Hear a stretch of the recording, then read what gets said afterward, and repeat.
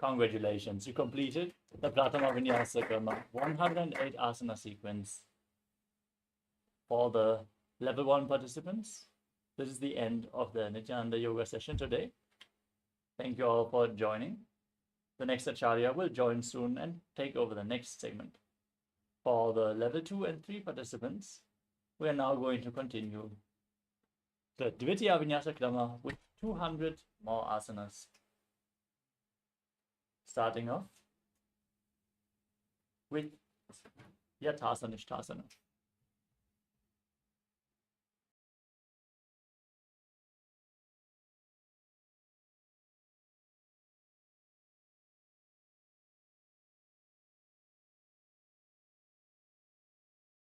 Now sit in a comfortable position, which brings ease to your physical and mental space. Any position is fine as long as you keep your hands on top of the knees in Bindu Mudra. Visualize Swamiji in your inner space. Breathe in Samana Kumbhaka. Inhale deeply into your stomach and hold your breath, visualizing a flame rising up your spine as you perform the Mula Bandha and internally chant the Mahavakya Om Nithyananda Paramashivoham, which is going to be the japa for the remainder of this session.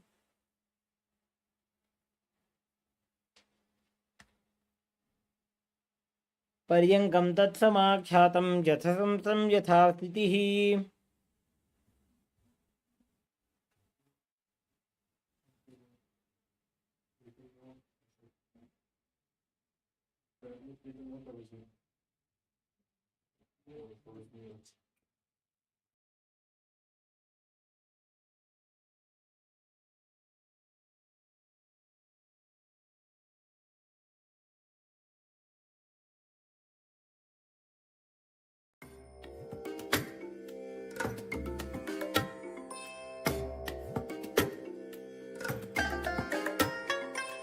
I bless you all. Let you all open all your three eyes and manifest the powers of Mahasadashiva. Om Nithyananda Paramashivoham. Sorry for the technical glitch. Let us now continue with the next asana, which is Samasana. Now sit in a cross-legged position with your hands on your knees in Bindu Mudra. Inhale deeply and exhale deeply again and again in this asana. As you visualize Swamiji in your inner space and perform the Mula Bandha. इदानीं गर्भिणीनां योगाभ्यासो यथा लघु. Next up is Muktasana. Now, keep your hands flat on the knees and press the left heel against the perineum. As you place the right foot on top of the left. Now gaze to your nose, visualize Swamiji, visualize yourself as a sage liberated by the Supreme Pontiff of Hinduism as you perform the Mula Bandha. निपीड्य श्रीविनीं सूक्ष्मां दक्षिणेतरगुल्फतः. Next up is Siddhasana. Now maintain the same position, shift your gaze to your third eye and visualize Swamiji in your inner space. निपीड्य श्रीविनीं सूक्ष्मां दक्षिणेतरगुल्फतः. Next up is Siddhyasana. Maintain the same posture. Shift your gaze to the ground in front of you as you engage all three bandhas and visualize Swamiji. स्थानुसंयमितेन्द्रियोचलदृशा पश्यन् भ्रुवोरन्तरं चैतन्मोक्षकपातभेदजनकं सिद्धासनं प्रोच्यते. Next up is Rudrasana 2. Now place your hands on top of the knees in Bindu Mudra. Shift your gaze to the third eye and visualize yourself as Lord Rudra. वामचरण परिदक्षिण राखे एकजुगति ऐसे विधि दाखे. Next up is Santadhunasana. Now maintain the same posture. Gaze to your nose and embody tranquility and an unshakable nature.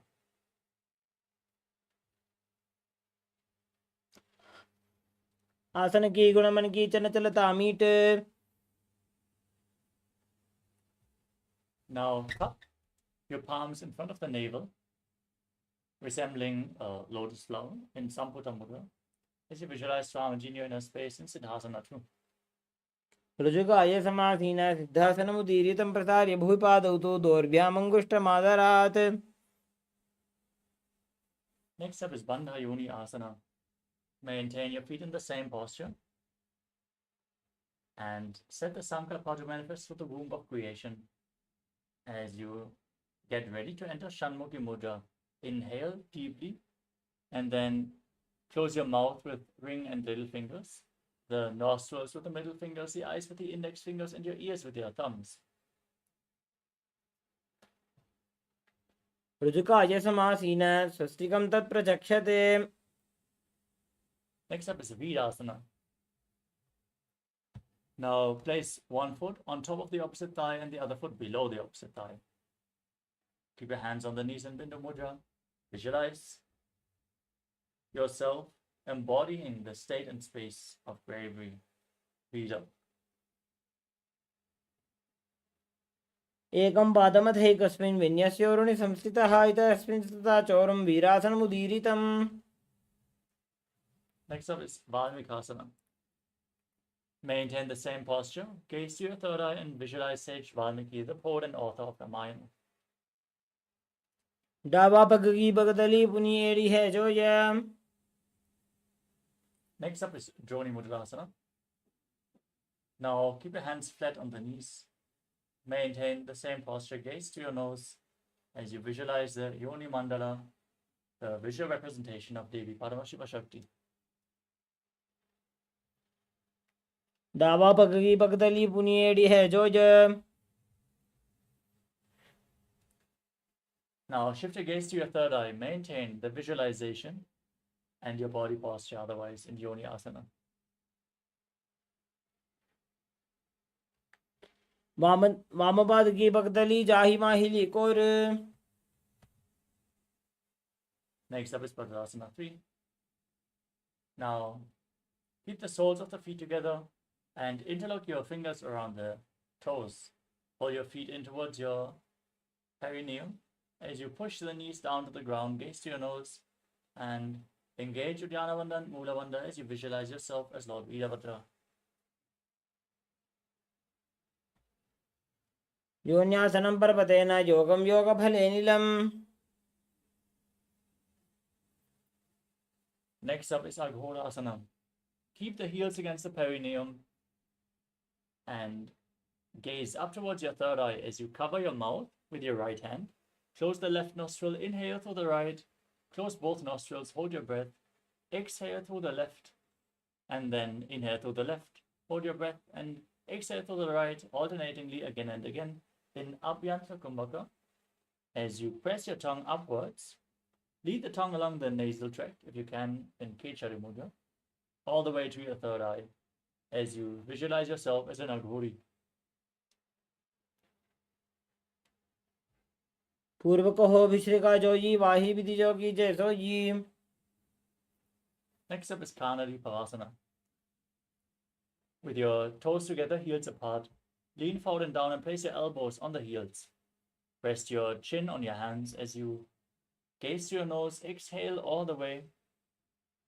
Engage Uddiyana Bandha and Mula Bandha as you visualize yourself as a female elephant drinking water in Kanari Pavasana. ग्वाली पाव आसन कक्ष्यो है जैसे Yahoo में जाने विदित से. Next up is Padasana.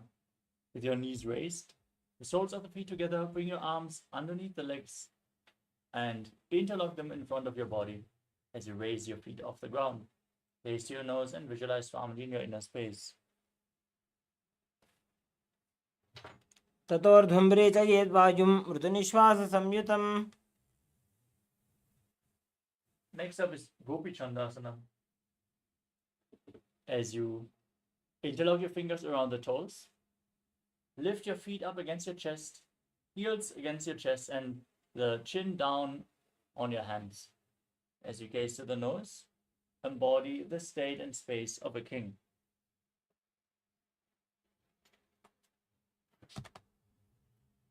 पूर्व विधिपका का अंगूठा कंठ को पराशे. Next up is Uttarasana. Now scoop your hands below the legs.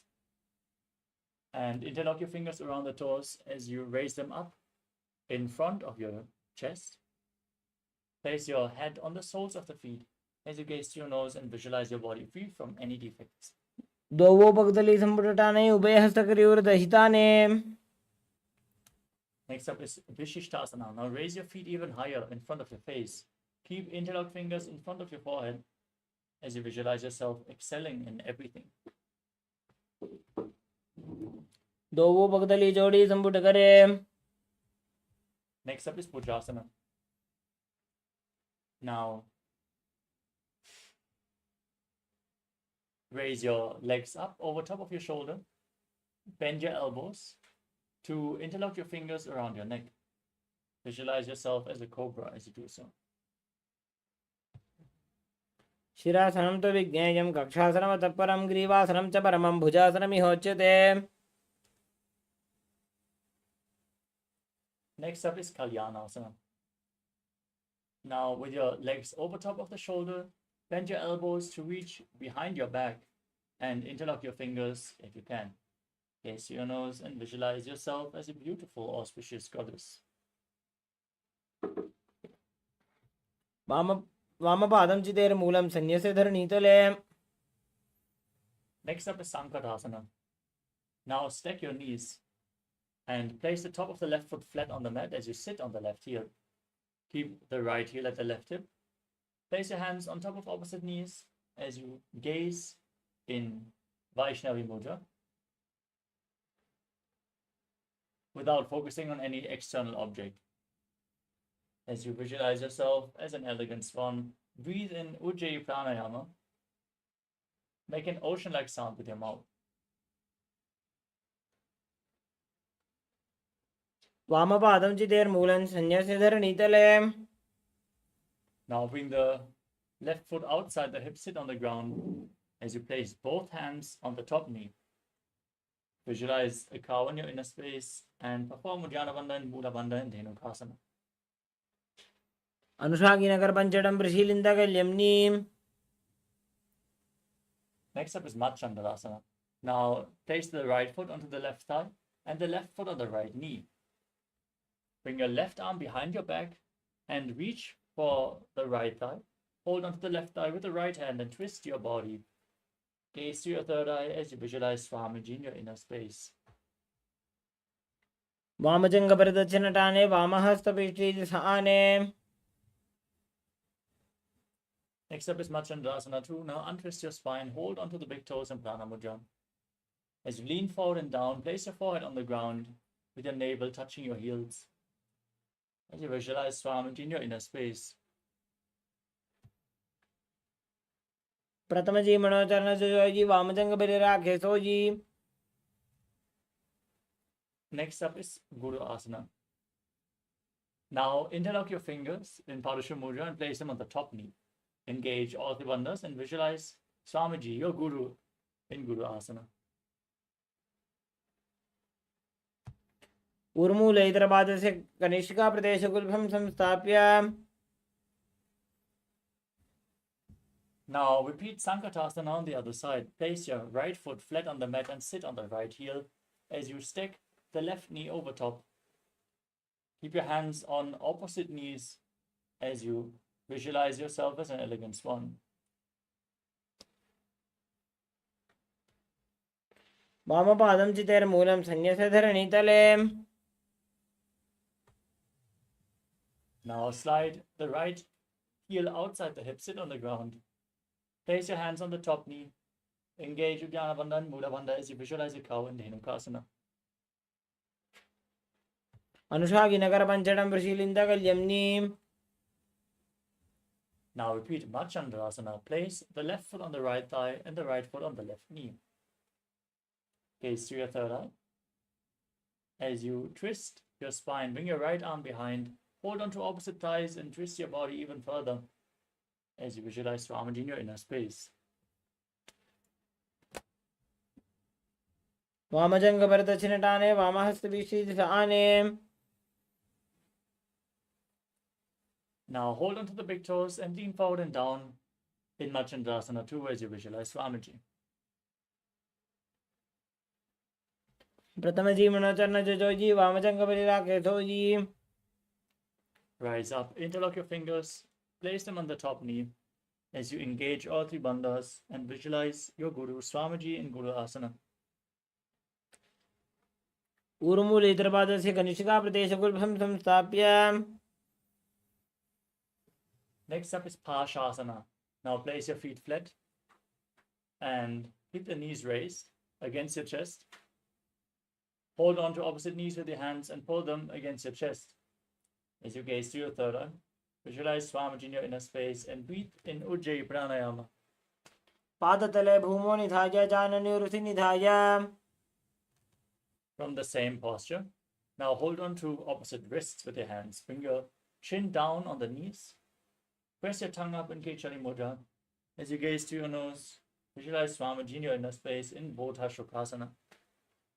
दोबु भगतली भूपरि धरे कोरमा हिलिये से करे. We move on to Kurakatasana. Now bring your arms below the knees and hold on to opposite elbows. Press your tongue up in Kichari Mudra, gaze to your nose and visualize Swamiji in your inner space. दो हाथ पग बाहर लियावे घोड़ा नीचे late हरावे. Now keep holding onto your elbows. Cross the right ankle over the left with the toes pointing upwards.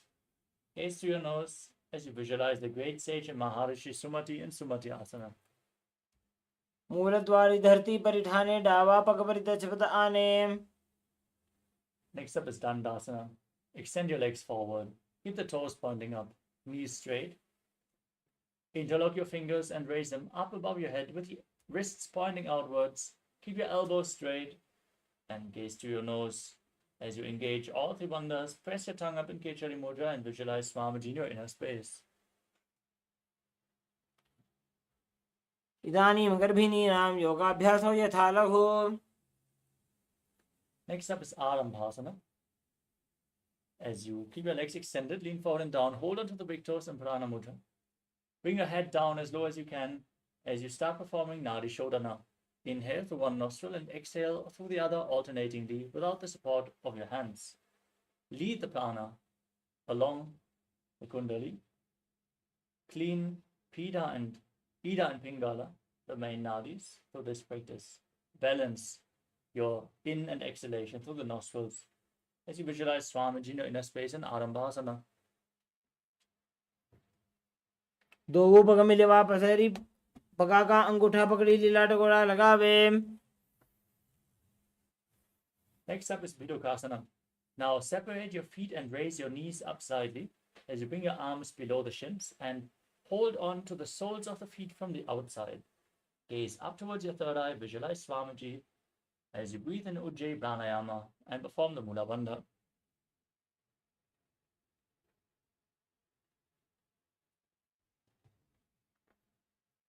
प्रथम बेसी दो पाव पसारी कचकूर्द को कुरडो डारे.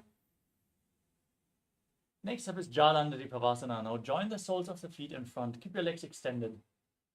Bring your hands underneath the shins, palms facing up as you place your face on your feet. Gaze to the nose and visualize Swamiji in your inner space.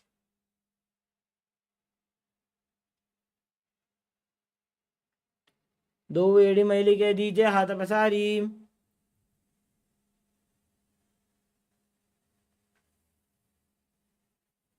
Next up is Urdhva Paschimottanasana.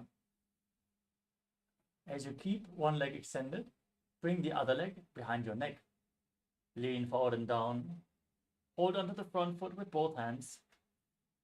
As you visualize Swamiji in your inner space, perform the Mula Bandha and breathe in Pratyahara Pranayama, leading the prana from the sole of the foot to the genital region, the navel, the heart, the throat, the palate of the mouth, the center of the eyebrows, the top of the forehead, and the crown of the head in golden light in Urdhva Paschimottanasana. पश्चिमतानवत्सं कृत्वा एकं पादं ग्रीवायां धृत्वा तिष्ठेत्. Now lean back with your legs still behind your neck. Hold on to the foot with the opposite hand. As you gaze to your nose, visualize your infinite, endless, eternal in Anantasana as you breathe in Pratyahara Pranayama. उत्तानशयने एकैकं गिरिवायां कुर्वन् Now roll onto the side of the hand which is holding onto the foot. As you rest on the side, gaze to your nose and feel in complete control in Ankushasana.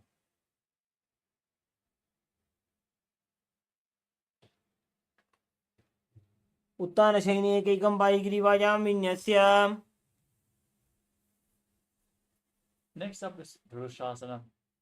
Lay down on your back as you hold your knees up against your chest and circle your legs with your hands and rock your body from side to side.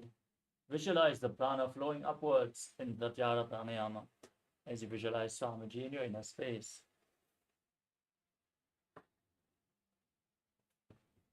उत्तानशयित एकैकं पादं गिरिवायां कुर्वन्. Now extend your legs and repeat Urdhva Paschimottanasana on the other side as you lift the other leg behind your neck.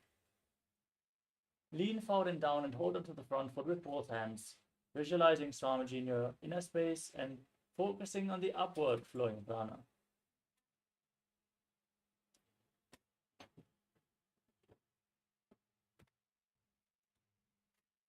पश्चिमतानवत् संस्थितिं कृत्वा एकं पादं गिरिवायां धृत्वा तिष्ठेत्. Now lean back with your leg behind your neck. Hold onto the foot as you extend the opposite leg forward. Gaze to your nose and visualize yourself being endless in Anantasana. उत्तानशयने एकैकं गिरिवायां कुर्वन्. Now roll onto your side. Keep holding onto the foot. Feel in complete control in Ankushasana. उत्तानशयित एकैकं पादं गिरिवायां कुर्वन्. The next asana is Yoga Nidrasana. As you lay on your back, one by one, pull your legs up behind your head. If you can't bring the legs behind your head, you can cross them in front of your body and pull them up, opening up your hips. As you gaze to the nose, visualize Swamiji in your inner space and focus on the upward flowing prana, Pratyahara Pranayama. As you interlock your fingers behind your back. पादाभ्यां वेष्टयेत् कण्ठं हस्ताभ्यां पृष्ठबन्धनम्. Next up is Atma Ramasana. Now lay on your back and pull your legs up. Bring your arms in and around the legs and interlock your fingers behind your neck. As you gaze through your nose and visualize Lord Vishnu blessing you from within. आत्मा राम आसन प्रथम सूधो सोवे. Next up is Kochikasana. As you lay on your back, extend your arms out to the side and pull your knees up against your chest with the soles facing upwards. Gaze up towards your third eye as you visualize Swamiji in your inner space. दो हाथ सीधा सा करे तेने सोबे सफा करे. Next up is the Jatara Parivritti.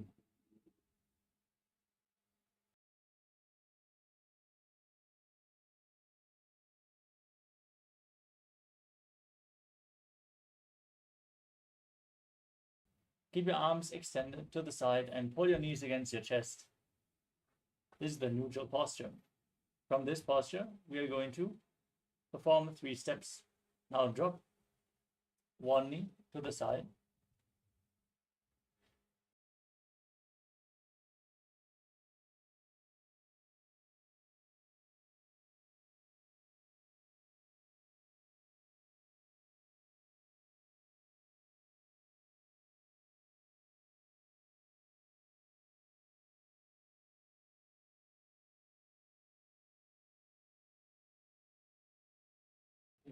Now bend both knees to the side. This is the second step.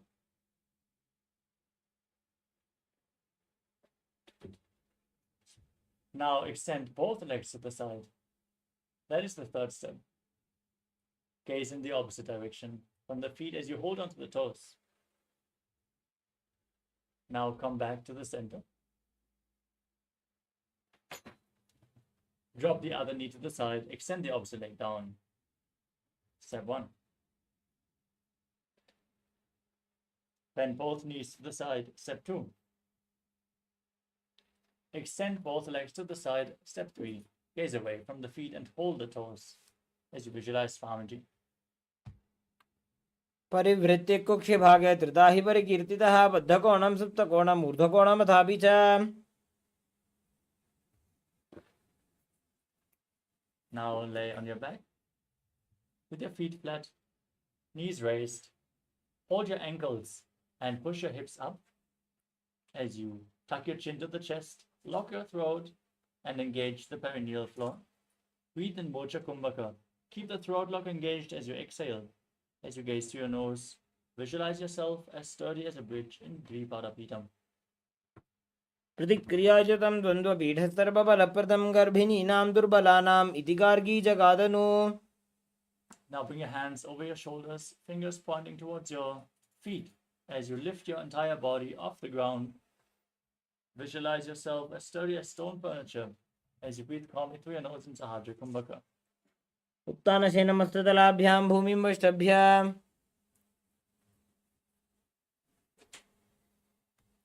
Next up is Shvotanasana. As you lay on your back, place your hands on the respective shoulders and lift your knees against your chest, rotating your hips in a circular motion as you visualize yourself as a dog playfully rolling around on its back. सोत्तानवत्संस्थिति कृत्वा जानुद्वयं पर्यायेन कर्णयोः संस्पृशेत्. Next up is the Viparita Karani.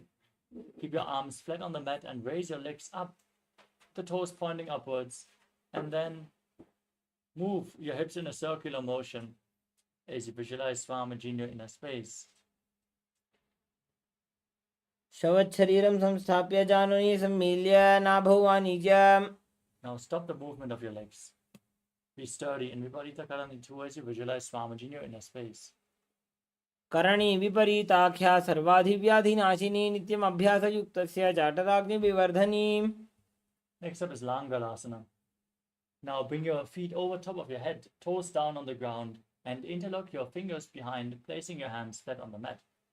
Now visualize yourself as a plow in Langalasana. नरकासने स्थित्वा नासिकाप्रदेशे भूमौ पादपृष्ठे स्थाप्य. Now hold onto the feet, which are still on the mat above your head. Keep your arms and legs straight in Shaita Paschimottanasana. This is one of the 84 asanas revealed directly by Lord Paramashiva himself. So visualize Paramashiva and internally chant Om Nithyananda Paramashivoham. तानं शयित्वात् कुर्वीत शयितपश्चिमतानकम्. Now bring your hips above the shoulder level and then open your legs wide, still holding onto the feet.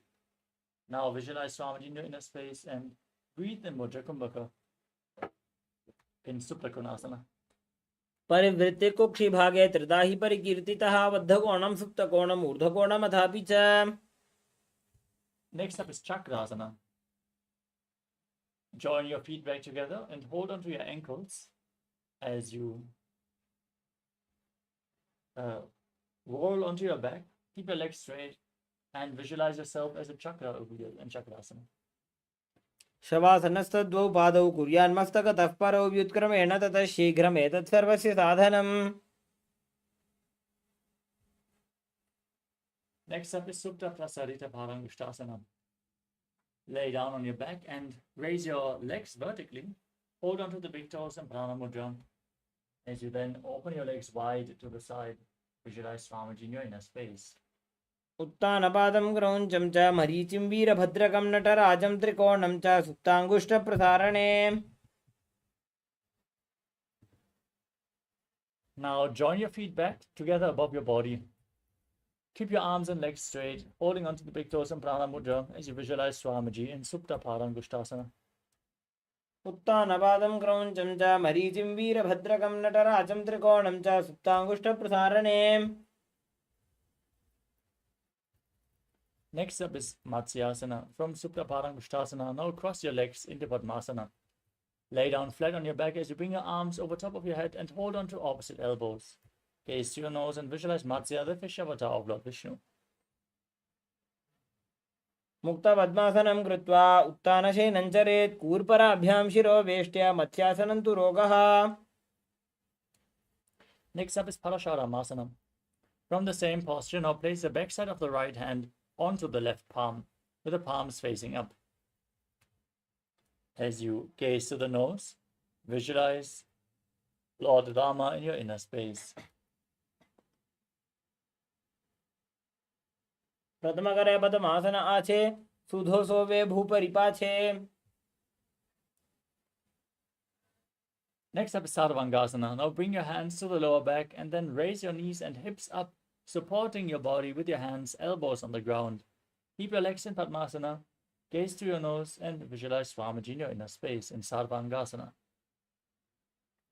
अथवा क्षेत्र संक्षेपात् सर्वांगासनम् उत्तमम्.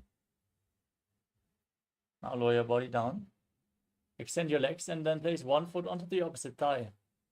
Pull the opposite knee against your chest as you stretch your arms out above your head and hook your fingers forward, gazing up to your third eye and visualizing yourself as a scorpion in Vrishchikasana. कृतमशेन सुधो शीशिकेशिके सन्धि सुदाखे. Now place the other foot on the opposite thigh and repeat Vrishchikasana on the other side. प्रथमशेन सुधो शीशिकेशिके सन्धि सुदाखे. Now lay down flat on your back, extend your legs and interlock your fingers around your neck. As you lift your legs off the mat and alternate pulling them in towards your chest back and forth, visualizing Swamiji and calmly breathing through your nose in Sahasrara Kumbhaka, in Vrishabharakshitasana. प्रथमशेन सुधो शीशिकेशिके सन्धि सुदाखे. Next up is Maruttanasana. Now keep your hands flat on the mat next to your hips and alternate touching your ears with your respective knees, back and forth again and again, visualizing Swamiji in your inner space. उत्तानशयनं कृत्वा अङ्गुलिभ्यः कन्द्रां बद्ध्वा. Next up is Vrikasana. As you lay on your back, now place your feet flat and then stand up and lie back down again and again, visualizing yourself as a wolf, calmly breathing through your nose in Sahasrara Kumbhaka. श्रोत्तानवत् संस्थितिः कृत्वा जानुद्वयं पर्यायेन कर्णयोः संस्पृशेत्. Next up is Lutasana. As you lay down on your back, kick your legs up and roll over again and again as you visualize Swamiji in your inner space. Finally, end in a prone position on your stomach. उत्तानशयनं पादौ शिरमुल्लङ्घ्य. As you lay on your stomach, keep your hands by the shoulders and your toes pointing back. Contract your lips. Make a whistling sound while inhaling like a flute as you visualize yourself as a chariot carrying warriors into a battle for Dharma on your chariot back in Saratasana. युज्यशयनं कृत्वा नाभिं भूमौ निधाय सम्बद्धस्ताभ्यां भूमिमष्टभ्य. Next up is Dehali Ullanganasana. As you keep your hands next to the shoulders, push your body up off the mat into a plank position. Jump your feet in between your hands back and forth as you visualize yourself transcend body and mind.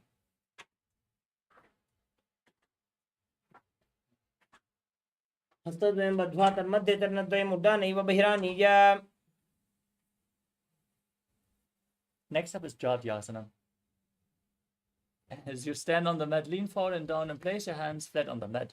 Walk around on hands and feet as you visualize yourself as a wise 60-year-old elephant.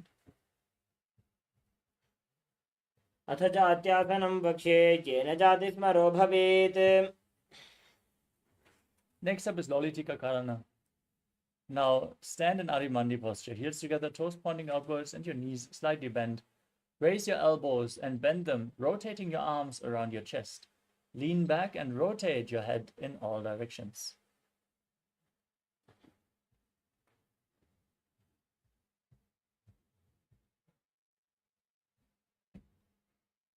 Next up is Sarapasana. Now tie your feet with a rope if you have a rope available. As you keep your arms close to the body.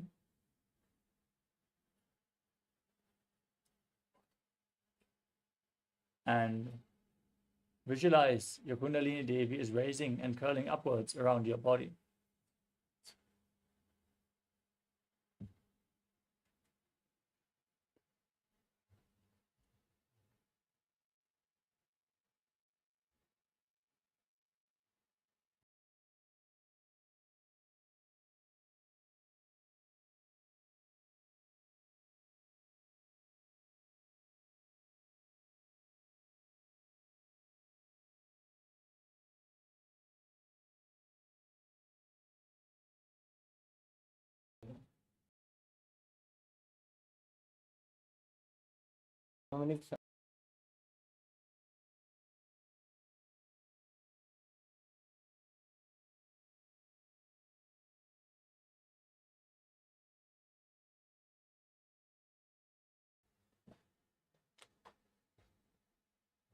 अथ सर्पासनं वक्षे वायुपाणाय केवलम्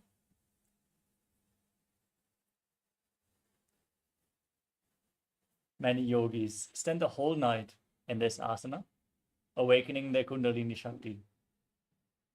Focus on the upward flowing prana and untie your feet if you tied them previously. As we get ready for the next asana of the sequence, which is Ushtra Sadhanasana.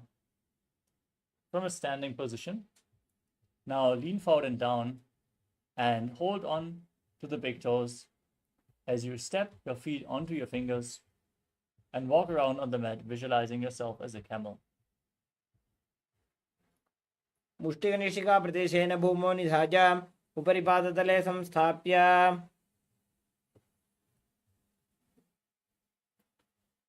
Next up is Ashvasana. From the same position, now hold your feet from the outside. Walk around on the mat as you visualize yourself as a horse. मुष्टिकनिष्ठिका प्रदेशेन भूमौ निधाय उपरि पादतले संस्थाप्य Next up is Kapotani Takasana. As you keep your feet close together, interlock your fingers behind your back and lean backwards. Tilt your head back. Open up your chest. Pull your fingers towards your calves as you visualize yourself as a soaring bird diving. पादतले भूमौ निधाय पृष्ठभागेन हस्तजङ्घापर्यन्तं नीत्वा Next up is the Tala Pushpa Pudam Karana. Now stand in Adimandi position and join your hands in Namaskara Mudra in front of the heart. Now bow down to one side, open up your palms and raise the respective heel. Repeat the movement again and again and visualize yourself holding a bouquet of flowers and offering it to Paramashiva.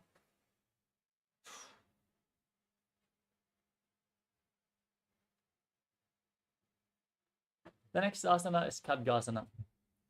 Now, visualize yourself as a rhinoceros as you gaze to the tip of your nose.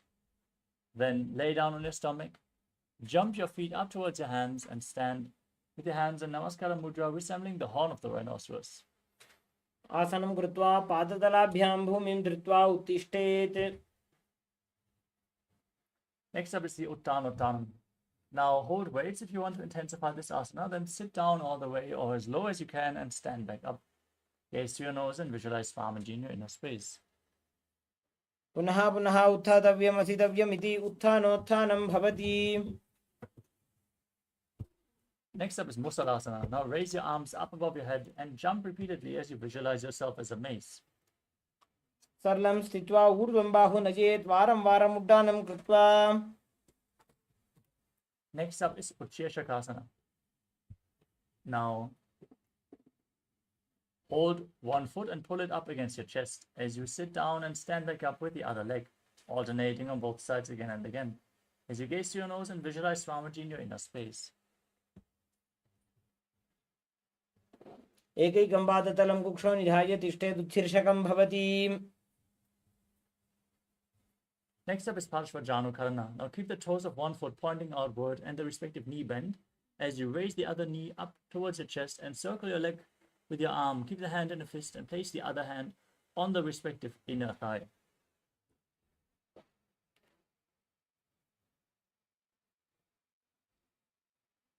Next up is Tandavasana. Now visualize yourself fiercely dancing as Lord Shiva as you extend your arms out in front and one leg as you sit down and stand back up on the other leg in Tandavasana.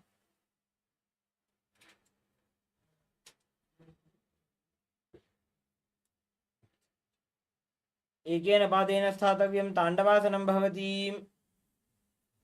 Next up is Brahmanasana. Now bring the left foot towards the inner opposite thigh. Keep your hands relaxed by the side as you visualize Lord Brahma blessing you from within in Brahmanasana. ब्राह्मणासनमावक्षे यत्कृत्वा ब्राह्मणो भवेत्. Now bring the left foot over and around the right knee and tuck the toes behind the right calf. Join your hands as you bring the left arm below the right and place them in Namaskara Mudra. Visualize yourself as Lord Garuda. उत्तानकूर्मपीठं च सिंहस्गारुडमेव च. Now bring the left foot onto the right thigh. Stand erect on the mat like a rod as you keep your hands at the sides. Visualize Swamiji in your inner space in Ekapadasana. दक्षाङ्घ्रिं वामपादस्य जङ्घोपरि निधाय च. Next up is Dhruvasana, the pole star posture. Now hold on to the left big toe and extend the left leg out to the side. As you quickly rotate on the right leg, visualize yourself as the North Pole Star. एकेन हस्तेन दण्डरूपस्य एकस्य पादस्य अग्रं धृत्वा. Next up is Trivikramasana. As you stand erect on the mat like a rod, bring one leg behind your neck and stand tall. Then sit down and stand back up. You can hold on to a solid object for balance if required, as you visualize Lord Vishnu blessing you from within in Trivikramasana.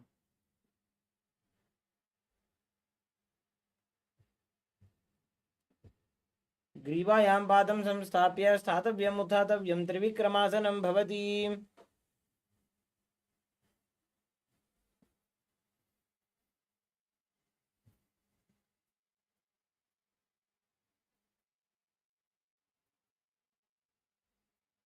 Next up is Parshvajanukarana on the other side. Now pull the other knee towards your chest and stand with the other toes pointing to the side.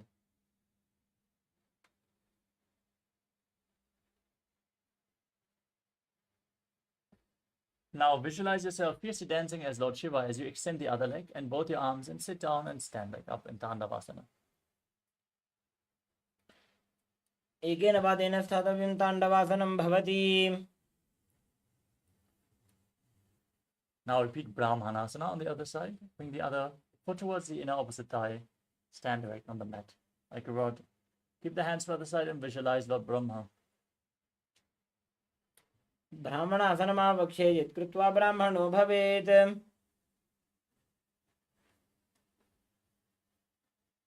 Next up is Garudasana 3. Now bring the right foot over and around the left knee.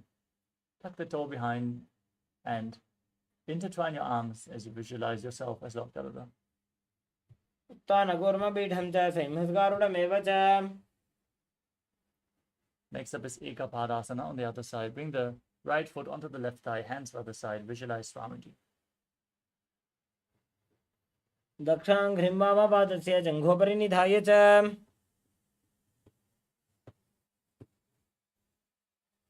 Now repeat Dhruvasana, the pole star posture. As you hold onto the right big toe, extend the leg out to the side and rotate quickly on the standing leg, visualizing yourself as the North Pole Star. एकेन हस्तेन दण्डरूपस्य एकस्य पादस्य अग्रं धृत्वा. Next up is Trivikramasana on the other side. Now stand erect on the mat and bring the other leg behind your neck, sitting down and standing back up in the 3 steps of Lord Vishnu. ग्रीवायां पादं संस्थाप्य स्थातव्यम् उत्थातव्यं त्रिविक्रमासनं भवति.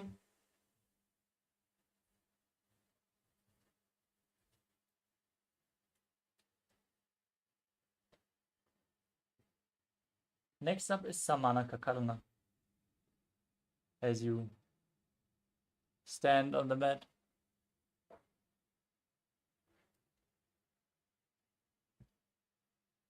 keep your heels together, the toes slightly pointing outwards. Your fingers pointing one by one. Relax from this intense sequence of asanas.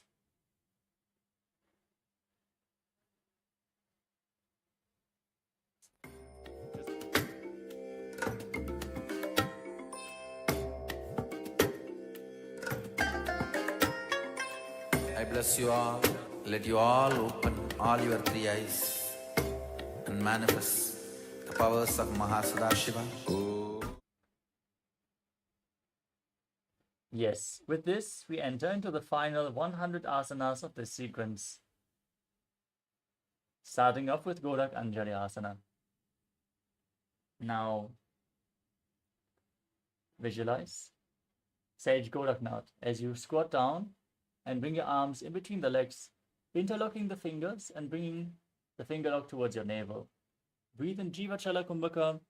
Inhale all the way and hold your breath, and then move the prana freely within your body by the force of your will. प्रथमहि उभोः ये बाहुरी नीचो पुनिहो वे. Next up is Kantyasana. As you squat down all the way, interlock your fingers behind your back as you visualize Swamiji in your inner space. ऊर्ध्वमध्यात् हस्तौ निवेश्य नितम्बं धृत्वा पादतलाभ्यां भूमिं वष्टभ्य. Now sit down on the ground with your heels against your perineum, knees together, and interlock your fingers behind your back as you gaze towards your navel, visualizing Bhagavan Kala Bhairava and Bhairava. दोवू पग की थलिया की माहिली core मिला जी फना पानी उकड़ मोड़ वैसे. The next asana is Varahasana.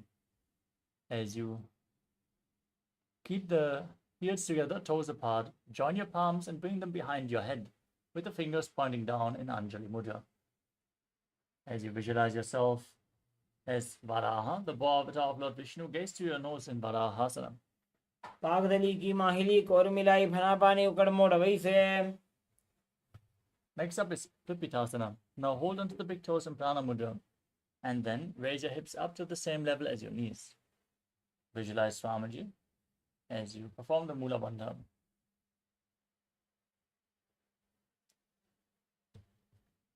अथ पार्श्वद्वयं मील्य स्थित्वा नितम्बं जानप्रदेश आनीय. Next up is Bakasana.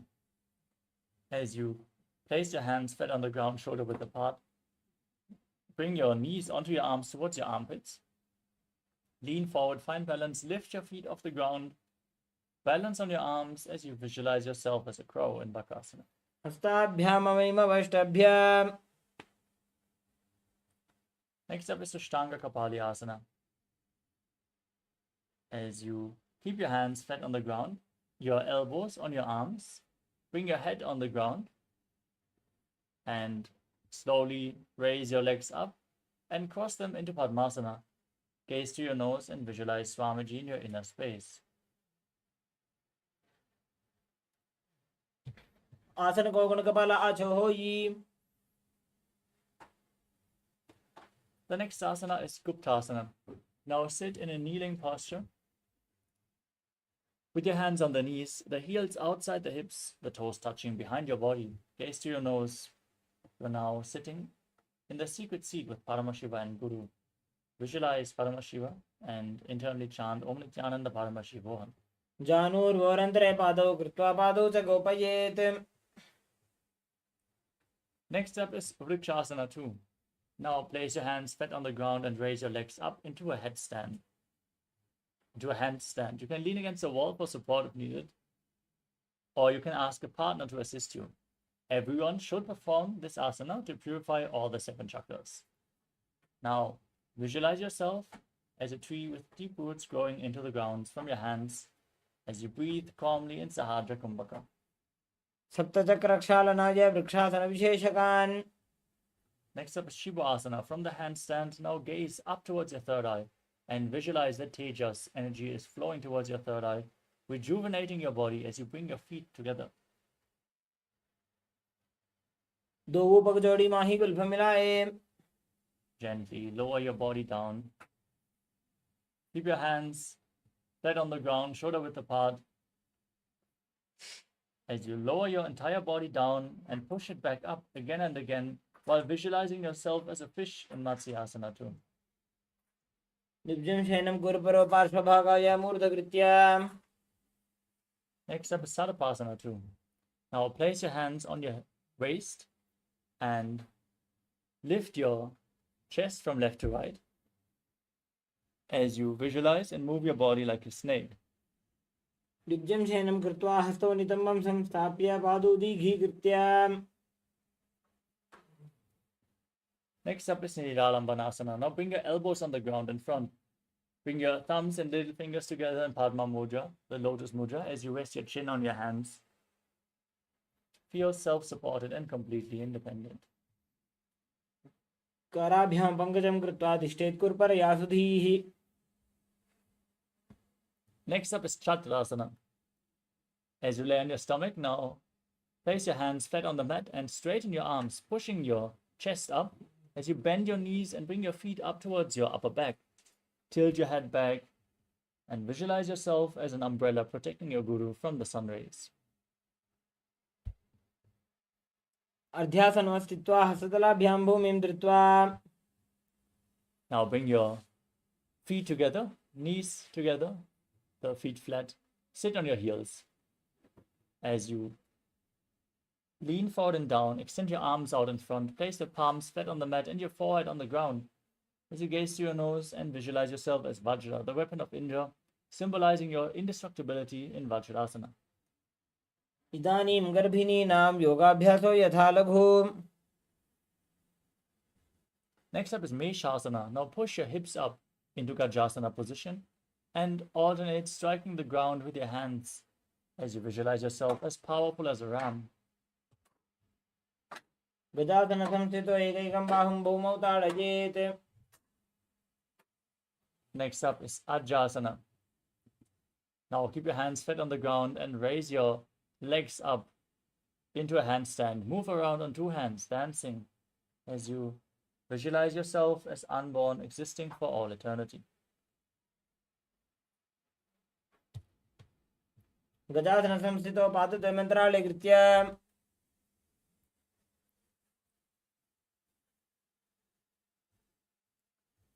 Next up is Dhanantarasana. Now come to a kneeling posture.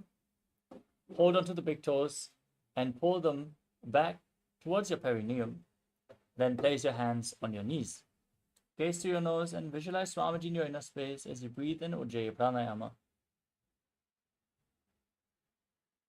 पूर्व विधि परिहाता की काकसी से फना शरा मोड़ी. Next up is the Angamottanam. Now, interlock your fingers and stretch your arms out in front. Then move your arms up and down, left and right in all directions, giving massage to various different joints and muscles of your body. Then repeat the movement behind your back as well, as you visualize Swamiji in your inner space. हस्तयोः अङ्गुलीर्बद्ध्वा हस्तयोर्मध्यात् सर्वाङ्गं निष्कासयित्वा. Next up is Garudasana 4. Now sit on your heels in Vajrasana and then turn your feet outside. So the toes are pointing to the side. Visualize yourself as Lord Garuda, flying Lord Vishnu and Lakshmi on his back in Garudasana form. जङ्घोरुभ्यां धरां पीड्य स्थिरकायो द्विजानुनाम्. Next up is Ananda Mandirasana. Now sit with the toes pointing backward and the knees open wide on your heels. Hold your ankles and bring the front of your buttocks on the ground as you gaze to your third eye and visualize yourself residing in the blissful space of a temple. अथ पक्षे वीरनाथ आनन्दमन्दिरासनम्. Next up is Mandukasana 2. Now cross your toes and sit on your heels as you place your hands on the knees. Place your hands underneath the knees as you visualize yourself as a frog. Gaze forward, press your tongue up against the palate of the mouth in Manduki Mudra and engage your Dhyana Bandha and Mula Bandha. पृष्ठं सम्पीड्य गुल्फाभ्यां जान्वङ्गे सबलयाकृतिः. Next up is Narasimhasana. As you tuck your toes and raise your heels, sit on the raised heels. Keep your knees on the ground, the hands flat on the mat, thumbs touching, fingers spread. Stick your tongue out and exhale forcefully again and again as you gaze to your nose and visualize Narasimha, the lion man avatar of Lord Vishnu. दोबू फणा पानी होए वैसे AD में लरगुदा निवैसे संसरीरनी काट हरावे NASA अग्र दृष्टि को ल्यावे. Next up is Pishtakasana. Maintain the same posture. Sit on raised heels. Cover your mouth with both hands as you bring your thumbs underneath the teeth and close your mouth. Inhale through the right nostril and exhale through your mouth as per your capacity in Vishraka Pranayama. As you gaze to your nose and visualize yourself as Devi, victorious over all your fears. दो पकांगी AD Joji गोड़ा फनो बान पुनि होई. Next up is Makadasana. Now, bring the top of your feet flat on the mat and sit on your heels as you raise your elbows and bend them to bring your fingers towards your armpits and imitate as if you are a monkey stretching itself. As you gaze up towards your third eye, visualize yourself as a playful monkey in Makadasana. दो पगदले संपुट आने तिनिकी पृष्ठभूमि परिठाने. Next up is Vajrasangarasana. Now, bring the soles of the feet together and sit on raised heels as you lift your knees off the ground, spread them wide apart, and hold onto opposite elbows behind your back. Gaze to your nose and embody diamond-like strength for you and your Sangha, your spiritual community, in Vajrasangarasana. प्रथम पणा पाणी होय बैसे दोबो AD गुदानी बैसे. Next up is Kanjanasana. Now cross your feet and sit on your heels as you place your knees on the ground, spread apart, and then place your hands flat on the mat next to your body. Gaze to your nose and visualize perfect health beyond any and all physical or mental ailments as you perform Uddiyana Bandha and Mula Bandha. खञ्जनासनमावक्षे यत्कृत्वा सुस्थिरो भवेत्. Next up is Kurmasana. Maintain the same posture but place your hands on the knees. Make your upper back and neck stiff like the shell of a turtle as you gaze to your nose and visualize yourself as a turtle with a stable body and mind to live for centuries. गुल्भौ च वृषणस्याधो व्युत्क्रमेण समाहितौ. Maintain the same posture but relax your upper back and neck. Gaze to your nose and visualize Swamiji in Yogasana. गुदं नियम्य गुल्फाभ्यां व्युत्क्रमेण समाहितः योगासनं भवेदेतदिति योगविदो विदुः.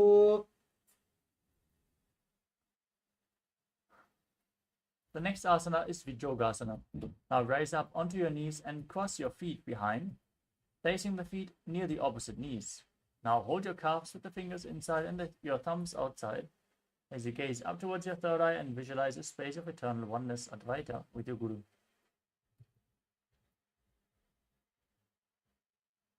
गोड़ा वामो उबौ होजी गोड़ा आड़ा राखे doji.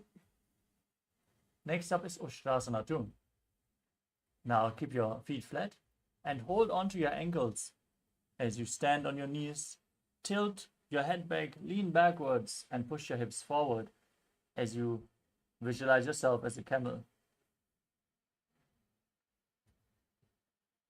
मेरुदंड ग्रंथिदाढ्य संविवादयिषु पुमान्. Next up is Jati Asana 2. Now sit in between your heels with the feet flat and hold the soles of your feet as you lean back and down, placing your elbows and then the back of your head on the ground. Gaze to your nose as you visualize yourself as a lotus blooming. दोवु एडी संपुट करे सोले मूलद्वारि तरिधरे. Next up is Vidathasana. Now raise up, then place your back on the ground again. Lay down and raise back up again and again. You can use the support of your hands if needed. As you gaze to your nose and visualize the healing and liberation of all causal subtle forms of your body. जंगा पृष्ठभूमो निधाय जंगोदरयोः ऊरुनि संस्थाप्य. Next up is Kapotasana. As you sit with the feet together, lean backwards and bring your arms over top of the shoulders. Try to place your forearms on the ground and bring your head in between the feet as you visualize yourself as a beautiful dove. मेरुदंड ग्रंथिदाढ्य संविवादयिषु पुमान्. Next up is Svadasana. Now stand on your knees with the toes tucked. Hold on to opposite elbows As you gaze to your nose, this is the boon fulfilling posture. Visualize Paramashiva in your inner space and receive your boon from Paramashiva as you internally chant Om Nithyananda Paramashivoham.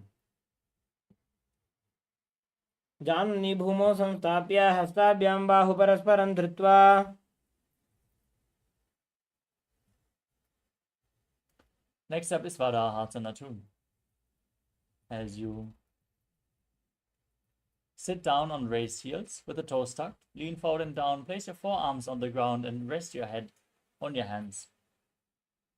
Visualize yourself as Varaha, the boar avatar of Lord Vishnu. सूर्यं चन्द्रं भेदनानि आसनानि निकथ्यते.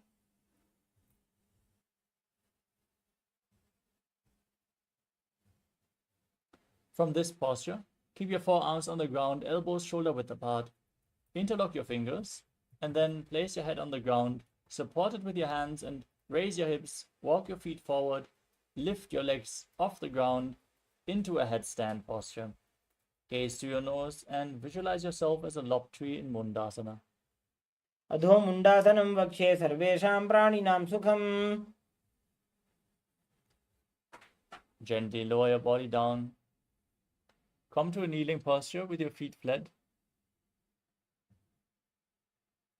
As you lean forward and down, bring your head in between the legs. Hold on to your head with both hands. And keep the elbows outside the knees. Inhale through your nose and exhale through your mouth as you gaze to your nose and visualize Ramaji in your inner space in Andhasana. प्रथम पगदले समट हरावे कोरमा हिली उभे मिलावे. The next asana is Viparita Shalabhasana. You can hold weights if you want to intensify this asana as you lay down on your stomach with your arms extended up above your head. Visualize yourself as a locust and then raise your legs and your arms and your chest off the mat as you calmly breathe through your nose in Sahadra Kumbhaka. Perform the Mula Bandha and internally chant Om Nithyananda Paramashivoham in Viparita Shalabhasana.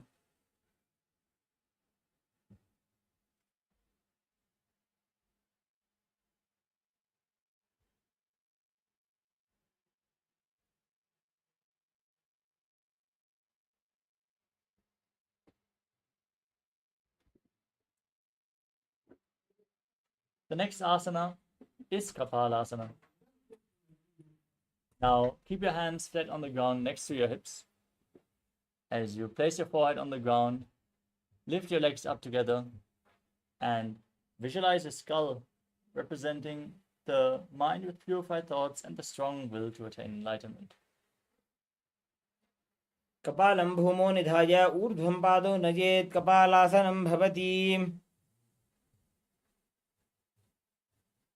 The next asana is Akasha Kapotasana.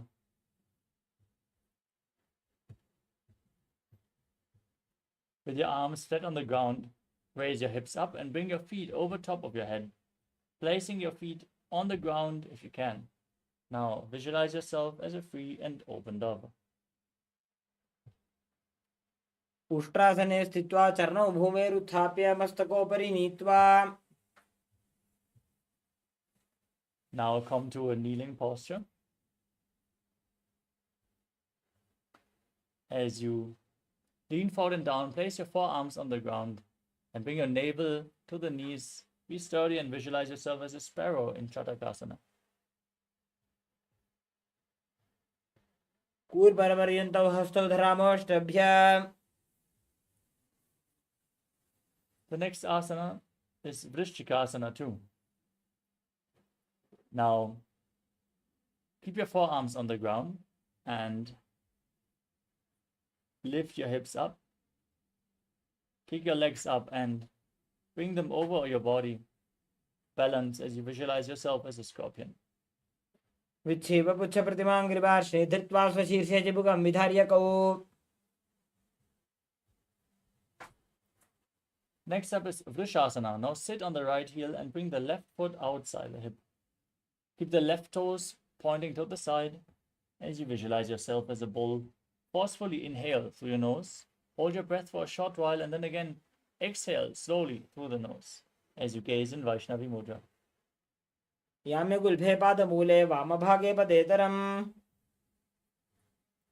Next up is Lolasana. Now press your hands into the mat, lift your entire body off the ground, and cross the toes of the left foot over the right as you visualize Swamiji in your inner space. लोलासनं सदा कुर्यात् वायुलोलापघातनात्.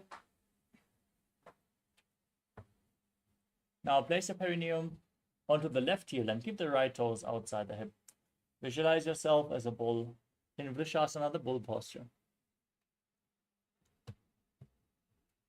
याम्य गुल्फे पादमूले वामभागे पदेतरं विपरीतं स्पृशेत् भूमिं वृषासनमिदं भवेत्.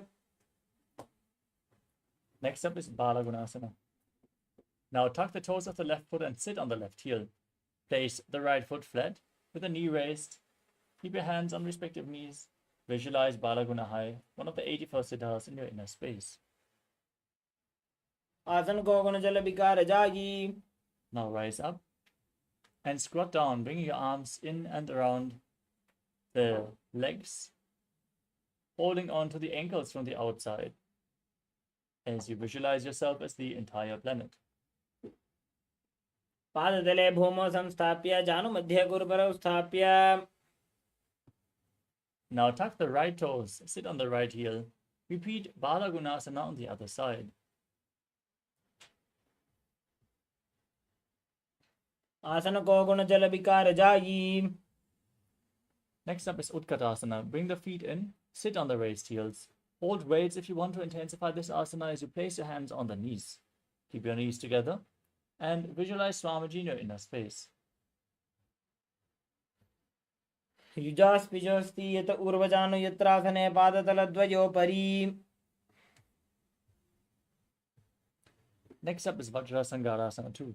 Now, keep the toes tucked, join the soles of the feet and open your legs wide. Cross your hands behind your back, hold onto opposite elbows as you visualize Swamiji in your inner space. प्रथम पणा पाणी होए जैसे दोबू एड़ी गुदानी वैसे घोड़ा उभा राखे धीर आड़े वाय पसारे धीर. Next up is Anilasana. Now place your palms flat on the mat and step your heels onto your hands. Keep your arms straight, gaze through your nose and visualize you are able to live off of air alone. दो हाथ भूमि पर ठाने कहुनी जाड़ी ना भी लग आने. Next up is Padukasana. Now stand tall and lean forward and down, placing your hands, the backside of your hands on the ground. Step your feet onto your hands and wrap your hands around the feet like shoes. Then start walking around on the mat. Visualize you're wearing padukas and walking across India. हस्ततलयोः पादतले कृत्वा तिष्ठेत् गच्छेत् पादुकासनं भवति. Next up is Kukkutodanasana. Place your hands flat on the mat and kick your legs up into the air. Let them fall back down again and again as you visualize yourself as a rooster. हस्ततले भूमौ कृत्वा पादतले च ऊर्ध्वमुड्डानं कृत्वा. Next up is Viparita Nrityasana. As you place your hands on the mat, kick your legs up into a handstand, and then move around on two hands, dancing, as you feel yourself become free from all inhibitions. हस्ततलाभ्यां भूमिं वष्टभ्य ऊर्ध्वपादाग्रे कुर्वन्. Next up is Kunjarasana. Stand with your feet separated, place one palm on the ground, arms straight, place the other hand on your ear. As you visualize Swamiji in your inner space, breathe calmly through your nose in Sahadra Kumbhaka. हस्ततलाभ्यां भूमिं वष्टभ्य ऊर्ध्वपादाग्रे कुर्वन्. Now exchange the position of your hands, place the other hand on the mat as you repeat Kunjarasana on the other side. अथ पक्षे Mahadev कुञ्जरासनमुत्तमम्. Next up is Kalambasana. Now squat down with your heels close to your body. Hold onto your ankles and then lift your feet off the ground. as you visualize yourself as a Kadamba tree, a pious tree that promotes a long life. पार्श्विभ्यां भूमिं वष्टभ्य हस्तद्वयेन गुल्फौ धृत्वा. Next up is Pavana Muktasana. Now sit on the ground with the feet flat in front of your body. Pull your knees against the chest with opposite hands as you visualize any excess vata being released from or balanced within your system. द्वयोस्तु पादयोः पाणिं लात्वा स्वस्वनितम्बके.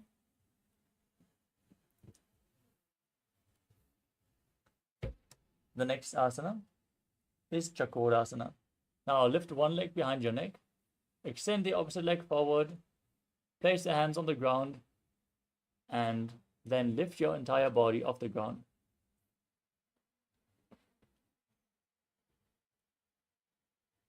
पूर्वदानं चतुष्पादपीठं वज्रासनं तथा.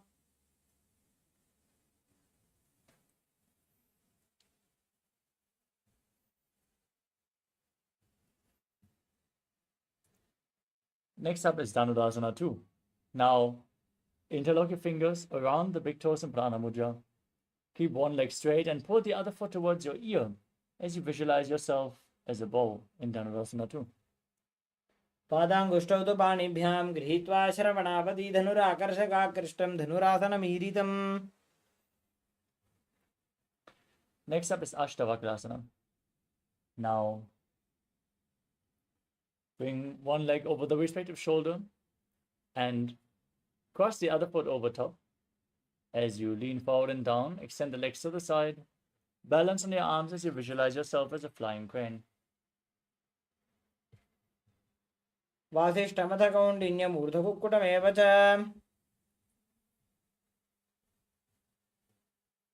Next up is Pranasana. Now keep one foot onto the opposite thigh and place the other foot flat with a knee raised. Bring your respective shoulder under the raised knee and gaze up to your third eye. Visualize that you are immortal and able to exist solely on prana. एतत् प्रभेदं वक्ष्यामि करोति यस्य चामरः. Next up is Parshvamatyendrasana. Now bring the right foot to the left hip and step the left foot over top of the right knee.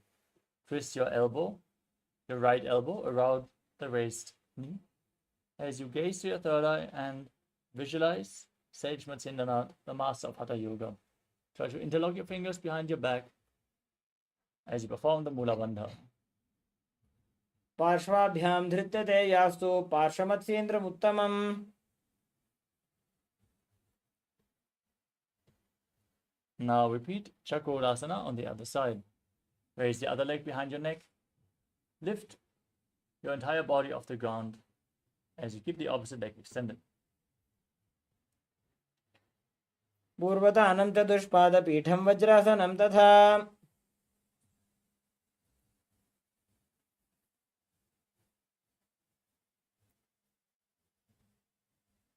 Next up is Dhanurasana 2 on the other side. Now pull the other foot towards your ear as you hold onto the big toes and visualize yourself as a bow.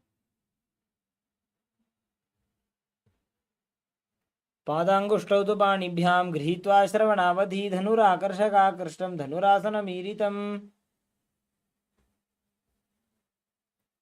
Now repeat Ashtavakrasana on the other side as you bring the other leg over the shoulder, hook the other foot over top, extend the legs out to the side and lean forward and down, lifting your body off the mat as you visualize yourself as a flying crane. वासिष्ठमथ कौण्डिन्यमूर्धकुक्कुटमेव च.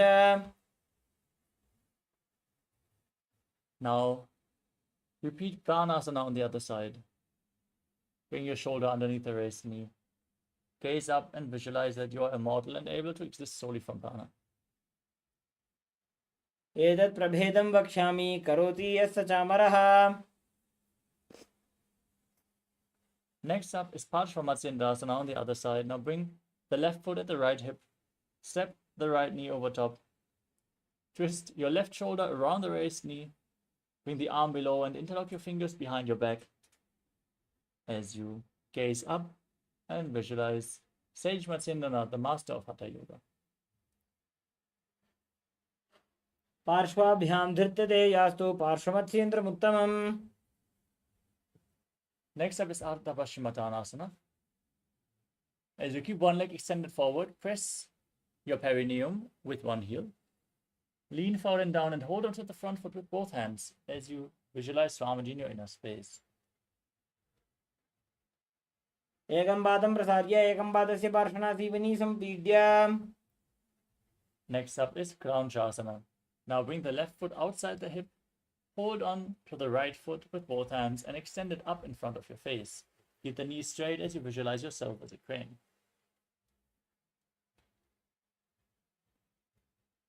उत्तानपादं क्रौञ्चं च मरीचिं वीरभद्रकं नटराजं त्रिकोणं च सुप्ताङ्गुष्ठप्रसारणे.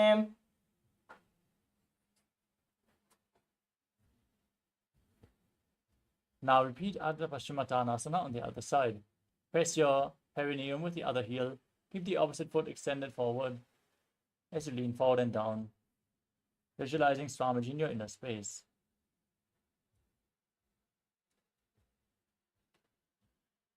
एकं पादं प्रसार्य एकं पादस्य पार्श्वनासीवनी सम्पीड्य. Now repeat Kranchasana on the other side. Bring the right foot outside the hip. Hold onto the left and extend it up in front of your face as you visualize yourself as a crane, Krancha. पादं क्रौञ्चं च मरीचिं वीरभद्रकं नटराजं त्रिकोणं च सुप्ताङ्गुष्ठप्रसारणे.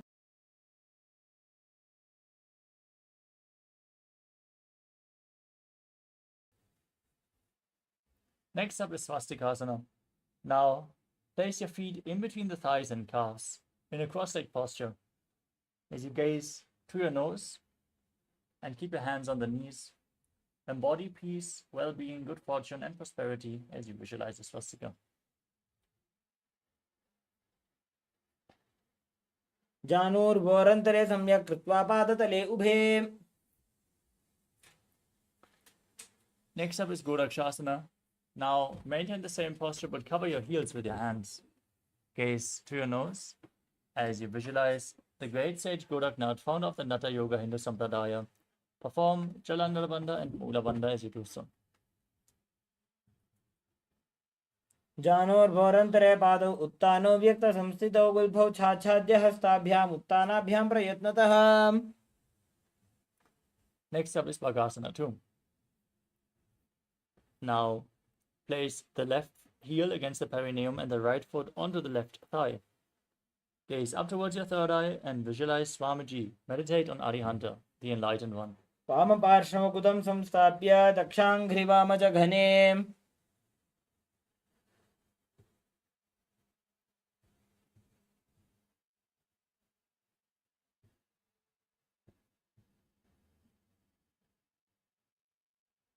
As you move on to Yogasana, now place your feet onto opposite knees. Keep your hands on the ground next to your body with the palms facing upwards. Gaze to your nose and visualize Swamiji as you breathe in Kakachantra Kumbhaka. Roll up your tongue and inhale through the rolled up tongue, keeping your mouth in the shape of the beak of a crow in Yogasana 2. उत्तानौ चरणौ कृत्वा संस्थाप्योपरि जानुनोः आसनोपरि संस्थाप्य चोत्तानं करयुग्मकम्. Next up is Urdhva Kukutasana. Now rotate your hands at the side of your body. Push your hands into the mat as you lift your entire body off the ground, visualizing yourself as a rooster. वासिष्ठमथ कौण्डिन्यम् ऊर्ध्वकुक्कुटमेव च. Keep breathing in Kakachantra Kumbhaka as you bring your hands in between the legs. Place your palms flat on the ground without lifting your body up. Stay seated on the mat as you gaze to your nose and visualize Swamiji in your inner space in Siddha Haratali Asana.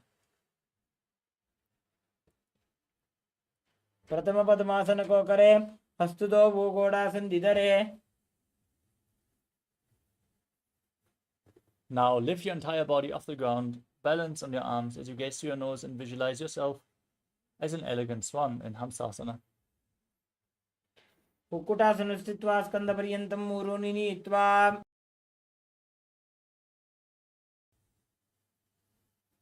Next up is Karmukasana. Now bring your arms in between the legs and push them behind your body. As you lean forward and down, place your forehead on the ground and Interlock your fingers behind your back in Parashamudra, visualizing yourself as Pinaka, Lord Shiva's bow. प्रथम पद्मासन को करे, घोड़ासन दिमाही करी धरे. Next up is Kurmasana 2. As you sit in Padmasana with your legs in arms in between the legs, bend your elbows and reach for your shoulders. As you balance in this position, visualize yourself as a turtle with a stable body and mind to live for hundreds of years. By जंग पर दक्षिण पावा, दाई जंग परि by ल्यावा. From the same posture, now tuck your chin to the chest, gaze to the nose as you perform Jalandhara Bandha and Mula Bandha, and rejoice knowing you're sitting in Shiva's secret knot posture, Granthi Bhedasana. अथ वक्षे नीलकण्ठ ग्रन्थिभेदासनं शुभं ज्ञात्वा रुद्रो भवे क्षिप्रं सूक्ष्मवायुनिषेवनात्.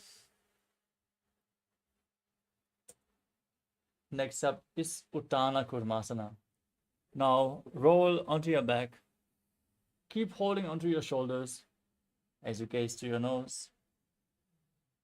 Embody a turtle laying on its back and perform the Mula Bandha. Keep breathing in Kakachancha Kumbhaka in Uttana Kurmasana. कुक्कुटासनबन्धस्थं कराभ्यां धृतकन्धरं पीठं कूर्मवदुत्तानमेतदुत्तानकूर्मकम्. Next up is Pangu Kukkutasana. Now sit up, back in Padmasana. Bring your hands in between the legs and place one palm on the mat. Hold the wrist of that hand. Then push your hands into the mat and lift your entire body off the ground as you visualize yourself as a rooster. Kukkutasana स्थित्वा एकेन हस्तेन अन्यस्य मणिबन्धं धृत्वा.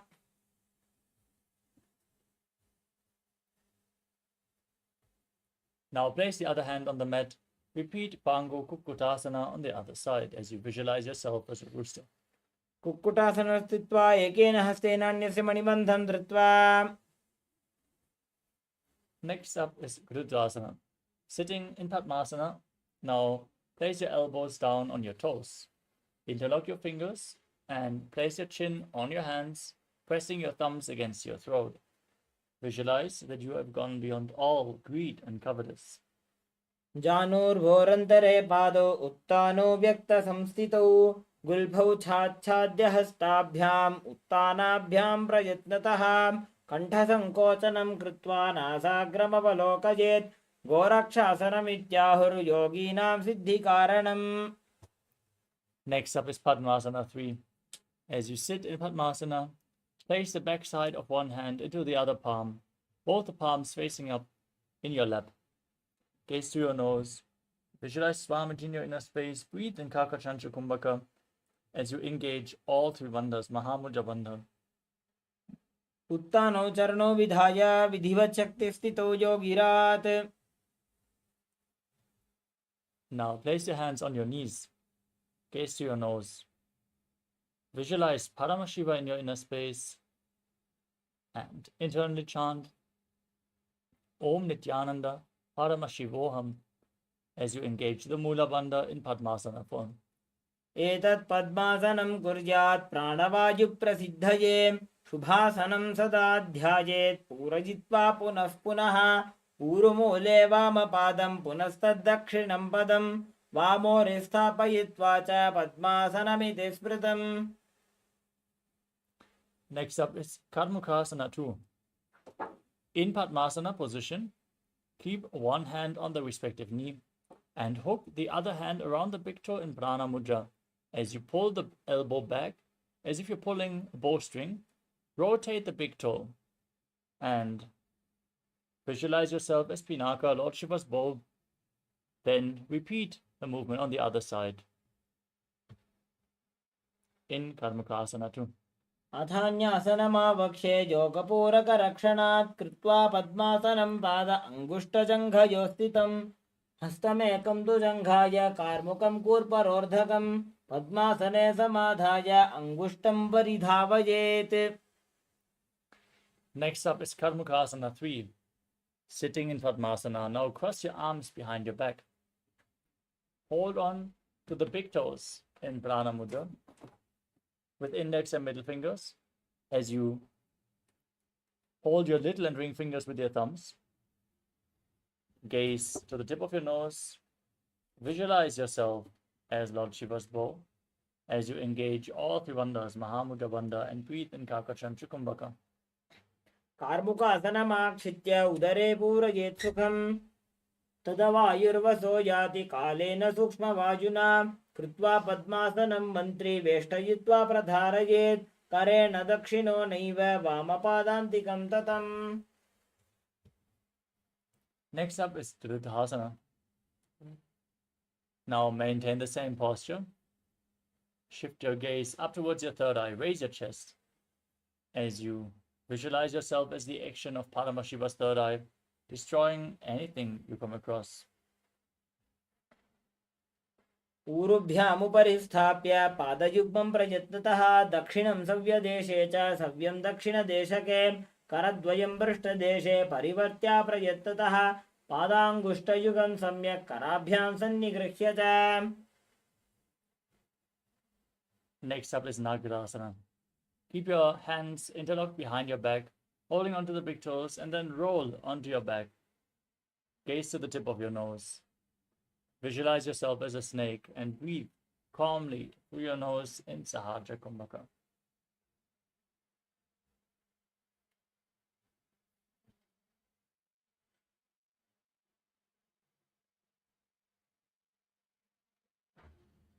प्रथम पद्मासन कोठाने दो हाथ पाछाने आने पाद अंगूठा पकड़े आनी सोबई कहुन्या कुल्या पानी.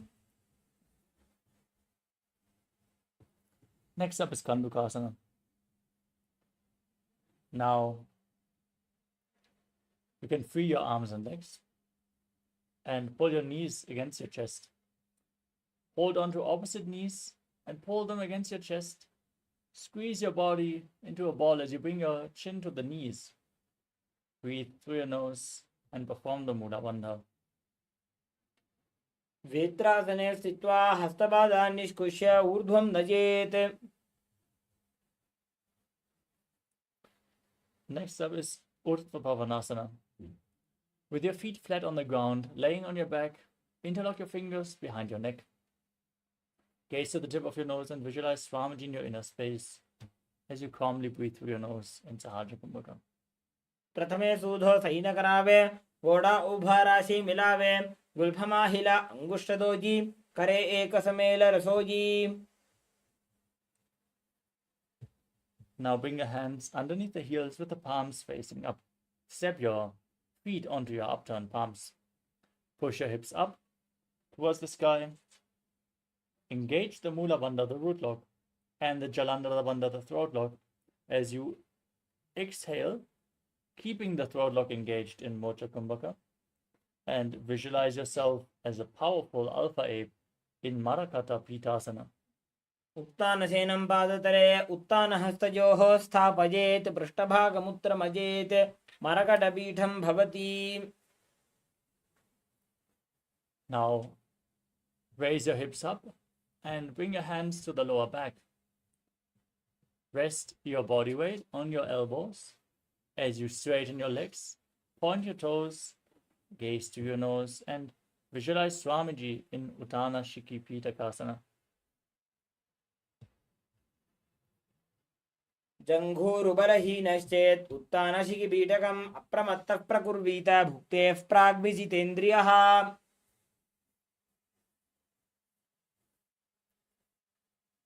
Now raise your legs up straight. Place your arms flat on the mat to support your body. Point your toes and visualize yourself blissfully traversing through Narakaloka unscathed in Narakasana. ग्रीवाकण्ठेन भूमिं विष्टम्भ पादाग्रद्वयमूर्धमुत्रजेत्. Now bend your elbows, bring your hands to the lower back. Support your body as you straighten your entire body. Slowly lower and angle your legs so your core is intensely engaged as you visualize yourself as a boat crossing the ocean of samsara in Tiryanokasana. नौकावत् स्थित्वात् ऊर्ध्वं पादाग्रद्वयं नजेत्. Now bring your hands back to the ground, straighten your legs, be sturdy as a flagpole, as you visualize yourself as the Kailasa flag, respected across all nations, breathing in Mocha Kumbhaka in Dvajasana. तिर्यन्नौकावत् ग्रीवापृष्ठकूर्परैः भूमिं वष्टभ्य. Now lower your body down to the mat. Keep your hands at the side of the body, palms facing up. Rest down in the final asana of the sequence, Mritasana. Once more, engage the perineal floor. Pull the Kundalini Shakti up along your spine all the way to the crown center in Shakti Chala Mudra. Relax. Now unclutch from any movements externally or internally.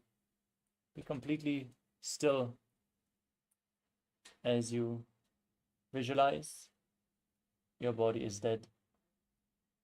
And Swamiji, the Supreme Pontiff of Hinduism, is liberating you. Internally chant the Mahavakyam. Om Nithyananda Paramashivoham. उत्तानं शववद्भूमौ शयनं तु शवासनं शवासनं श्रमहरं चित्तविश्रान्तिकारणम्.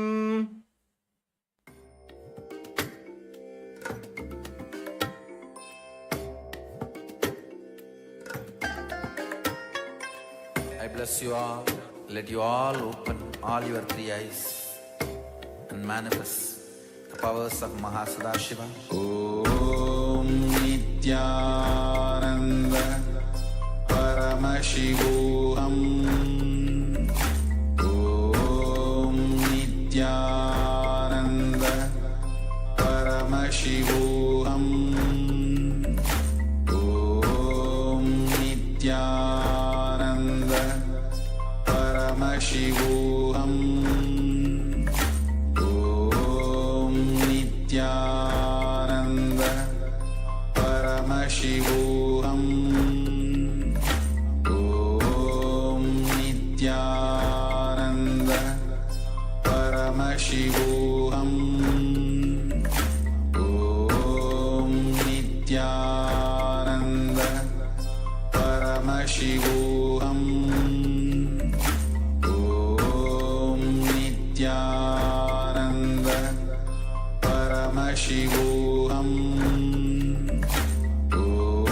Om Nithyananda Paramashivoham. Om Nithyananda Paramashivoham. Om Nithyananda Paramashivoham. Om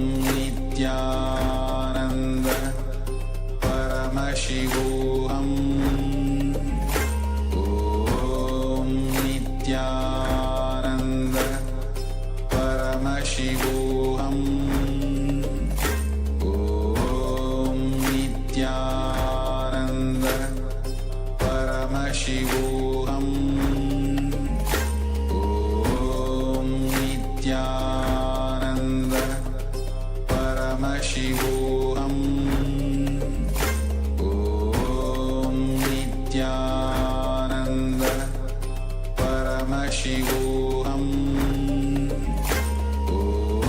Om Nithyananda Paramashivoham. Om Nithyananda Paramashivoham. Om Nithyananda Paramashivoham. Om Nithyananda Paramashivoham. Om Nithyananda Paramashivoham. Om Nithyananda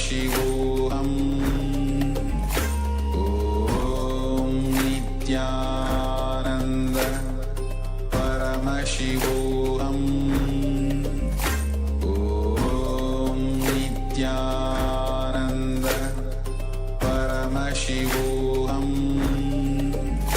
Om Nithyananda Paramashivoham Om Nithyananda Paramashivoham Om Nithyananda Paramashivoham Om Nithyananda Paramashivoham Om Nithyananda Paramashivoham Om Nithyananda Paramashivoham Om Nithyananda Paramashivoham Om Nithyananda Paramashivoham Om Nithyananda Paramashivoham Om Nithyananda Paramashivoham Om Nithyananda Paramashivoham Om Nithyananda Paramashivoham Om Nithyananda Paramashivoham Om Nithyananda Paramashivoham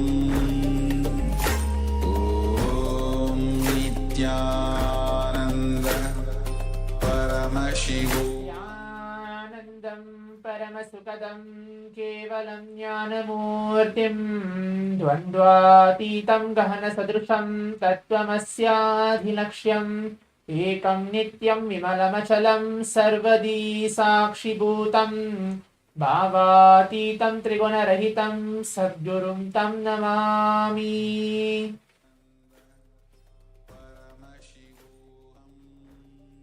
Nithyananda, I welcome each one of you again for this exciting power manifestation session which we're going to have for the next 21 minutes as we're entering into the day 6 of Paramashivoham Level 3. As all the participants have gathered here, the Paramashivoham Level 1, Level 2 and the Level 3 participants for this power manifestation session, and we had such an intense yoga, the complete Pratama Vinyasakrama and the Dvitiya Vinyasakrama to manifest the yogic body in our very being.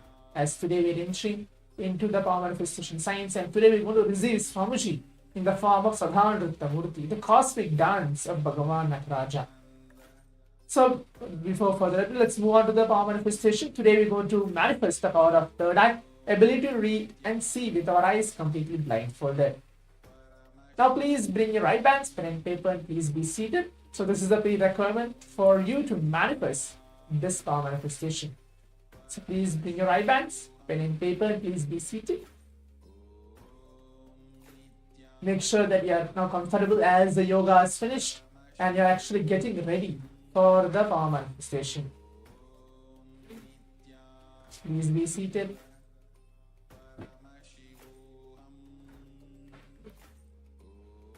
Yes. Please bring your eye bands, pen and paper, and please be seated. If you don't have an eye band, something to keep your eyes closed. Something to blindfold yourself. You need actually something to blindfold yourself, not just telling that yes, I'm just going to keep my eyes closed and see what is actually appearing in front of me. No. Something to keep your eyes closed, even just a piece of a cloth, it's fine.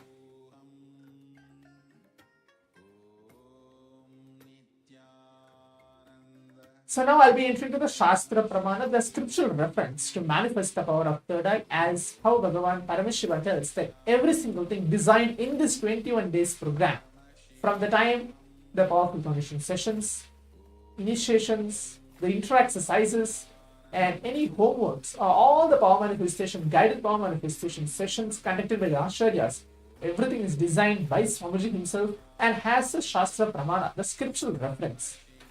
To be more specific, all the 463 plus powers which is being blessed by Swamiji, and I think throughout this 21 days, we are blessed to manifest more than 21 various different power manifestation. Every single one of those power manifestation has a Shastra Pramana, means that Paramashiva, Shiva himself tells that all these sciences of power manifestation is real and can be manifested just by an initiation from the avatar. And that is what Swamiji has come down in the human form to bless and initiate all of us to raise our superconscious breakthrough. So now let us all listen to the Shastra Pramana, the translation for it, and then I'll guide you step by step to the further power manifestation. Kapalaantarmano nyasya tishtanmilitalochanaha Kamena manaso dhadyad lakshayed lakshamuttamam.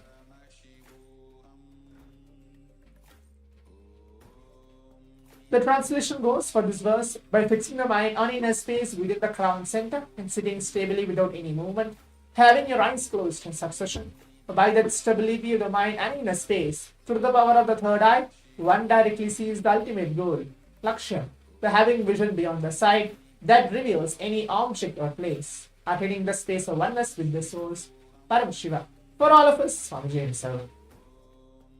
So now let's all enter the power manifestation. In today's round 1 of the power manifestation, we are going to be manifesting, see, shapes blindfolded. We're going to have kind of a different mix. It can be shapes, it can be colors, it can be pictures, anything as well. But for round 1 of the power manifestation, for all the participants to know that we're going to choose any shapes blindfolded, and we're going to be seeing what is Swamiji revealing for each one of us through our third eye.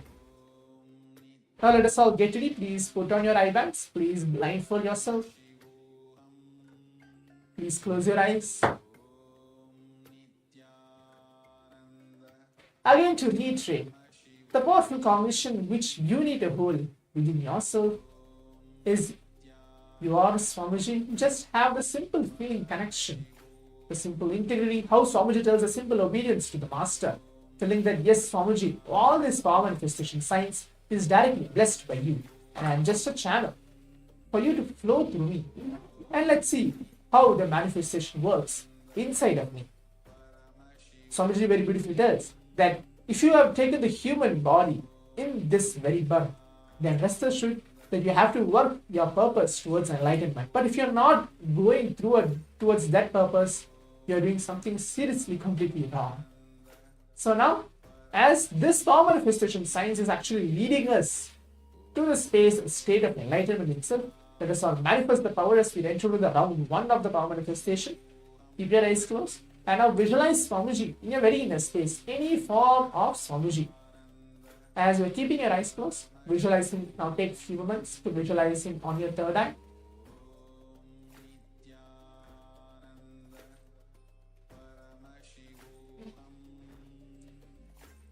Intensely now start chanting the Mahavakya along with me. Om Nithyananda Paramashivoham. Om Nithyananda Paramashivoham. Om Nithyananda Paramashivoham.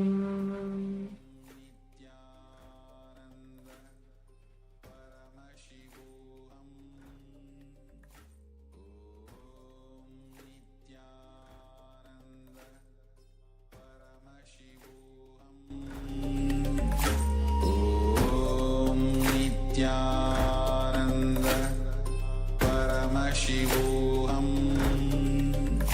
Om Nithyananda Paramashivoham. Om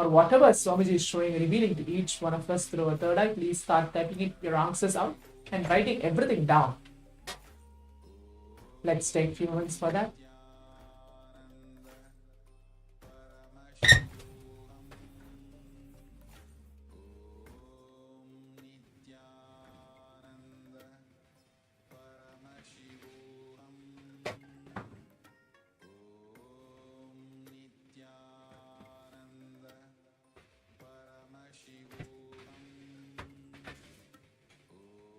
Yes, so now let's all see what is the image chosen for all of us for this first round of the power manifestation. Yes. So as you can see, the image is projected. It's a triangle, which is there. You can see a shade of purple, blue, and a complete black background as well in the behind. So this is the image, and this is the shape which is chosen for all of us for this round 1 of the power manifestation. So if you're able to at least maybe able to manifest and able to get anything correct, go ahead and share in the Zoom chat as well. So I'll be able to know that, yes, okay, you are able to manifest this level and I can guide you through the next step of the power manifestation process. Now let's move on to the round 2 of the power manifestation as we entered into the round 2. In this round 2, it's not going to be shapes, it's going to be images. As the round 1, we have updated shapes. In the round 2 of the power manifestation, we're going to enter the images. I'm going to choose random images and project it to all of you. Now let us all keep our eyes closed. Close your eyes. Visualize Swamiji in your very inner space.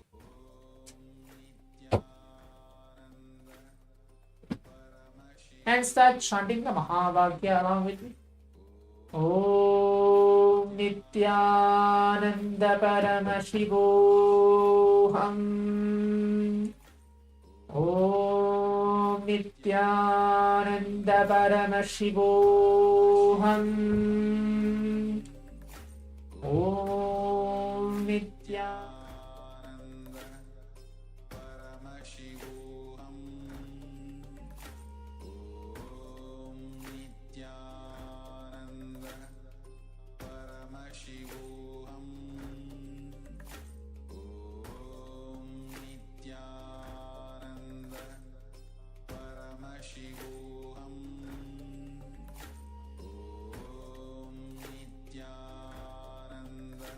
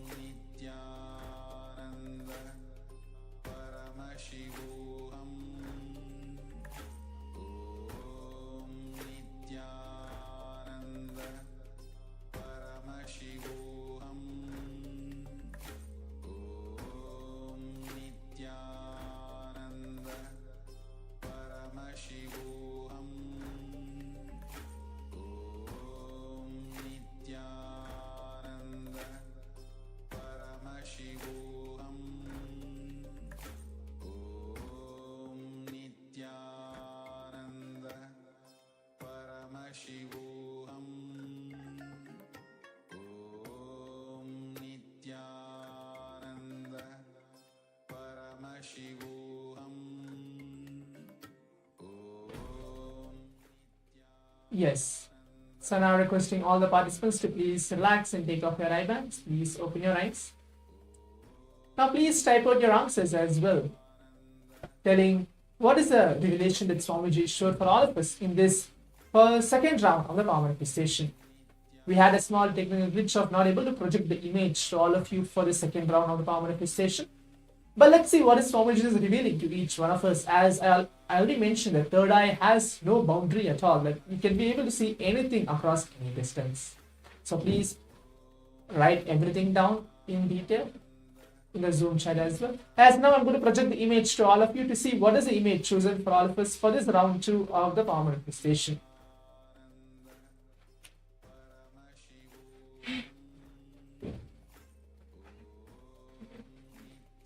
Yes, as you all can see, this is the image chosen for all of us for this round 2 of the power manifestation. It's in a Rubik's Cube. It has blue color, red, yellow, white as well in this second round of the power manifestation. And it's complete grayish kind of a background. So this is the image for this round 2 of the power manifestation. As we're coming to the conclusion for this 21 minutes manifesting the powers of Paramashiva, now let us all stay tuned. We move on to the next step of the power manifestation is sharing our own experiences onto our social media. Go ahead and onto our Facebook, Instagram, Twitter, tag Swamiji's platforms and share your experience, how you have been manifesting power manifestation for this complete first round and the second round.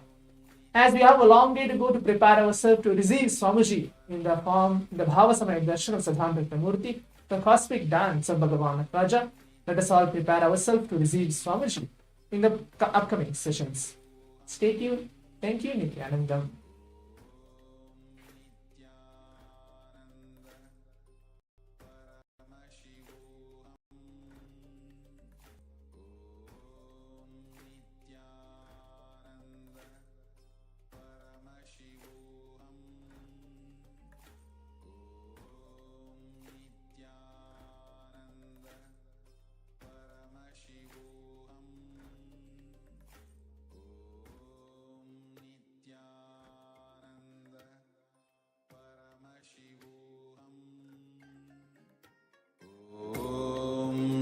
Nithyananda Paramashivoham Om Nithyananda Paramashivoham Om Nithyananda Paramashivoham Om Nithyananda Paramashivoham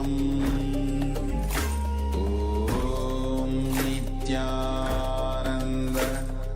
Paramashivoham Om Nithyananda Paramashivoham Om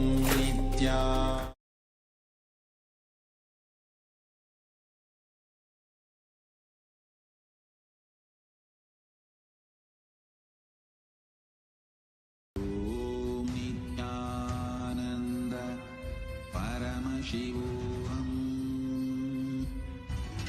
Om Nithyananda Paramashivoham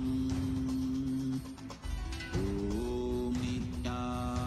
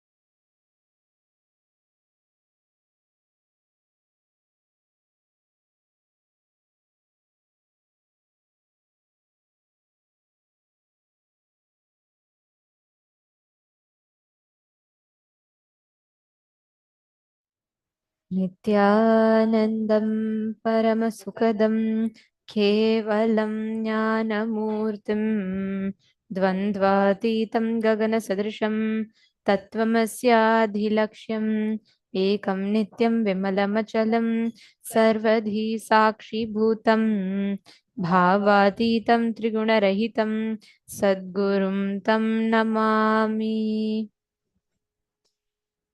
Nithyanandam, we welcome every one of you for your 6th day of the Paramashivoham Level-3 program. We welcome all the participants, every one of you from all over the globe. We are extremely excited to have all of you here. Today is a day where we're all going to be learning about awakening of the cosmic DNA in us. We're going to be learning about the awakening of the cosmic DNA in each of us. How can we function with with the cosmic DNA, and what is DNA awakening all about? We're going to be learning all these sciences to today, and each of us that are sitting here are going to be understanding about how we can tap into our largest natural resource.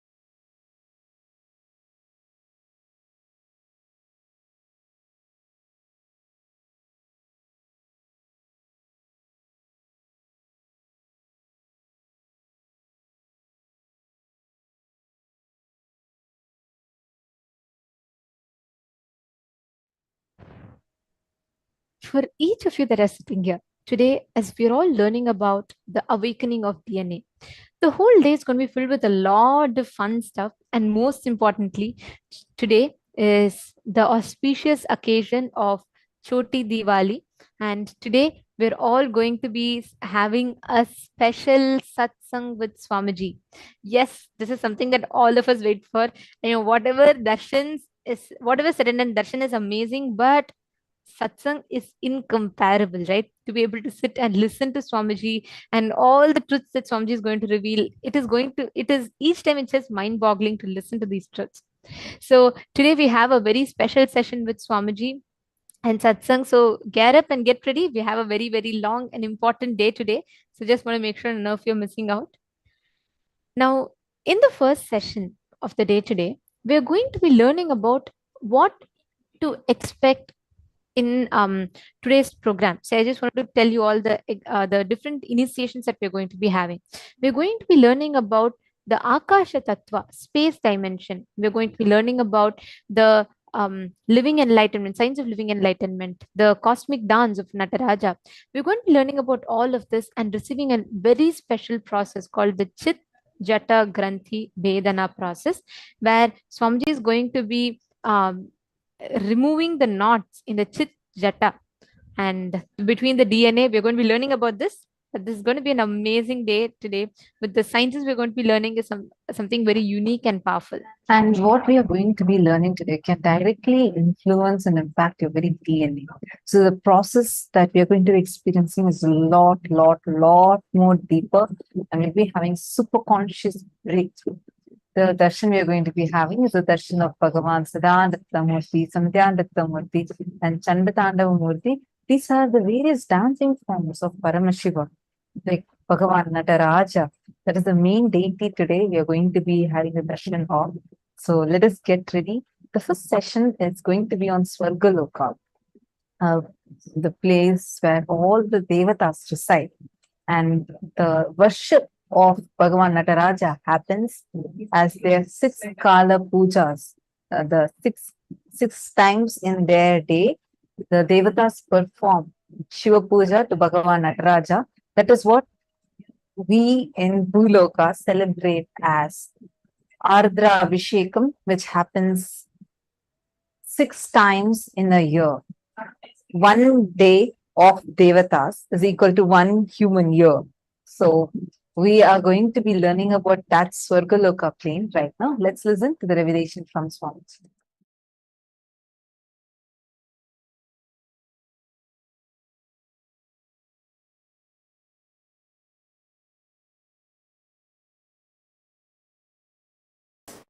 Swarga is not the heaven ordinary human beings understand. Swarga is not given to you if you believe in some ideas and don't believe in some ideas.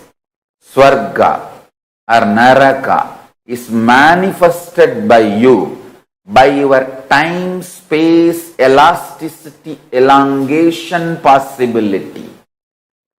When your space behaves with elasticity and manifests your time, either by elongating it or shrinking it, you manifest Swarga or Naraka in you.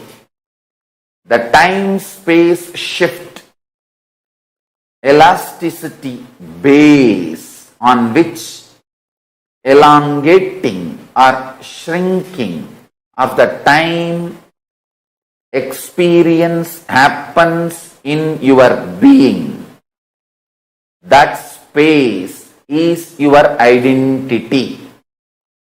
Your identity, your being is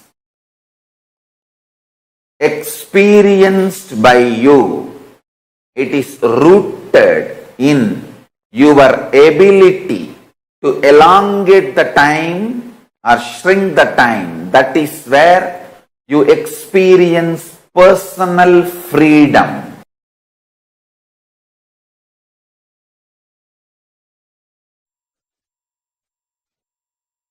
Amrita, nectar, is the superconscious principle with which the mutation, superconscious mutation will be done today. Listen. The first vertical time zone, Swargaloka, it's called Amaraloka, where people who had superconscious mutation with the nectar lives. I'll define nectar. Listen. Nectar is the conscious energy. Amrita is the conscious energy when infused into you, makes all your complications legitimized. Listen to this word. Your complications are complications as long as you treat them illegitimate and you fight with them.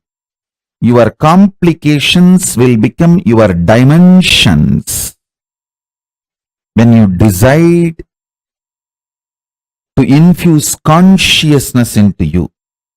I know what I am talking. I'll give you an example. You may be deeply interested in your health. You may also deeply interested in enjoying food. These two are complications, conflicts. If you don't find conscious solution for both, but if nectar principle, consciousness is infused into you, you will find the knack of eating left, right, center well and keeping you so healthy, alive, active. Your complications will become complements to each other when nectar is infused in you. Listen, nectar is a superconscious DNA principle. I am repeating it so that you will all internalize it. Nectar is a superconscious principle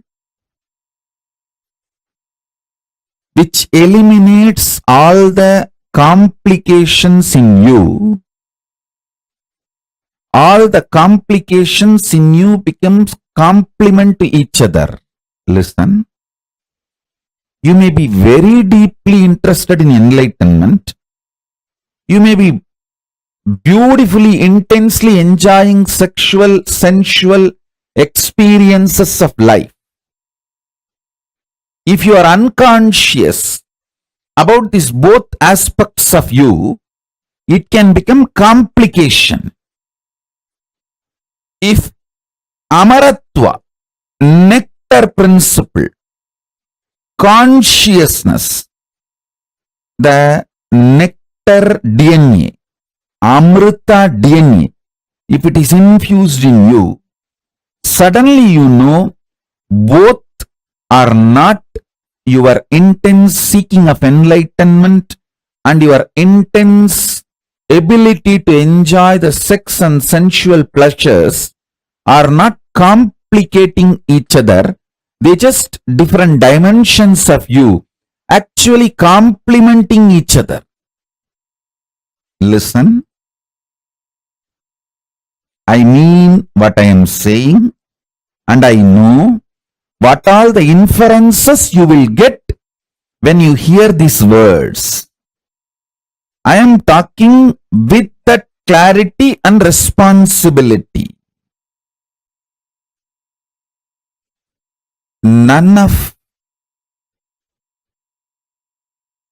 your core aspects complicate each other.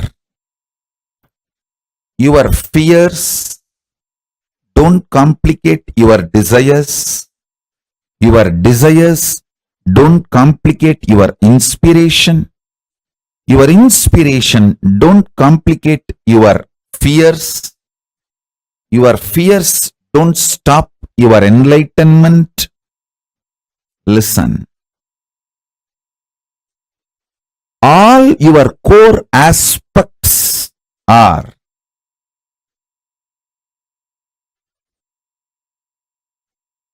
actually complementing each other.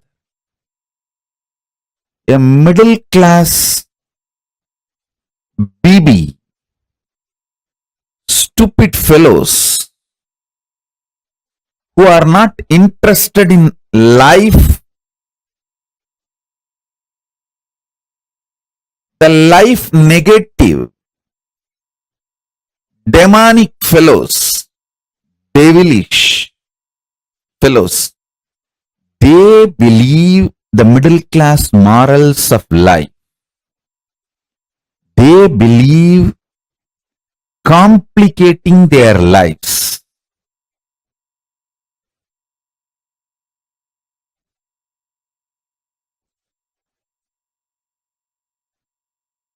When nectar DNA, Amrita DNA is infused in you, you will realize everything in you is immortal. Your ability to manifest power is immortal. Your ability to seek enlightenment is immortal. Your ability to seek Paramashivatva is immortal. Your ability to enjoy sexual pleasure is immortal. Your ability to live forever is immortal. Your deep desire for your Bonda Vadai is immortal.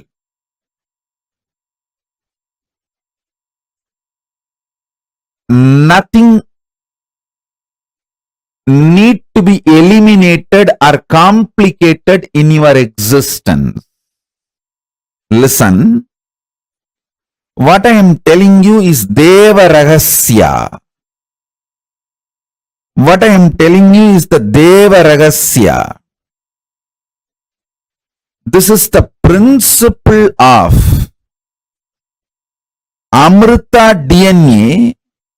When Amrita DNA enters into you, you are allowed into Swargaloka. Swargaloka does not allow cheap slum dogs. It's like you enter into a grand 7-star casino in Las Vegas and ask, oh, is gambling moral? Is it not sin? Hey, if you know it is sin, why did you come all the way to Las Vegas and get into this 7-star casino, spending thousands of dollars? You have come here to ask this question? Then go and sit where you are and ask all these questions. There are some places the questions have no answer. Those questions just become irrelevant.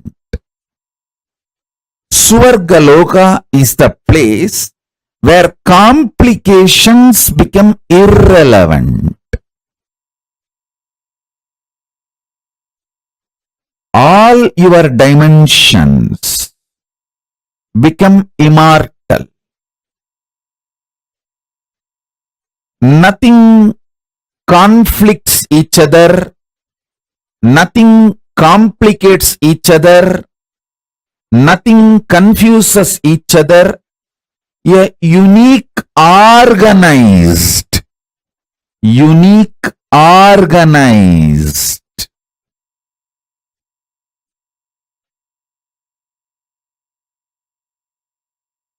multidimensional being starts opening up in you when the conscious DNA, Amrita DNA, is breathed into you. Listen,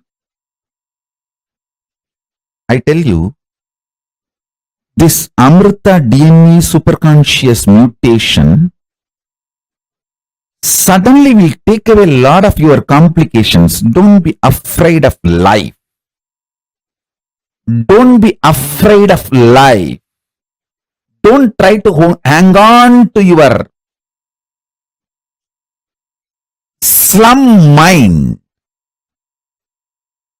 You always feel, if I work for money, I may not be able to work for relationships, pleasures, romance. I may not have time and energy. If I focus on romance and relationships, the time to maintain my health, either I will have time and energy to go for gym and maintain the health, or to go for dance and build friends, romance, love. This is the slum mentality.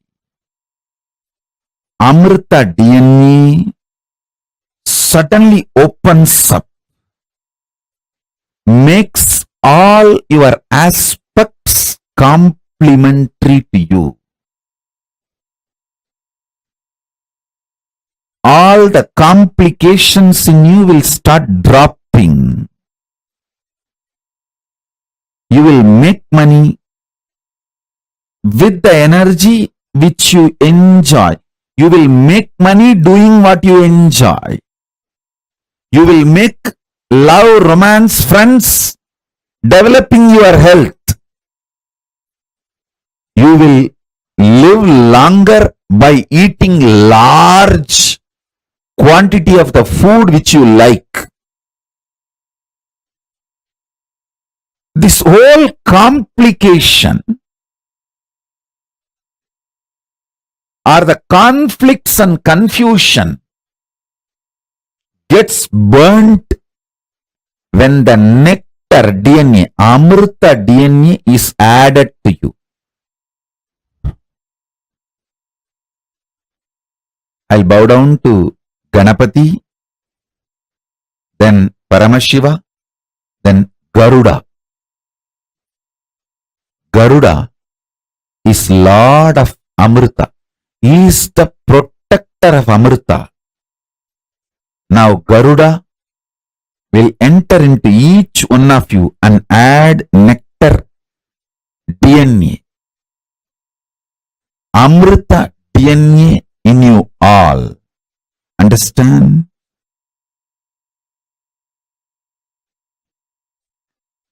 Amrita gives entry into Amara Loka, which is Swargaloka, the first vertical time zone. All the devatas are called Amaras in Sanskrit because the Amrita superconscious DNA process is done inside you. Listen. The process now going to be done is eternal.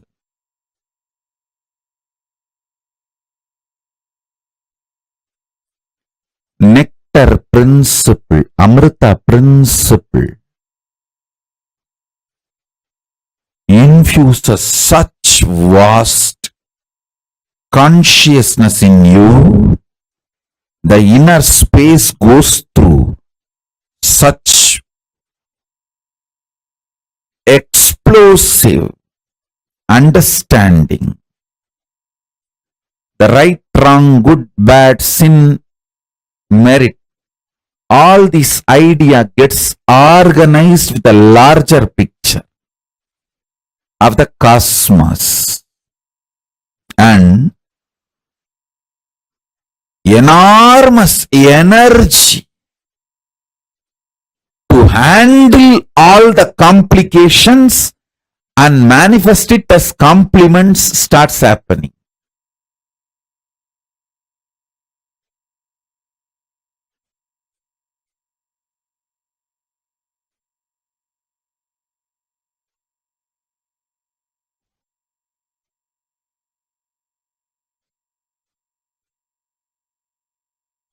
In human level, whatever you perceive as complication,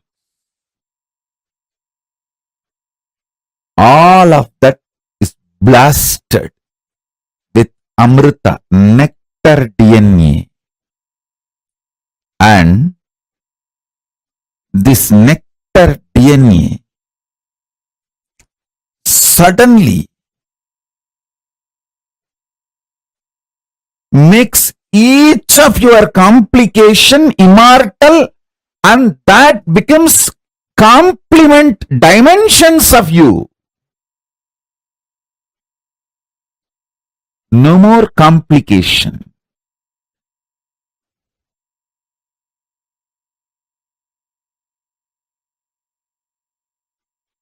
What I say, even if you logically understand, that is enough. And even if you don't understand, it's okay, because I'll pour this Amrita DNA in you, nectar DNA in you. Amrita Tattva, Amritatva in you.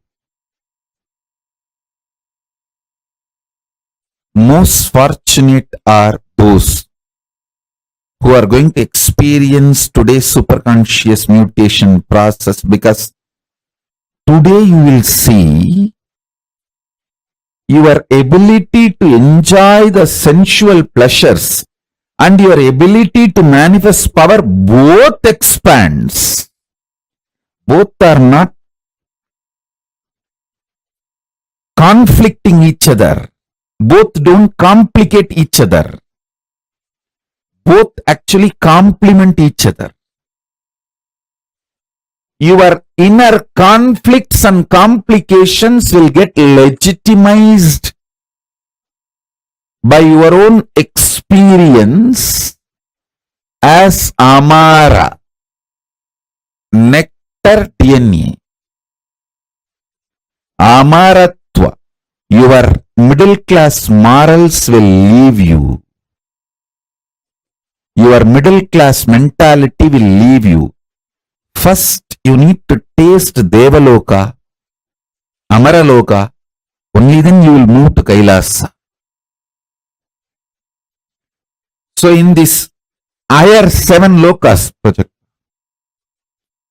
Suvar Suvar is the Amaraloka, Devaloka, where gods live, who has gone through superconscious nectar nectar DNA process. So now you are getting the visa.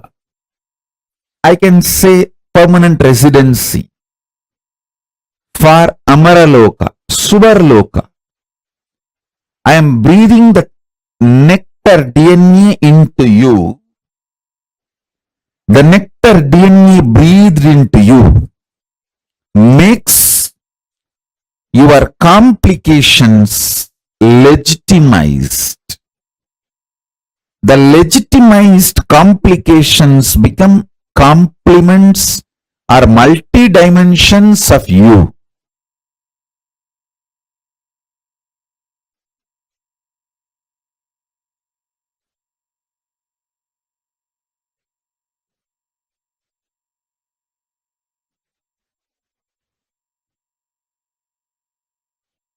The first loka,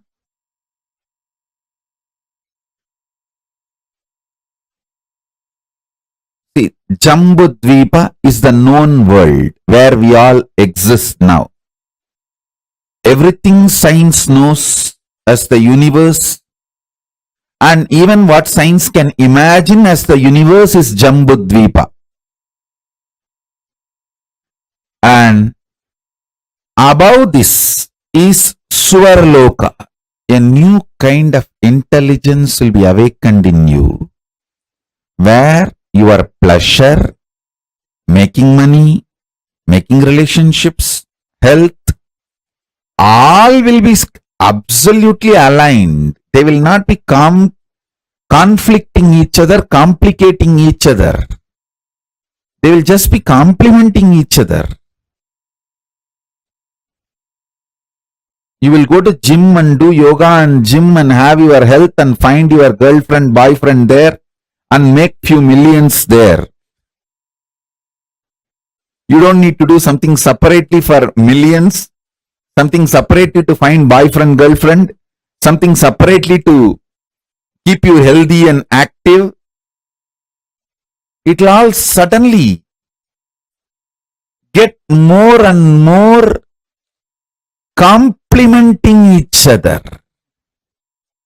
Conflicts and complications drop when your consciousness is raised. Legitimizing your complications into multi-dimensions of you and making them as part of or complements of your very being. You will just seamlessly exist with all the core aspects of you. Absolute unclutching and extreme romance. Absolute health and extreme sensual enjoyments. Absolute completion and powerful way of dealing with all conflicts.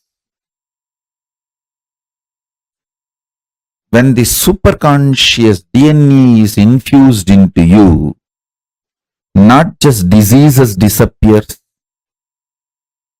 the health in the different level happens.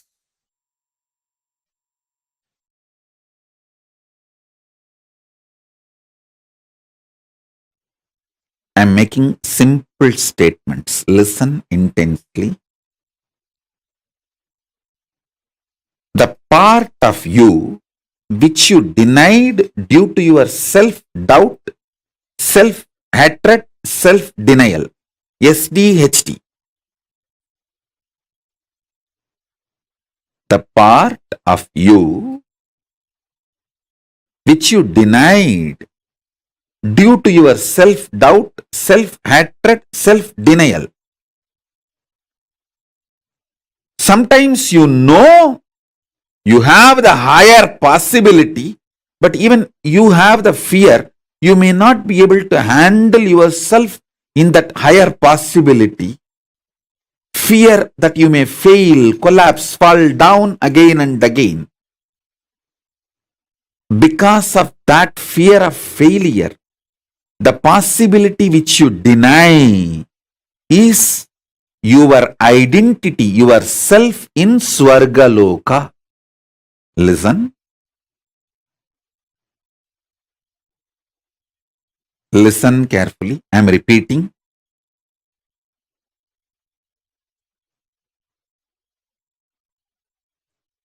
Your own possibility, your own identity, your own self, your own existence, which you deny due to your self-doubt, self-hatred, self-denial.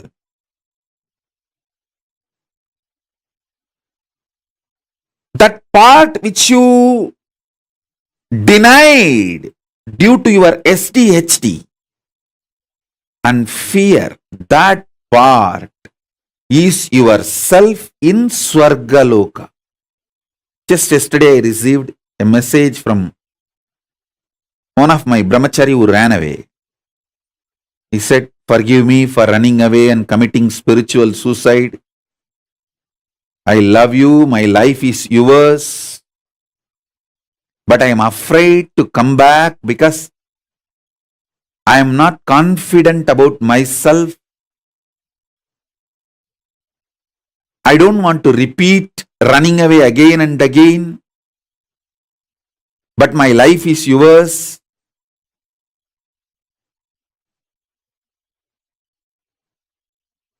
This is a typical example. Typical example. You must be watching this satsang now. Otherwise also you will watch it later on, I know. You may be watching. Typical example.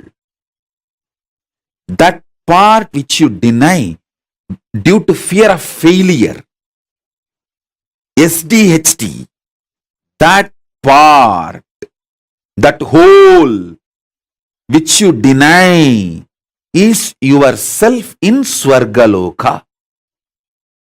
Denying and living with the lower self is Narakaloka. Listen, listen. Listen. He sent a long message. "Forgive me, Swamiji." He said that he has committed spiritual suicide by leaving me and running away from me. And he is not able to handle himself. And he is afraid to come back because he is not confident that he will not run away again. This is typical example of the small part denying the whole.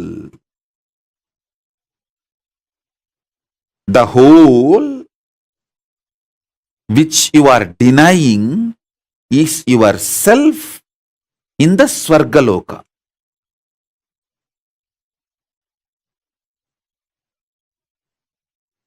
When you decide to live that whole,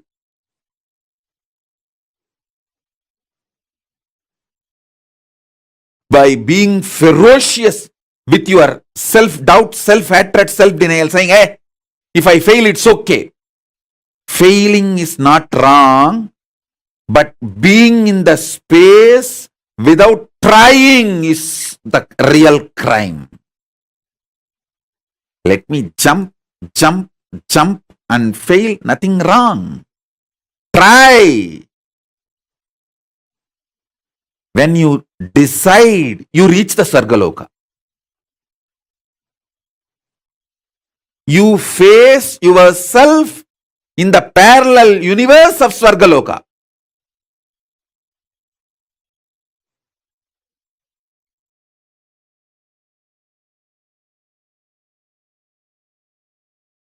I tell you,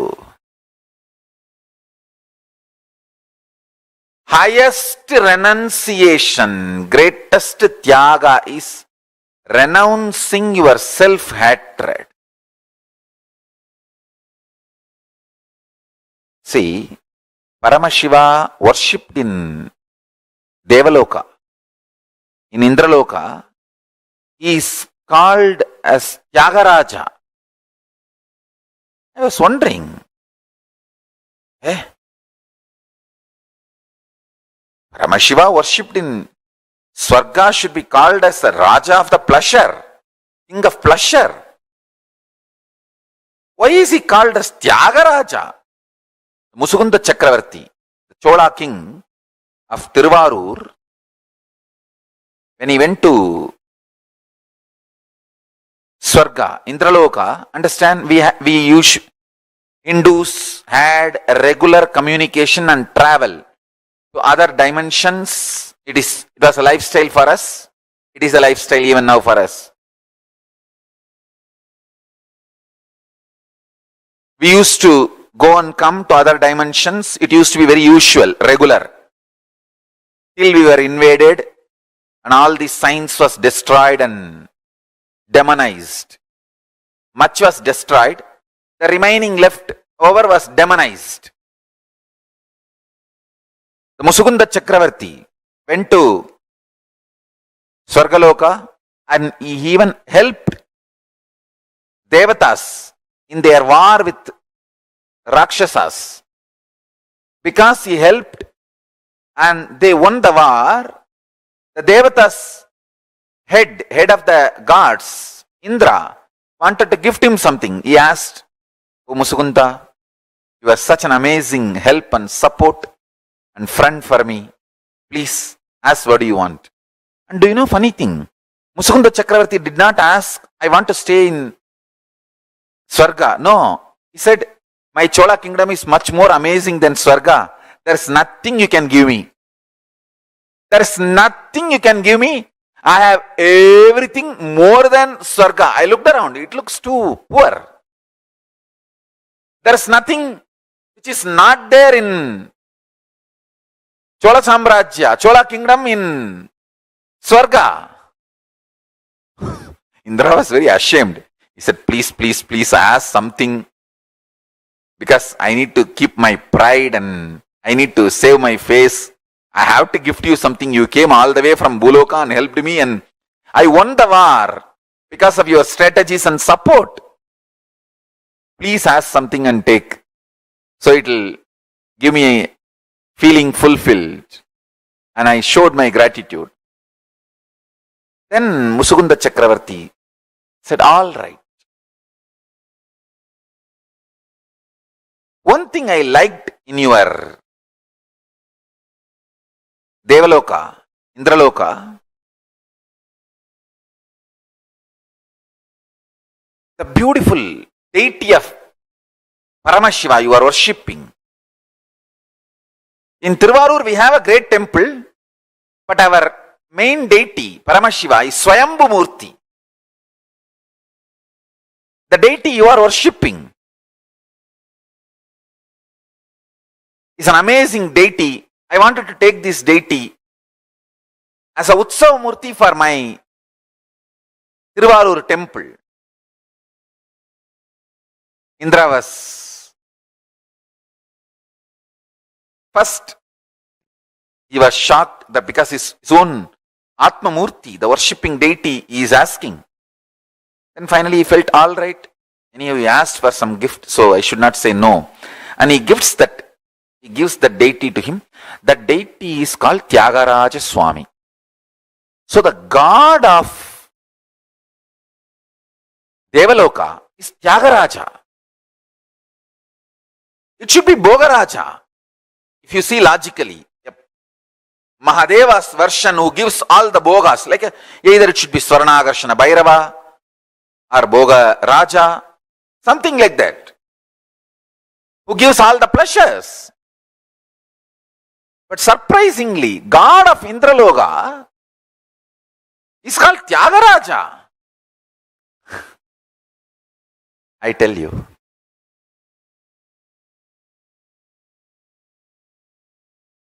if you learn Tyaga, you will be in Swarga. If you learn Tyaga, you will be in Devaloka. If you learn Tyaga, you will be in Indraloka. Actually, as per the document, it says the god of Devaloka.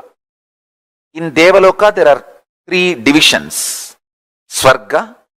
Swarga is like a name of that whole dimension. Bhur, Bhuva, Suva. That whole dimension is called Swarga. In Swarga, Devaloka. In Devaloka, there is one part called Indraloka. So all the 3 words you should not confuse. It's like address. Swarga is the address of the dimension, like a nation. Devaloka is like a state. Indraloka is like a headquarters. Understand?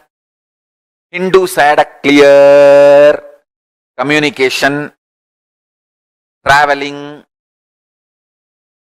even luggage transportation. Things used to go from here to there and from there to here with other planes of existence. I was wondering why God of Devaloka is called Tyagaraja. Either he should be called Yogaraja. If you do yoga, you will reach Devaloka. Or he should be called Bhogaraja.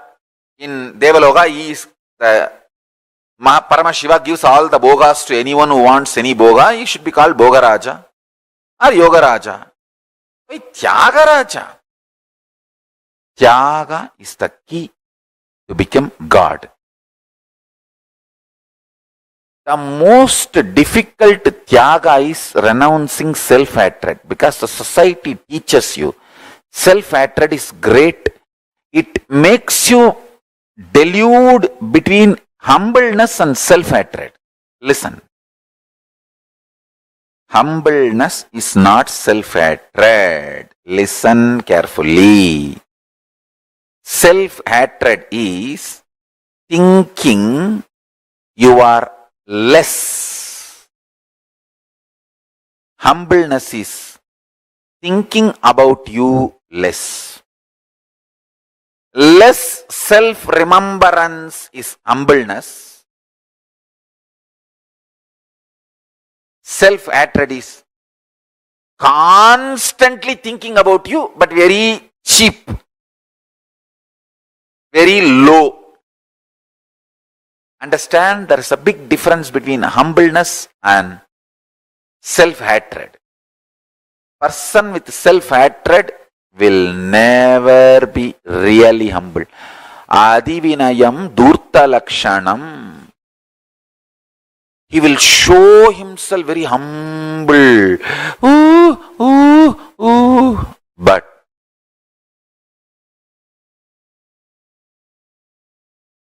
he is not humble. Understand?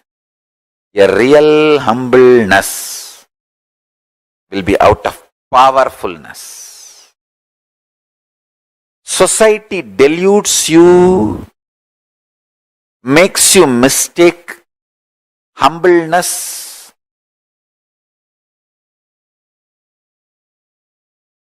your humbleness as self-hatred, and as you always in the state of self-hatred so that you will be humble.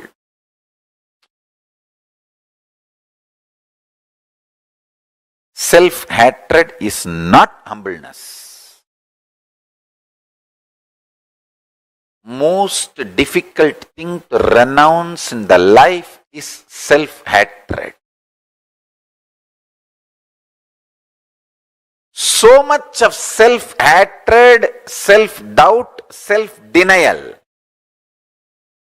That is why even if you think of future plans, so much of impossibility and you shrink. No, one more suffering, pain of failure, why should I face? Fool. Because of pain of failure, you don't plan, and naturally no plan means failure. It is like because you are afraid some guest will come to your home, you call that person and tell him, please come.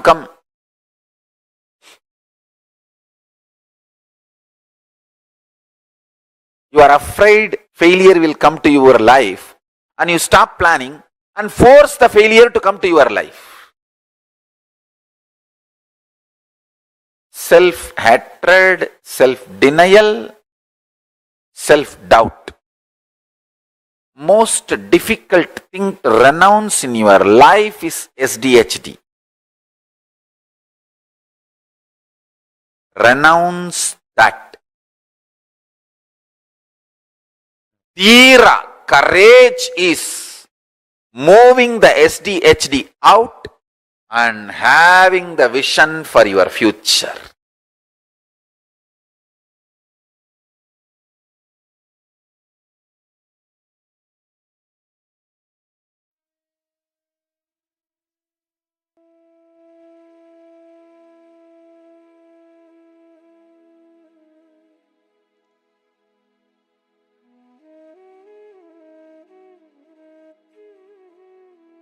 Svargaloka.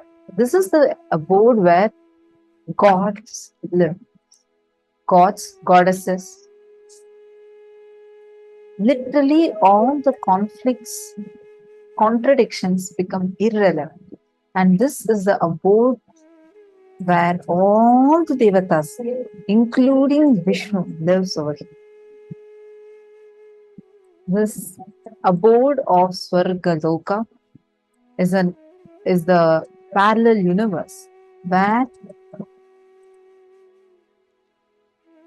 absolute excitement, energy, youth, power, bliss, no boredom, no tiredness, eternal life, Amara Loka, eternal life. This is that parallel universe where you can experience that.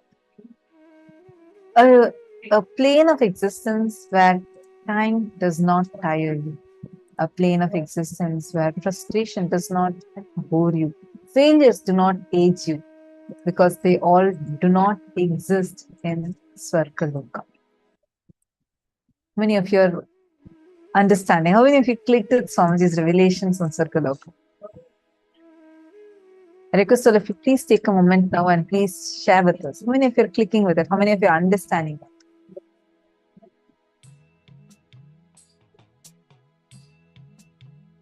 On all the participants, Malia Kori, Ma Nitya Prema, Ma Kareen, Ma Istak, Ma Hedi Shlak. I request all of you take a few minutes and please post it.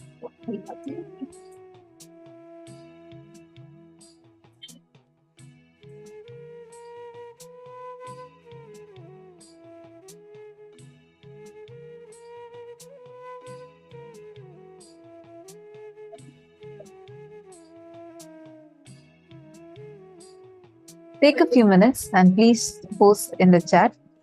How many of you are understanding this?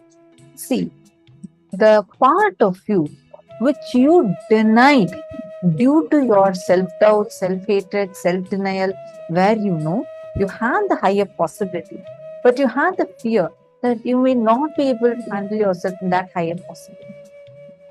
First, please identify that and bring that down. For example, you feel like you know that there is a possibility for you to become a CEO, but somehow the fear of either fear of failure, some past memory of how you had failed, the self-hatred, self-doubt you carry, you just don't want to take that.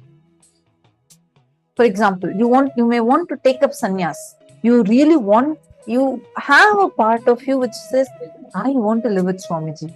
I want to experience that life.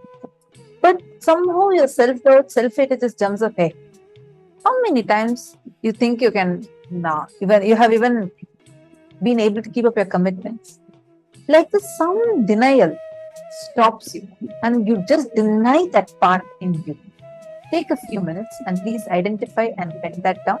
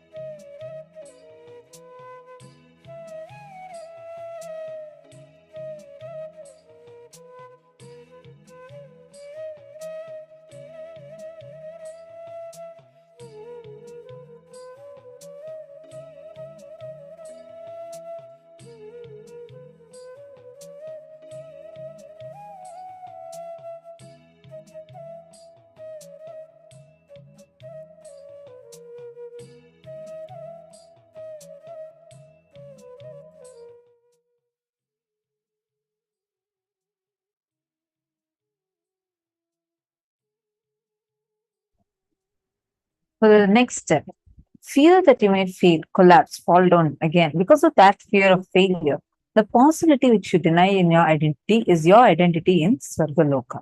Decide to live that role by being ferocious with your self-doubt, self-hatred, self-denial. Even if I fail, it is okay. Failing is not wrong, but being in the space without trying is a real crime. Let me jump, jump, jump and fail, nothing wrong. Take an action to manifest your higher possibility.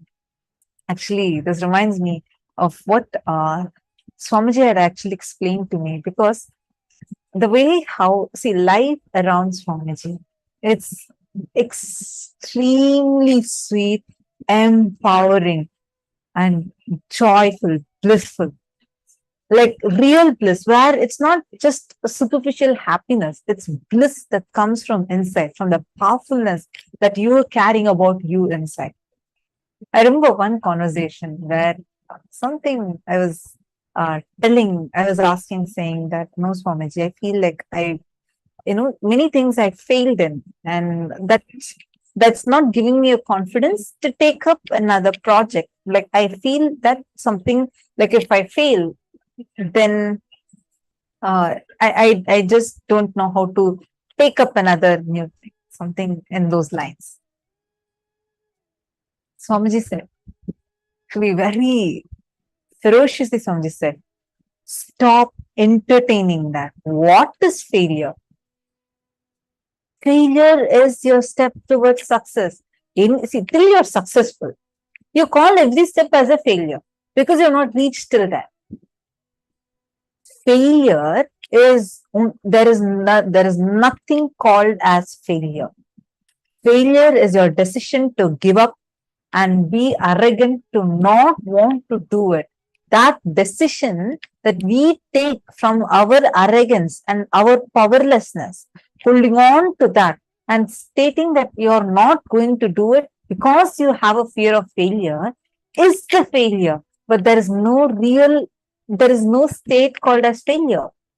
Imagine and see, before you started walking as a child, nobody starts walking at the very first time. You don't start walking immediately. Am I right? Every baby, who all has seen how a baby tries to start walking? It falls 100 times. By the time it learns to walk, it would have fallen at least 100 times.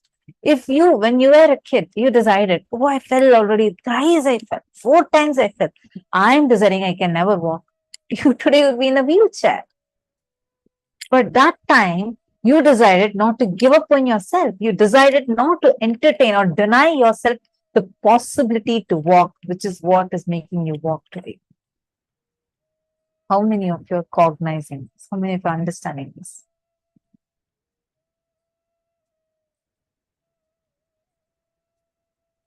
How many of you are catching this? Do not entertain, cherish the fear of failure inside of you. That part of you, the moment you make that as your decision, declaration, what part in you is getting empowered will be your identity in Swargaloka. Great. Now it's time. Let us all enter into power manifestation session. I request all of you to take a few minutes, decide consciously, and make a declaration to yourself. Which part of you you're going to decide to not give up? No matter, even if I think I may fail, I'm going to decide to persist. I request all of you to take a few minutes and post that as a declaration. Please post it in the chat.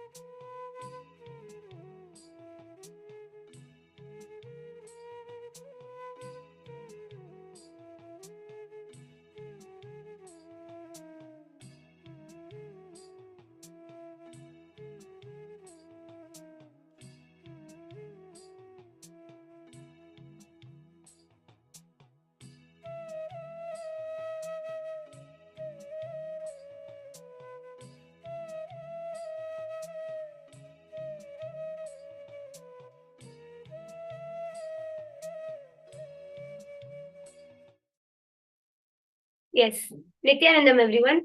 So let us now move in to the power manifestation session. Today, the extraordinary Shakti which we are going to manifest is the power of Vayu Shakti, which is connecting with nature. All of you might be wondering, what's that and how is it possible? Connecting with nature is something which we will be able to do when we understand that nature and we are both one and the same because we come from the same source, the same existence. And manifesting this power is not having command or control over nature. It is having oneness over nature. It is experiencing oneness with nature. So, to make this easy to understand, let me show it to you. When you try to have command over nature, you are like this oil. How much ever of this oil I keep pouring inside this cup, the oil will never mix with the water. Even mix the oil with the spoon, it will never get mixed with the water. This is what happens when we try to have command over nature. The water will never have any impact because it is oil.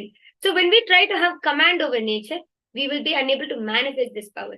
Whereas when we are in oneness with nature, we will be like this water, mixing with its original source because both are one and the same. Simple to understand, right? So this is how we're going to manifest this power. Just as how oil cannot mix with the water, when we try to have command over nature, we will never have that experience of oneness. We will never be able to understand. We will never be able to manifest this power because we will not have that feeling connection with nature.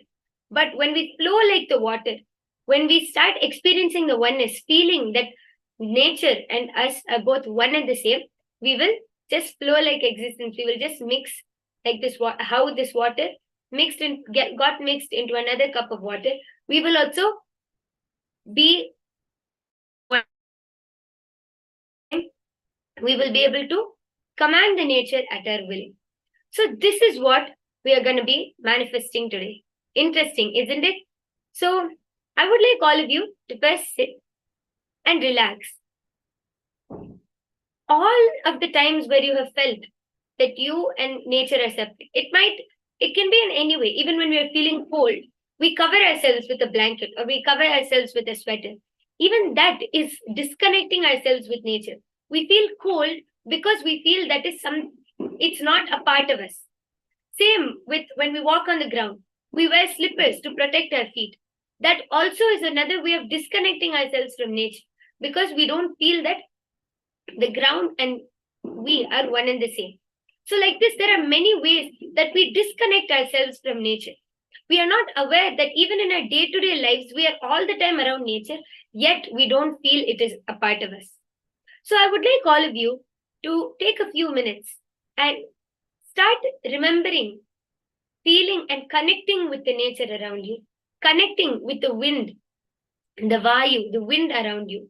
So I would like all of you to take a few minutes to do this.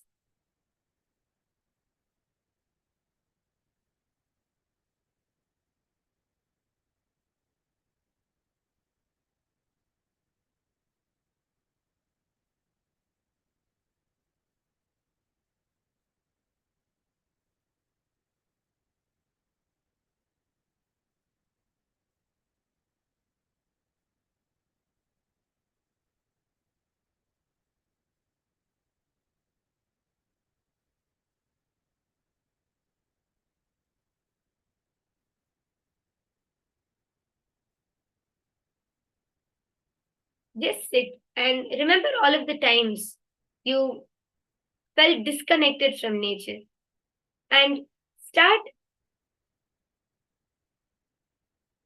feeling oneness with everything around you. All of you might feel overwhelmed or confused at the starting, but just sit down and relax.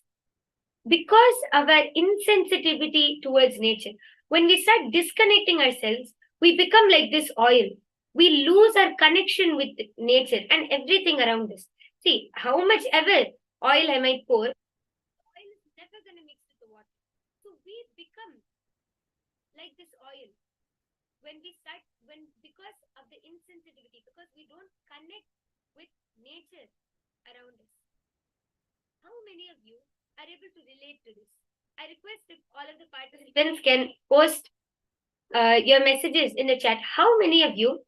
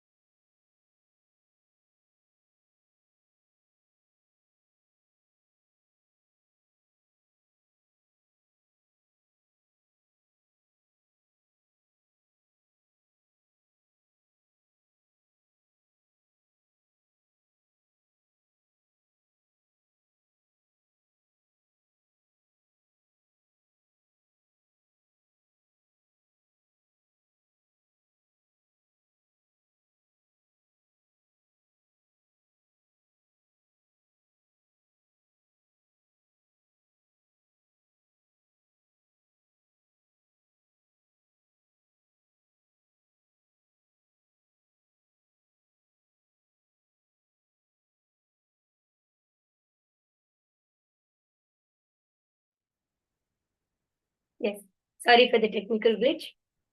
So, as I was saying, I request all of the participants to go ahead and post a message in the chat section. Are you able to relate with this? That in our day to day life, we are always disconnected from nature, even though it is around us. We walk on the ground every day, we drink water every day, we are hit by the gentle breeze every morning. But even though nature is all around us, we never feel connected and we never understand or feel one with the nature. So we become just like this oil. How many of you are able to relate with this? I request if you could go ahead and post your message in the chat section.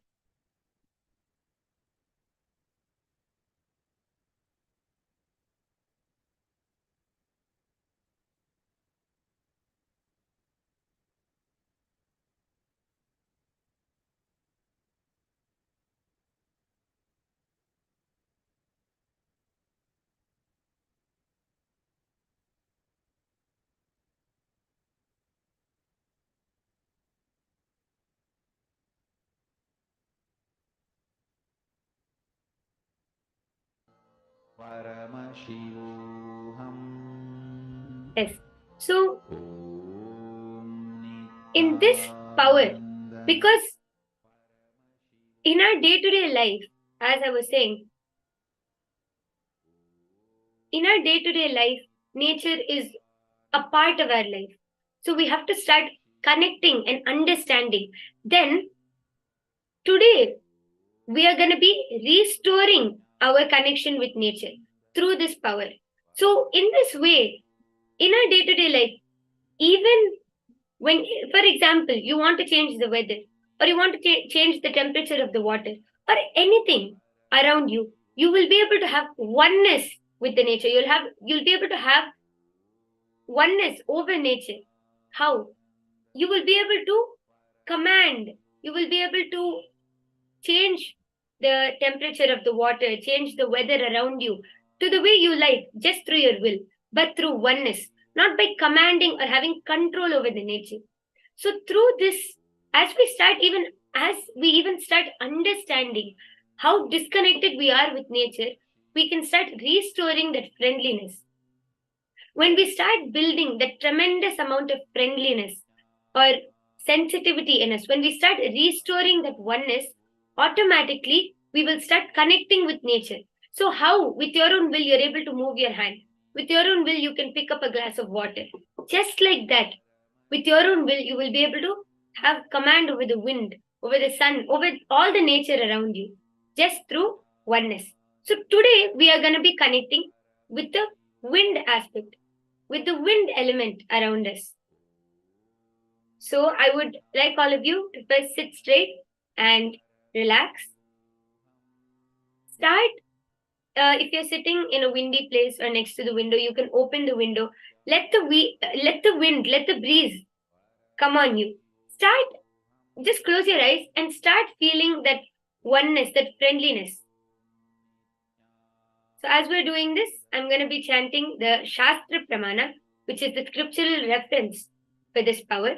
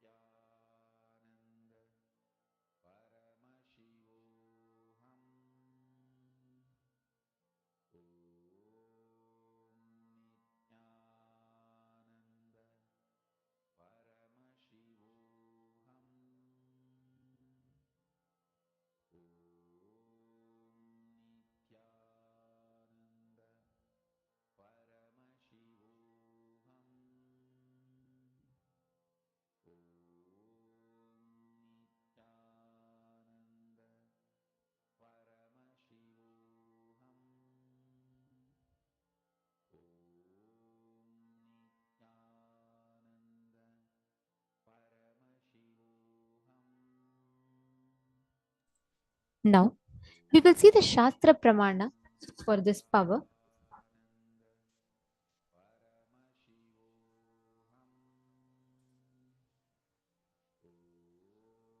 The power of Vayu Shakti, how we manifest oneness with nature.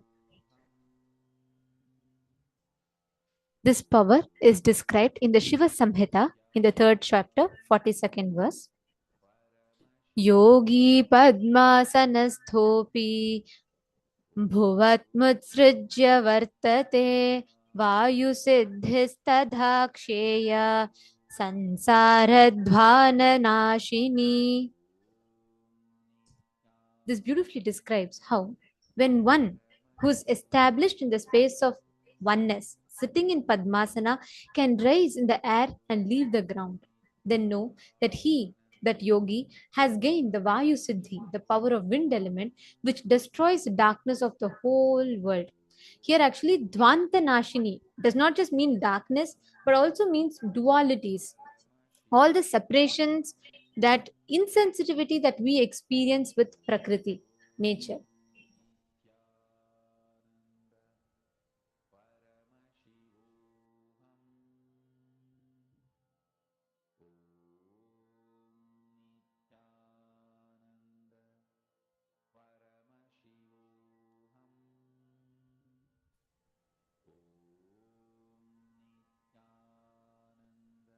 Yes. So let us next move on to the Apta Pramana, which shows how our ancestors, rishis, siddhas, munis, all of our ancestors, how in the olden days they were always in oneness with nature. They never felt disconnected. So in that space of oneness, how they were able to manifest these extraordinary Shaktis. So this goes back to the time of the Ramayana. During the battle between Sri Rama and Ravana, Bhagwan Sri Rama's brother, Lakshmana, got fatally wounded. Sri Rama tells Hanuman to fetch the Sanjeevani herb, a sacred herb which gives life. Hanuman at once flies to the Dronagiri Parvata, which is modern day Uttaranchal in India, and carries the entire mountain in time and saves Lakshmana. How is this possible? Just because Hanuman never felt that this was not a possibility for him. He never felt that he and the nature around him is separate or disconnected.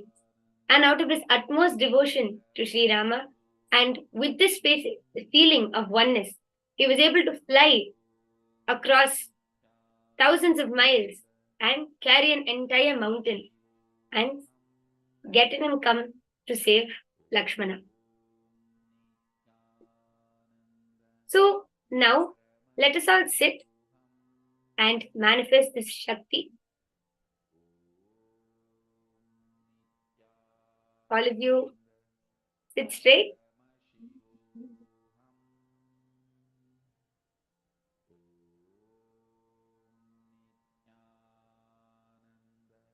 So this Shakti is also known as air bending, since it is the power to experience oneness with the wind element. Swamiji says that the first thing which we need to understand, as I was explaining, is manifesting this power is not having control or command over nature. It is having oneness over nature. But our unconscious mind always tends to think that naturally we will be pushed to manipulate, to control. But Swamiji says manifestation is not manipulation. There is a difference between the both.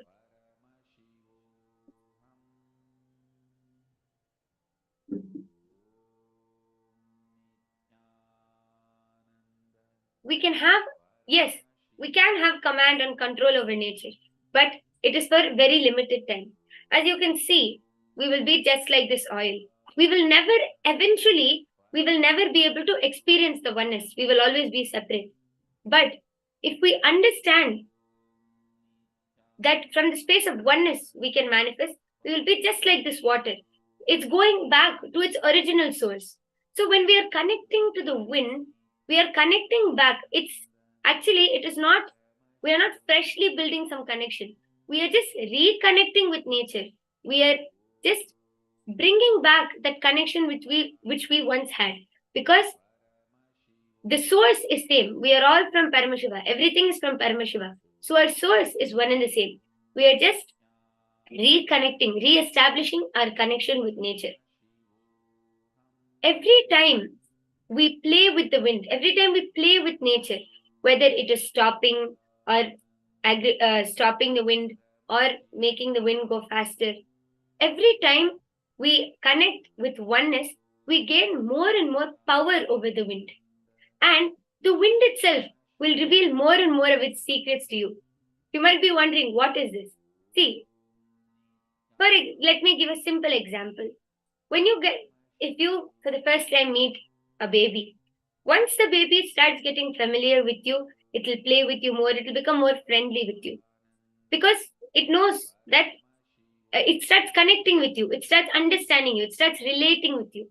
Just like that, as we start playing with the wind, as we start establishing our connection and oneness with the wind, automatically the wind will start revealing, means we will start understanding, we will be able to connect, we will be able to command, and the wind will reveal more of its secrets, more of its feelings.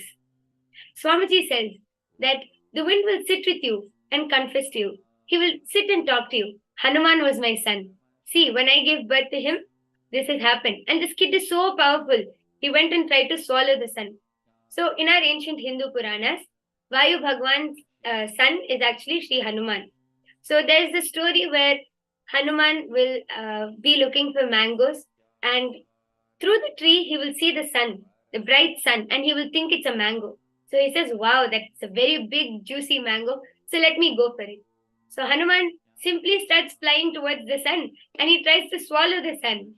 So this is the son of Vayu. So Swamiji says that he will sit and talk with you. He will sit and confess to you and sit and share stories. It's like a good old friend. You might be wondering, what is this? How can we talk to wind? When we are in oneness, we will never feel like it's separate. We will automatically, that friendliness will be there. So we will automatically just understand. We'll be able to have connection. And Paramashiva beautifully explains this whole science and the whole science of manifesting and experiencing enlightenment and manifesting and experiencing oneness. Swamiji actually says, no power is a power. It's not like we are manifesting a power. It is only a confirmation of oneness with that object. For example, if you are able to stop the wind or make the rain shower, it is not our power over the wind. It is our oneness over the wind. It is our oneness over the rain. So with all of these powerful cognitions, with all of these understandings, let us sit and connect to the nature around you, connect to the wind around you, and understand. As you start understanding and cognizing each of these powerful cognitions, it becomes a part of you. This, even understanding and cognizing, even one powerful cognition can manifest as a power. That's how powerful these are. So just sit and contemplate on understanding the powerful cognition of establishing oneness with the wind. So I request all of you to sit with your head, neck, and spine now. Sit intensely. Each and every one of you, sit straight with your head, neck, and spine in a straight line.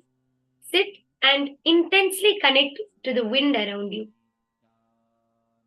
Just close your eyes and start feeling oneness. Play with it. Just play around. Try to experiment. Ask the wind, like how you would experiment or talk to a friend, how you would play with a friend. Just like that, start connecting to the wind around you. Ask if you want the wind to stop. Ask the wind to stop for some time.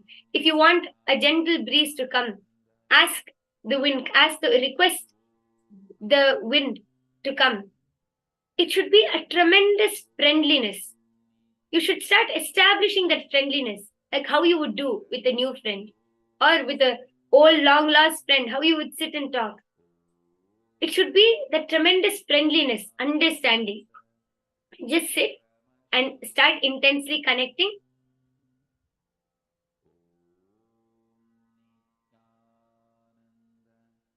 As you start connecting, as you start playing around with the wind, Vayudeva, the wind god himself, will start opening up himself to you.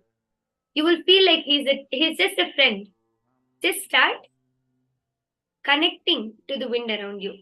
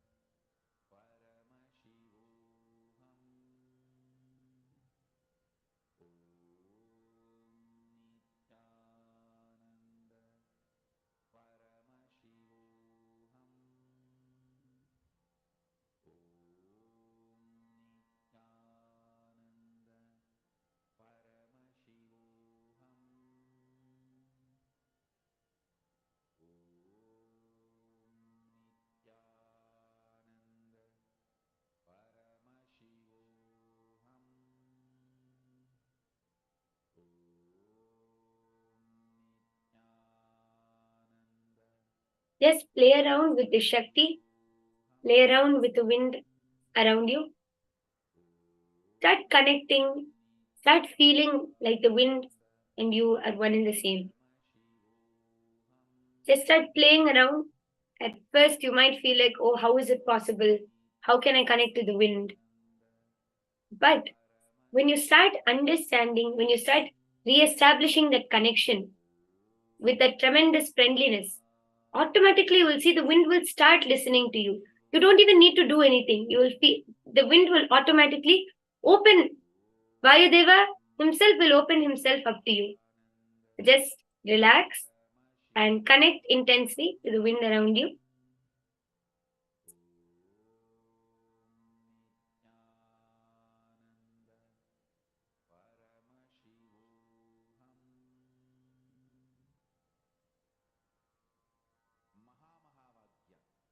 Spiritual lullaby for samadhi and suprabhatam, wake up call, wake up song for Paramashiva. This Mahamahavagyam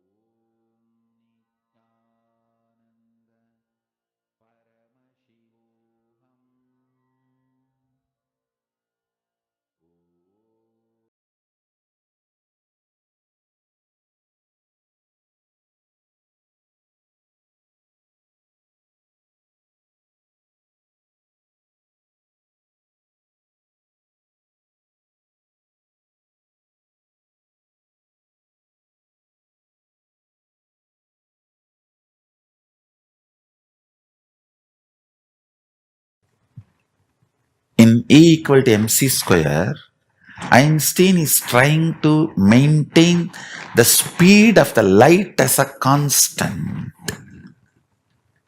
Listen carefully. Speed of the light or time is not constant. I'll tell you what is exactly constant. Consciousness reflecting on the space, the fifth dimension of the universe, consciousness reflecting is constant. In all our consciousness, Paramashiva is reflecting in all our inner space. Paramashiva is reflecting. That is constant. Understand? These 5 elements and 5 dimensions are related. Length, breadth, depth, time and space, earth, water, fire, air and space. These 5 are connected. Listen carefully. When Paramashiva, cosmic consciousness, reflects in your inner space, that reflection is constant in all beings. Not speed of the light or time. Time and speed of the light is not constant. But the way superconsciousness, Paramashiva, reflects in your inner space is constant. Means the way cosmic consciousness dances, reflects in your pure inner space. The way Sadashiva dances in your Chidambara is constant. All the beings who feel aham, he exists in that. That is the only constant. Understand?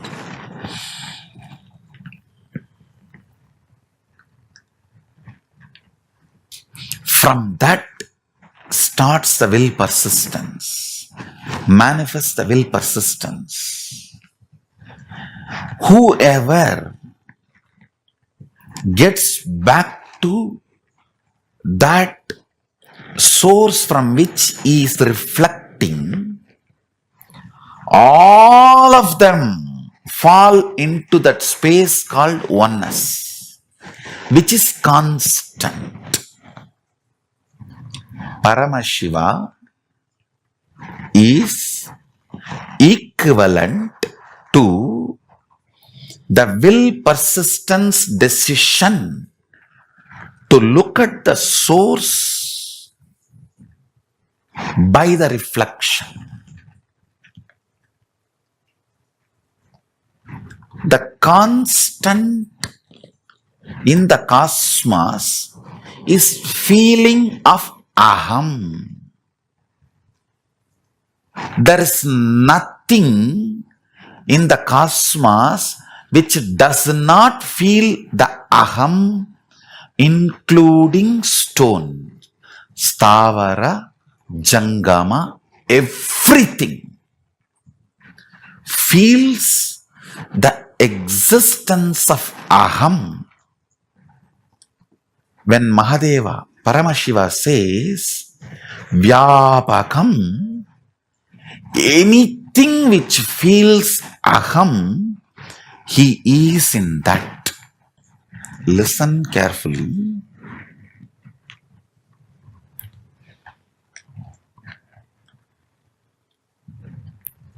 Length, breadth, depth, time, space.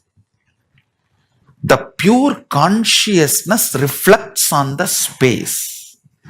That reflection is individual consciousness called aham.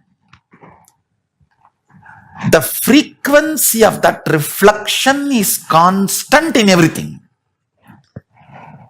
But the side effect of that reflection, will persistence, is not constant in everything.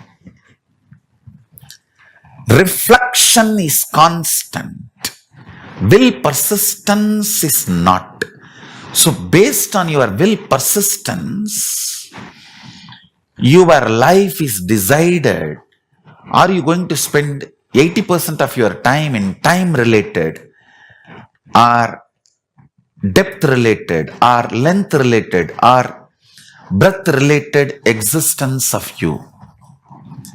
Neither length nor breadth or depth or time is low or wrong, but you not knowing the source vision, your reality, which is constant and playing in these other dimensions, there is every possibility you will get lost. If you remember your cosmic identity, if you remember the constant in you, which is your Chidambara, where the cosmic reflection Paramashiva, cosmic source Paramashiva, is dancing in your pure heart Anandagandha, your inner space. Listen, cosmic Paramashiva is like a sun. Your pure inner space, that space Chidambara, Akasha, Antarakasha, Chitakasha, is like a mirror. That sun reflecting in this reflection is called individual consciousness, Pratyagatma Chaitanyam. That is the constant in all beings. This constant's first side effect is will persistence. That is not constant in all beings. The quality of your will persistence decides whether your life is going to be stuck in time or depth or breadth or length. You remembering which is constant in you and which is not constant in you will not put you in a delusion where you make permanently damaging decisions of your life due to temporary mood swings. Guru is the person constantly resides in the constant and supports your will persistence to get back to your constant.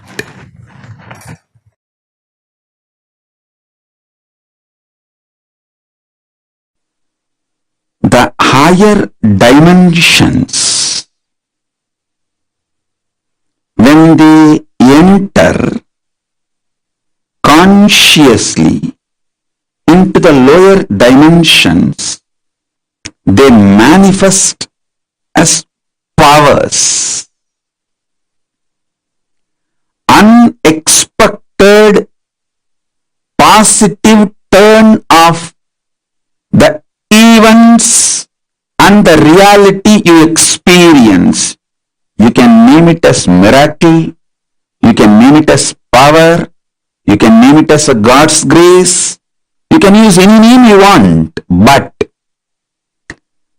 the greater science, the cosmic science is the higher dimensions entering into the lower dimensions. For example, length, breadth, depth, time, space. If the space dimension enters into time, time literally manifests everything space wants. If the time dimension enters into depth, depth manifests everything time wants. Understand? This length, breadth, depth, time, space, all these dimensions are independently intelligent, alive. able to make their own conclusions and respond within their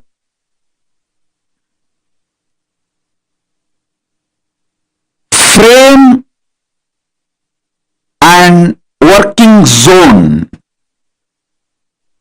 Please understand.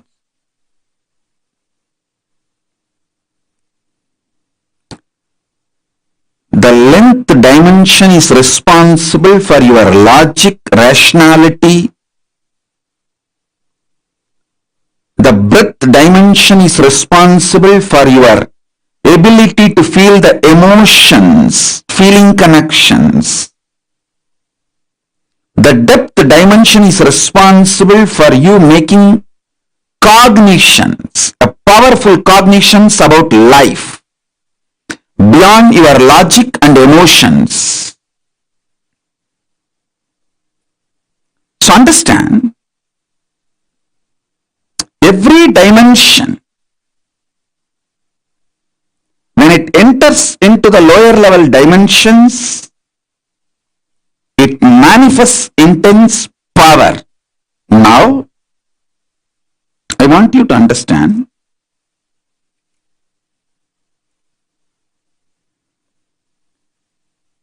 time and space is independent intelligence and power. I'll give you simple understanding, very raw, crude, down to earth, simplest understanding. You just try to internalize this one understanding. I'll help you to go through the whole initiation and make you manifest this power. I commit with you. Just understand this one. Time is as alive as your skin. If you believe, cognize, your skin is alive. If somebody massages your skin, you feel good. If somebody cuts it, you feel bad, pain. How much your skin is alive, that much, I should say little more than, much more than that, time is alive skin of the cosmos. Listen, where your skin ends, the skin of the cosmos, which is called time, starts. Actually, your skin and the skin of the cosmos both always touch each other. You can't be away from cosmos. Understand this?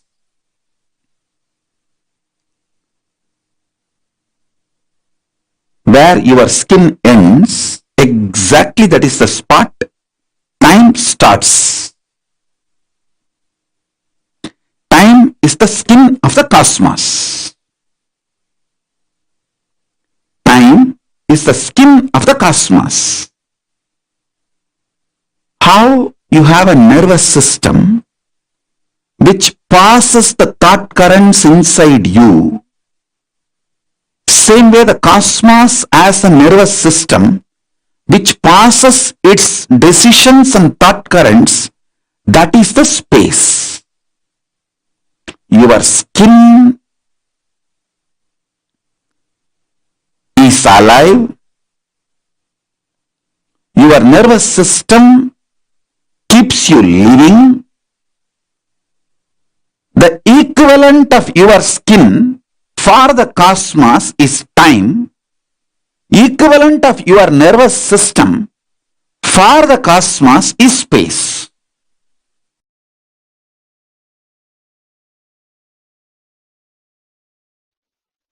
I'll give you some of the important, powerful cognitions about space.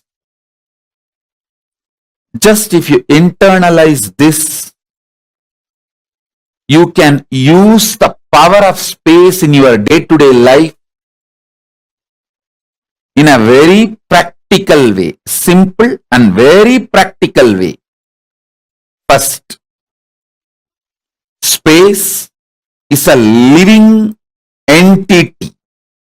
It's not emptiness, it's not dead, it is living. Second, it is very close to consciousness. Third, the space you are carrying inside you, where the thoughts manifest, is directly connected to the space where this universe is established. Chidakasa, your conscious inner space, is directly connected to Mahakasa, where this universe is established. The space where this universe is established is directly connected to the space, your inner space where you are established. It means you have absolute ability to influence, inspire,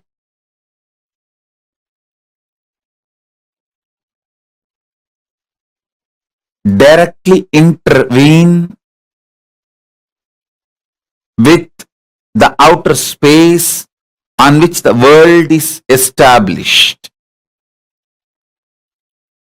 Any mass has a power to influence the space.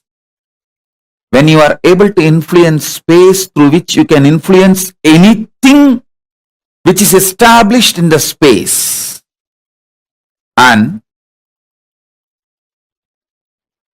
just by sheer power of thoughts, you can raise, lower your mass, through which you can influence the space, through which you can influence anything established in the space. Please understand.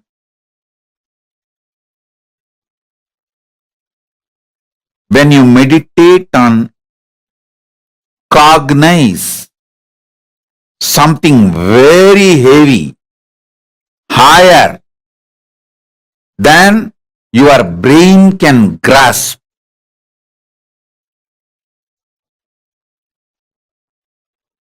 your space becomes powerful, that can influence the space outside, and anything established in the space outside.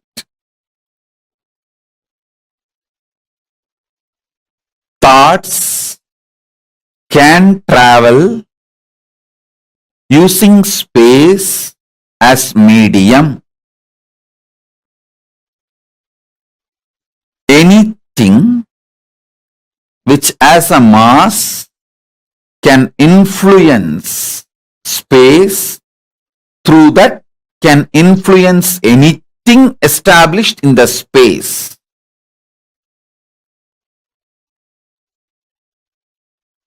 Let me be more clear and straight. Just through your thought, power of cognition, the power of your inner space, Chidambara,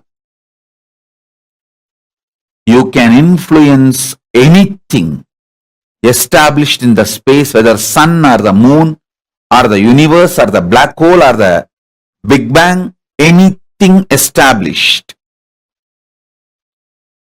in the space can be influenced through the power of your inner space.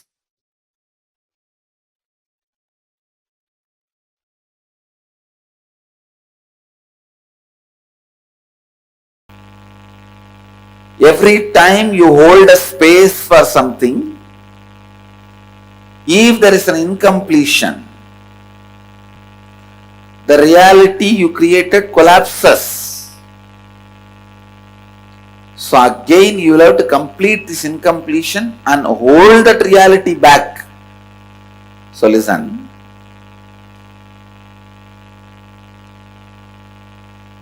So it cannot be called as creation.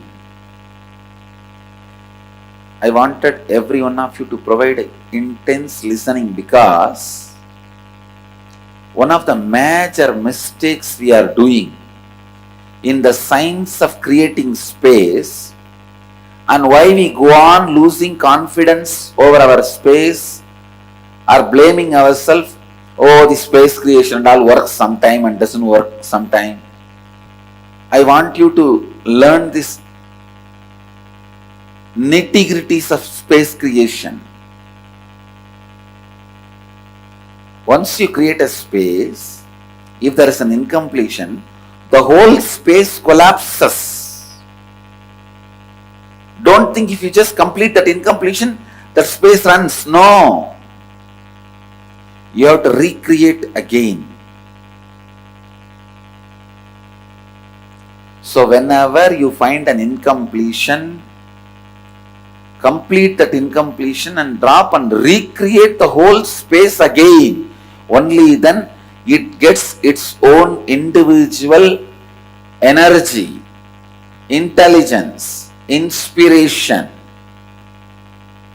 If you want wealth, you create the space for attracting maybe $100 million.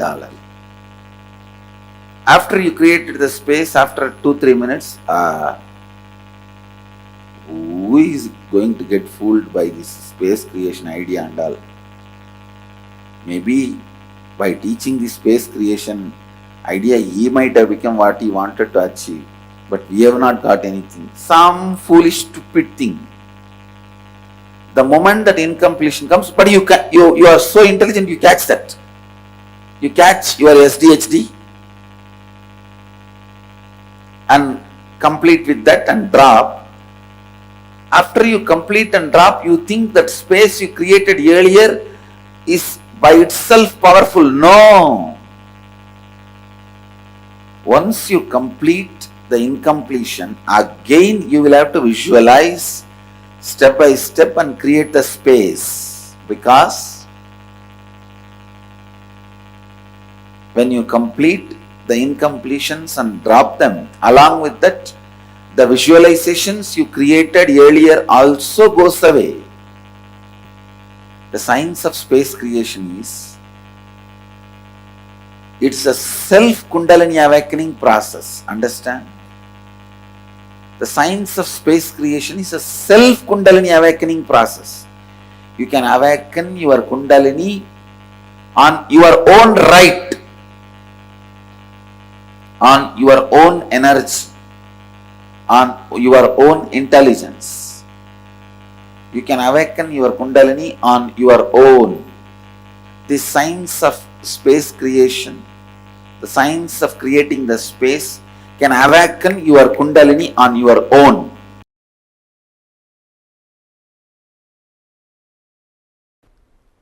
Most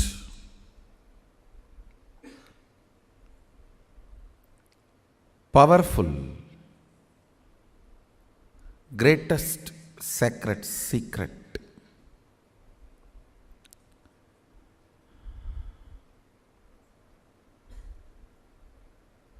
greatest Satya,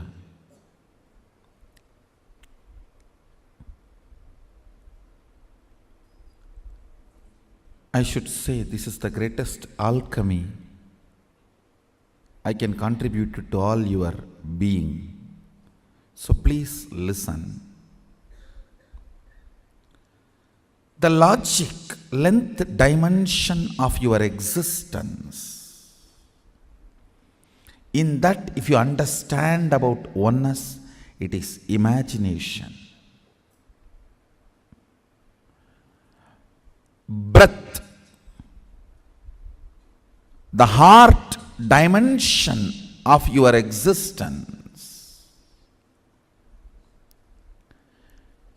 If you are able to grasp oneness in that level, it can be visualization. of oneness, the depth dimension.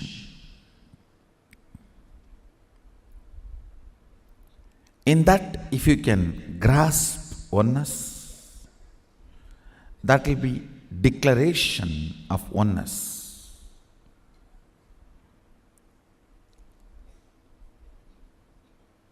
In time dimension, you just need to manifest ferociousness. So, this imagination about oneness, visualization about oneness, declaration of oneness gets into your space, your akasha. That is when the Mahasadashivatva, that is where the Mahasadashivatva manifests. Length, breadth, depth of a person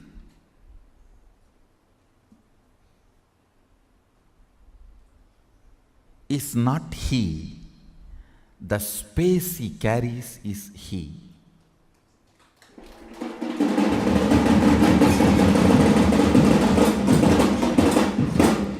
When I say length, breadth, depth of a person, I speak in both the meanings. One, logic, heart and cognition. Length, logic, breadth, heart, depth, cognition. This three does not really constitute a person. And length, breadth, depth of the size, shape. Size and shape does not constitute a person. That is why you fall in love with the size and shape, get frightened when you see the space. Be very clear.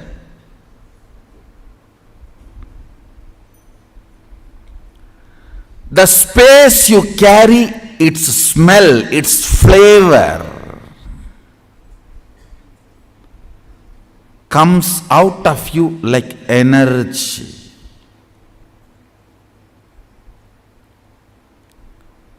Like energy.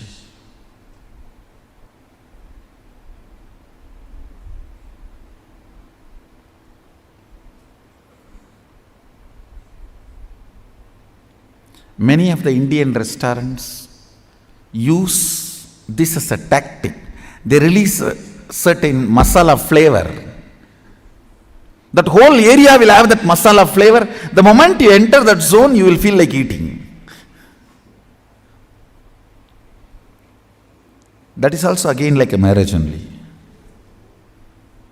You go to the restaurant and you order what do you want.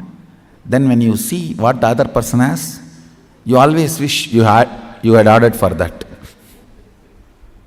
And the other person is feeling the same.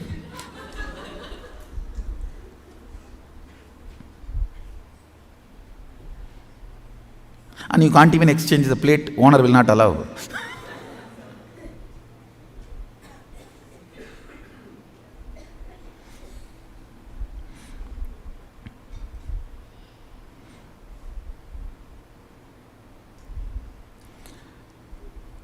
The smell, the flavor of your space,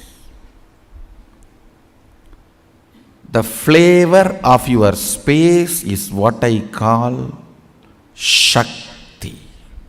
Understand?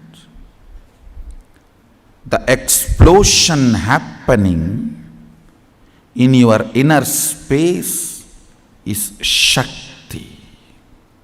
Please listen. This is the good news for you.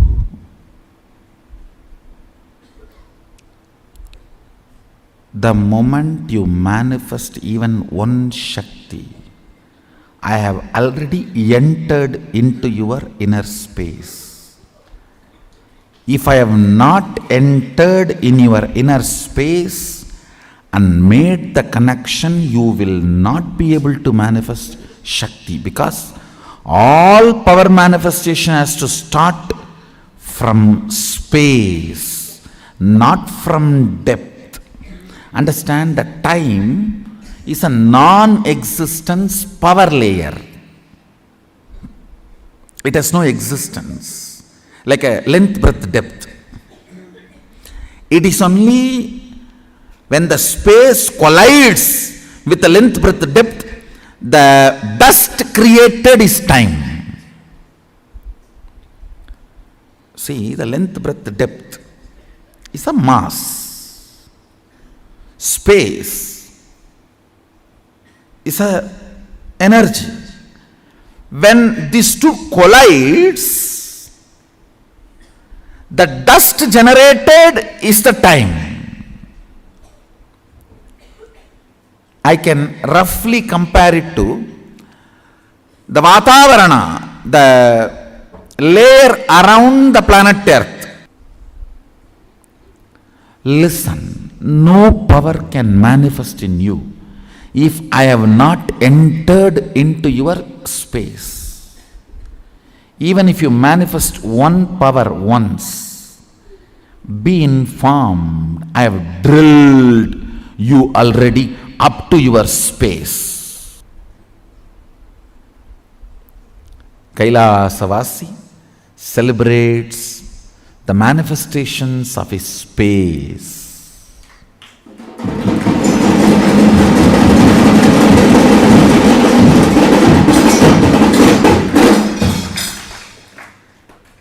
The manifestations of the length, breadth, depth.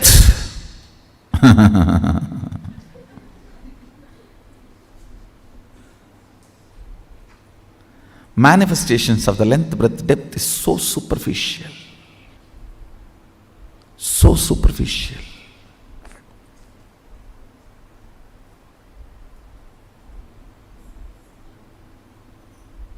They are not worthy.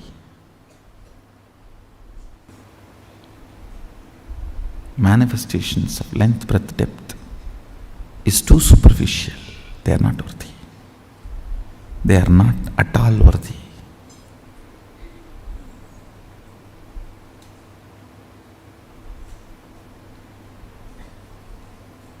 Manifest the space. Celebrate your capabilities based on your power manifesting abilities and space.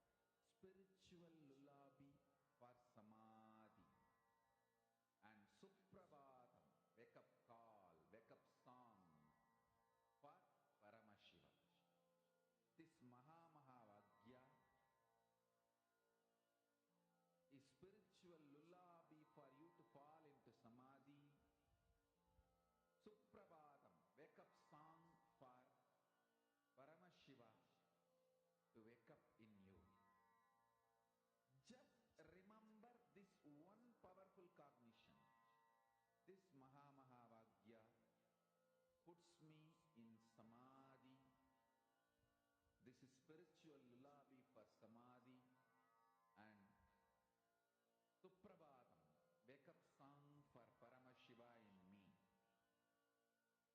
for Paramashiva to manifest. With this one spiritual powerful cognition, chant this Mahavagya.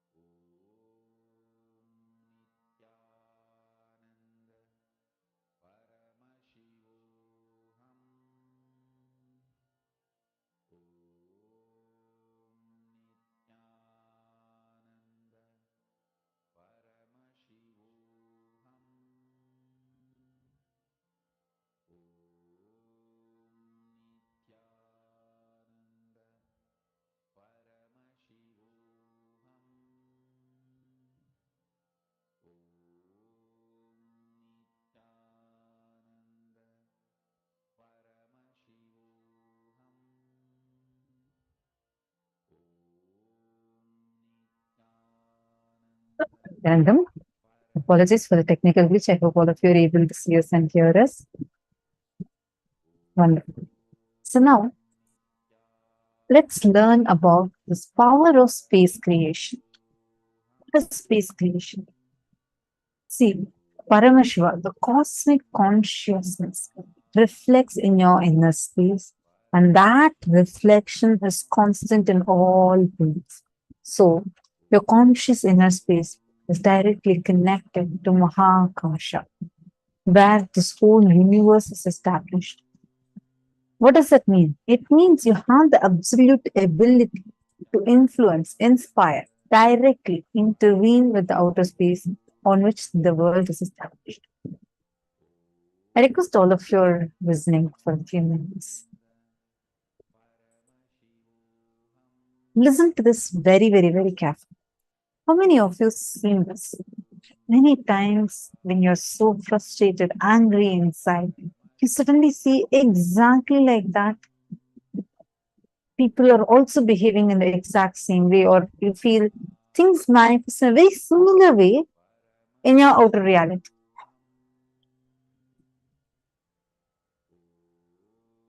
Take a few minutes and please post.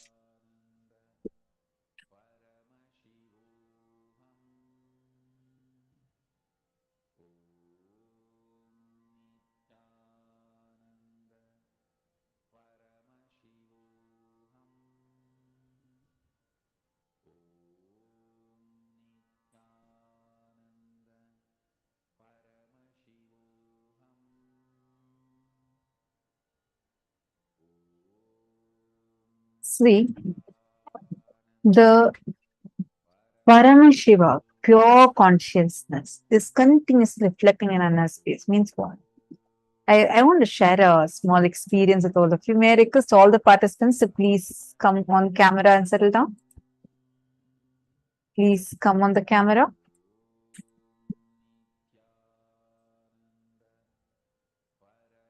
Once there was in Gurukul, Swamiji was teaching us the exact science where Swamiji said,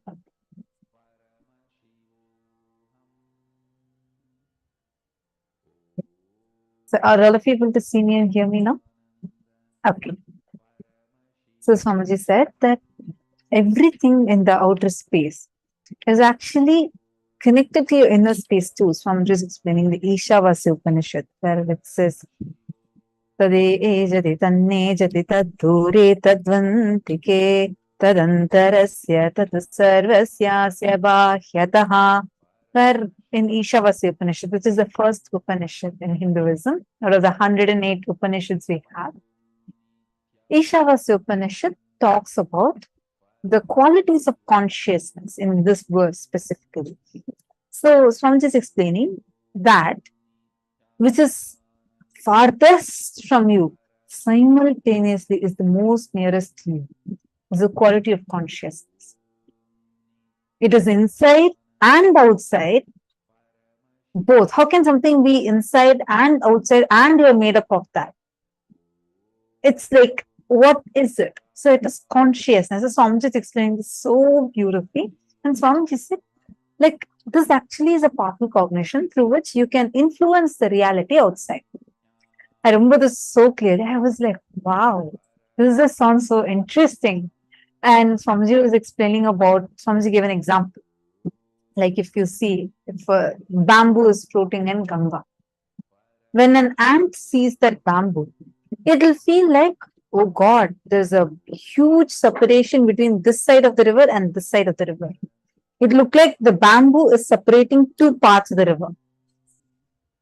But if a human sees the same thing, we will just see it as, oh, this is one stick, but this is flowing in the water. So in reality, never before, never during, never after, the river was ever separate.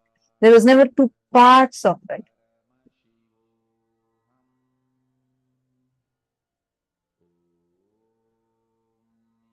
Same thing. The inner space and outer space is deeply connected. You have the power to be able to influence your outer space. This is the power of space creation. So when Swamiji told about this, I was in Gurukul. I remember there's this class happening. This is a very silly small incident, but for me, that gave me such a deep, powerful click. So I was conducting a session where all the Gurukul kids were sitting, especially the small kids were like 7 years old, 8 year olds, and they're so naughty. And they were all jumping and playing and making a lot of noise. In Gurukul, we don't have any concept of violence, anger. So, how the kids operate would be from the space of deep completion. But of course, they'd be very, very, very naughty, right? So, they were all jumping. And I was trying to start this session and I couldn't start. I was trying again to start, but again, I couldn't start. This was going back and forth. And I'm trying to get everybody's attention and listening. There's like hundreds of children sitting over there. One kid told me, hey, why are you trying to, again and again announce in the mic? Just change your inner space. I remembered, yeah, that's what Swamiji told in today's satsang. So let me just try it out. I just sat for a few minutes. I did not talk a word. Before that, at least 15 minutes, I was trying to get there listening, get there listening, get there listening. I just paused. I just looked in. Whatever that day I did, I was wherever I was not in listening, whether in my class, I didn't listen to my teacher, or I had a non-listening space during some other conversation. All that I just sat and declared completion. I just declared completion. Few seconds, all of a sudden, the whole hall, the entire hall was completely quiet. I thought somebody would have come suddenly. The children are all becoming quiet. So I thought like probably some other teacher or a principal would have walked in. I'm looking around, nobody came. And nobody knew. And everybody like, I was asking the kids, wait, till the last 15 minutes, I have been trying to, make it so loud. I was like literally screaming, saying, hey, listen, listen, listen. But none of you listened. But now I just took a few minutes of silence. How come everybody became quiet? They didn't have a logical answer to it. That's another Balasant reminded me. This is what Swamiji is explaining in Satsang. Till before this point, she said, you were having the space of non-listening, exactly life mirrored the same. The moment you declare to be in the space of listening, life is reflecting this. Understand, in every situation, relationships, your career, your boss, who you feel is always firing you, or your colleague who seems to not ever listen to you, everyone, you can have a direct influence over them. Understand, the secret of space needs to be clearly cognized. Paramashiva, the cosmic consciousness, reflects in our inner space. That reflection is constant in all beings. Continuously, Paramashiva is reflecting inside of us. So, your conscious inner space is directly connected to the Mahakasha, where this whole universe is established. It means you have the absolute ability to influence, inspire, directly intervene with the outer space on which the world is established. But just visualize it like a mirror. A mirror, you have a mirror, you hold it against the sunlight. Then you turn the mirror, you see you are able to reflect it on a wall. Am I right?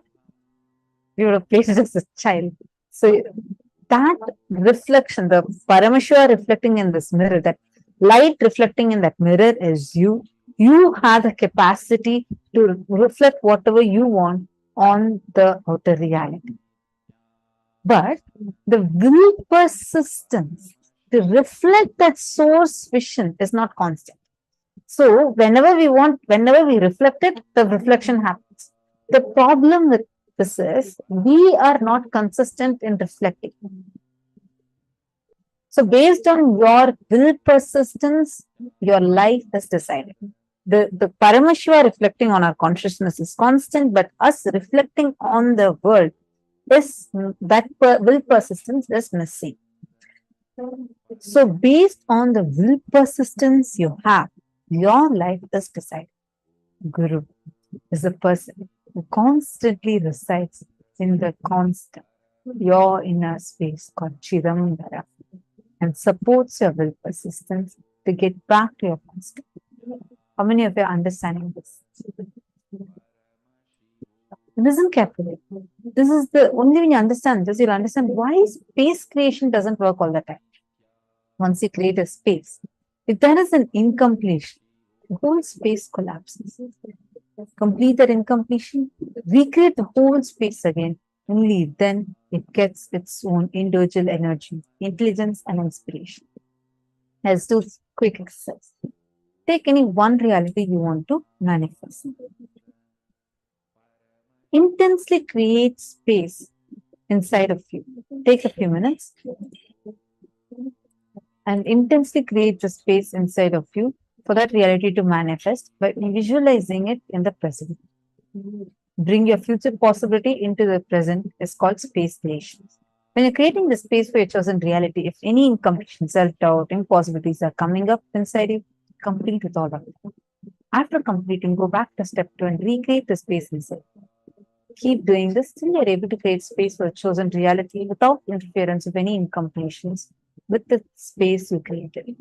Then you will see the space you created will just manifest as reality. This is the science of space creation. Please start now.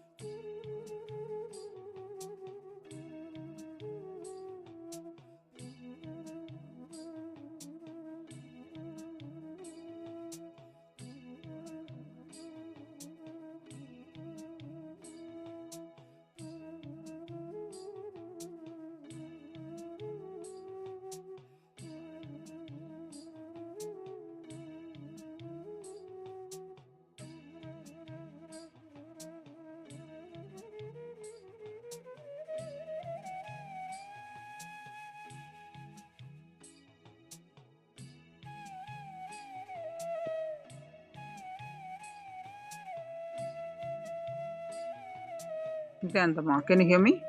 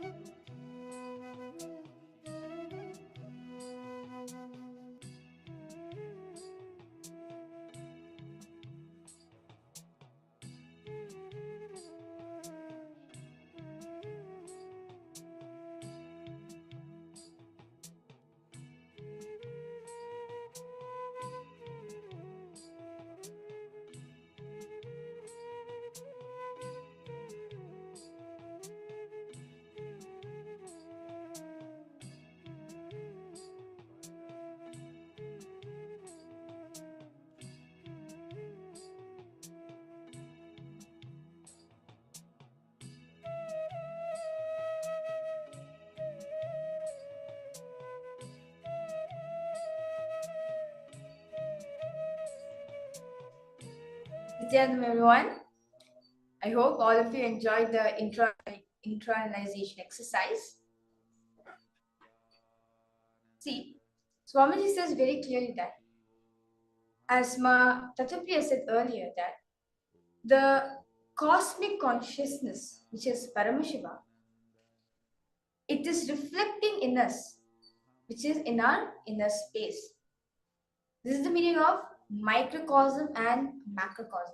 So whatever happens between the macrocosm, it is also happening inside of us, the microcosm.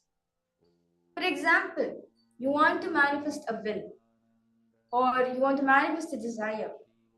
Just out of your will, you manifest. You consciously decide to manifest it. Naturally, it will trigger in the cosmos. That is a space of space creation, where you are the holder, you are the owner. Swamiji said very beautifully in Satsang that either you can test Paramashiva by commanding him and saying that you please manifest all these things for me. Only then I will understand your Paramashiva. Or you pray to Paramashiva, make sure he manifests all the desires you want. Either you command or you pray. But both are the same. When you want to manifest a reality, when you want to manifest a desire, manifest in the space of completion. Naturally, it can directly manifest outside of you. Whatever is happening outside of you, it's nothing but a manifestation of your inside of you. Swamiji says very beautifully, whatever is happening around them is nothing but a reflection which is happening in front of us, which is happening inside of us. Life is nothing but a mirror, what we are holding inside of us. So if you constantly hold yourself that I will not be able to manifest what I want, whatever desires you want to manifest, it won't manifest. Naturally, that only will happen also. But if you think that I have the will, I have the space to manifest whatever I want, it will naturally reflect it outside and you will manifest your desires. Swamiji says very beautifully that Mama Sankalpam Shiva Sankalpam Astu means my will is Shiva's will. So when you want to create space for something, it is your will. Naturally, it also becomes Paramashiva's will. And out of his grace, you will manifest whatever space you want to create, whatever desires you want to manifest. Is everyone understanding this? Okay.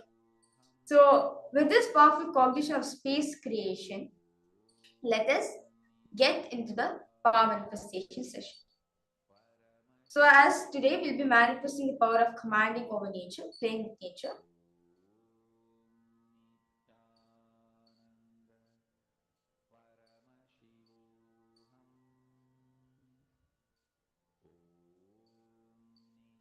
Yes, I request all of you to sit with your head, neck and spine in a straight line.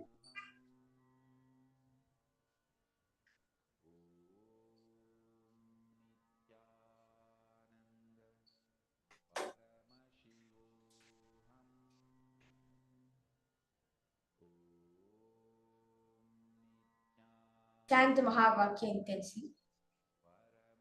Om Nithyananda Paramashivoham. Om Nithyananda Paramashivoham. Om Nithyananda Paramashivoham.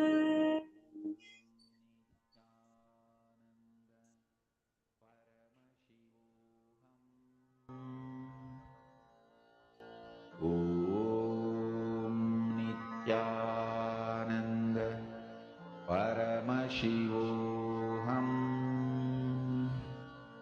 Om Nithyananda Paramashivoham. Om Nithyananda Paramashivoham. until you chant the Mahavakya intensely. Nithyananda Paramashivoham Om Nithyananda Paramashivoham. So in this session, in this round, you'll be commanding the wind, the Vayu Tattva, to turn off a flame. So this power manifestation happens when you connect yourself from the space of oneness with nature. So now I request all of you to light the lamp. Keep it in front of a place where there is no strong winds, or you can keep the lamp in front of you, in front of the camera. So I request all the participants to go get a lamp. You can lit the lamp and keep it in front of you. Make sure you're sitting in an area where there's no strong wind blowing off the fire. Paramashivoham Om Nithyananda Paramashivoham. You can use any type of lamp if you want. If you have a candle, you can use a candle. Or if you have a proper lamp, you can use a lamp also. Anything which can hold the fire, which you can hold flame, it's fine. Nithyananda Paramashivoham. So now, connect to the wind element. Feel extreme love and friendliness towards it. Bring the space of oneness in and connect to Swamiji. Visualize Swamiji in the third eye. Now, chant the Mahavakya. Look intensely at the fire with all your three eyes open and increase the wind around you to turn off the flame. You command the Paramashivoham to increase the wind around you. Make a strong breeze happen in the area where you're sitting and turn off the flame. You do not switch on. You do not purposely switch off the flame. Through the power of commanding the wind element, the fire should be switched off. So I request everyone to start manifesting the power. Continue chanting the Mahavakya. If at all you feel any doubts that you will not be able to manifest, just drop it. If you want to manifest it, if you have the will, naturally it becomes Paramashiva's will. You will manifest this will. So be in a space of oneness. Sit yourself as Paramashiva. Sit as Paramashiva and command the wind element to move. Paramashivoham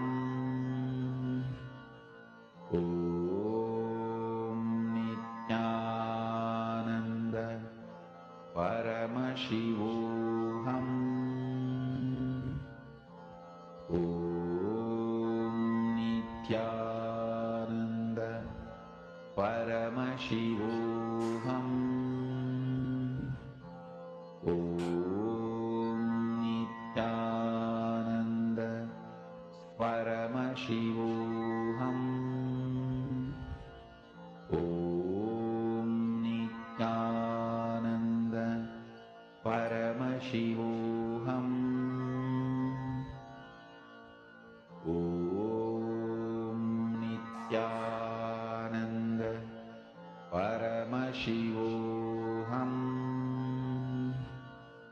Om Nithyananda Paramashivoham Om Nithyananda Paramashivoham Om Nithyananda Paramashivoham Om Nithyananda Paramashivoham Om Nithyananda Paramashivoham Om Nithyananda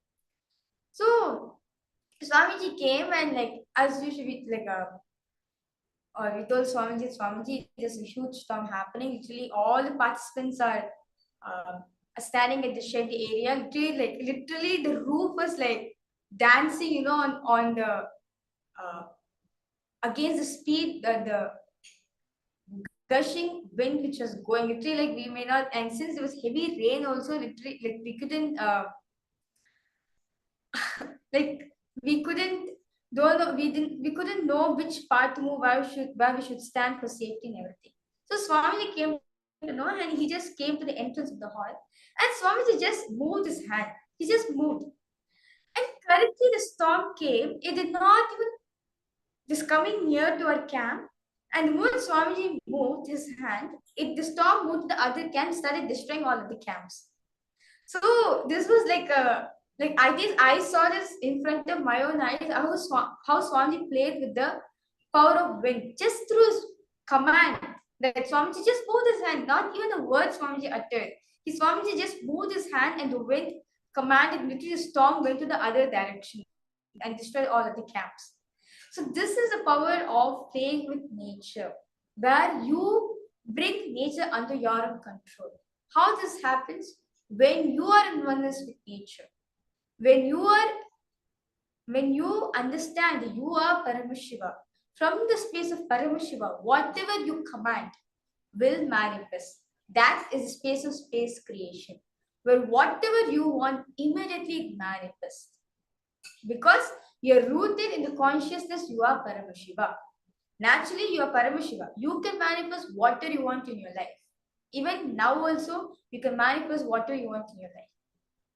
So now let us move ahead to one of the most important and interesting segment we are going to learn. So the next segment, we are going to learn about Nataraja. Who is Nataraja? And what is the Ananda Tana of Nataraja? Why he does the Ananda Tana? So let us directly listen to the revelations of Swamiji, which Swamiji has given.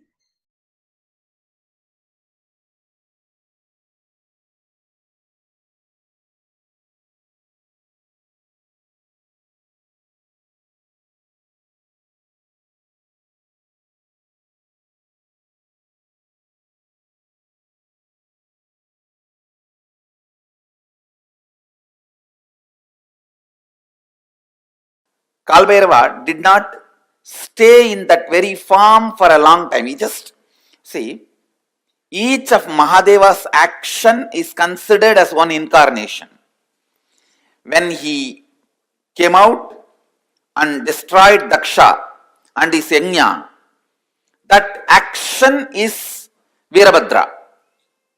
When he came out and destroyed the arrogance of Brahma and gave him Shivoham experience, that action is Kalabhairava.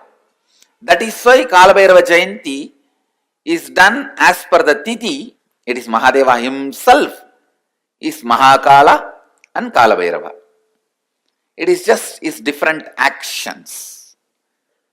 So his action of coming down to remove the ego of Targavana rishis, that only is considered as Dakshinamurti. Dakshinamurti is not separate from Mahadeva. His action of coming down and with a begging bowl, that is Bhikshadana, and his action of teaching enlightenment and giving the experience of Shivoham to Targavana rishis is Dakshinamurti. So his action of seducing all the Rishi Patnis is the Rishabharuda. If you see there is a form of Mahadeva, most handsome form, the Rishabharuda, where he just seduces all the Rishi Patnis and the Rishis were shaken because that is the only weak point they had. They were so proud of everything else. So he wants to expose their weak point to them. So that form, that action is considered as Rishabharuda. So each of his action assumes one form. Given one form, and same way, his action of Ananda Tandava becomes Nataraja. Nataraja is not separate from Mahadeva. When he dances, he is Nataraja. When he sits in Samadhi, he is Kailasanada. When he removes the arrogance of Brahma and gives him Shivoham experience, he is Kalabhairava. When he removes the arrogance of Daksha and gives him Shivoham experience, he is Veerabhadra. So these are various forms of Mahadeva. And when he stands as the light shaft and blesses Brahma and Vishnu and gives them enlightenment, then he is called Arunachala, Lingodbhava. So each of his action is considered as one incarnation. You can see him, touch him and speak to him. Kalabhairava is one of the most powerful expression of Mahadeva. Most powerful expression of Mahadeva.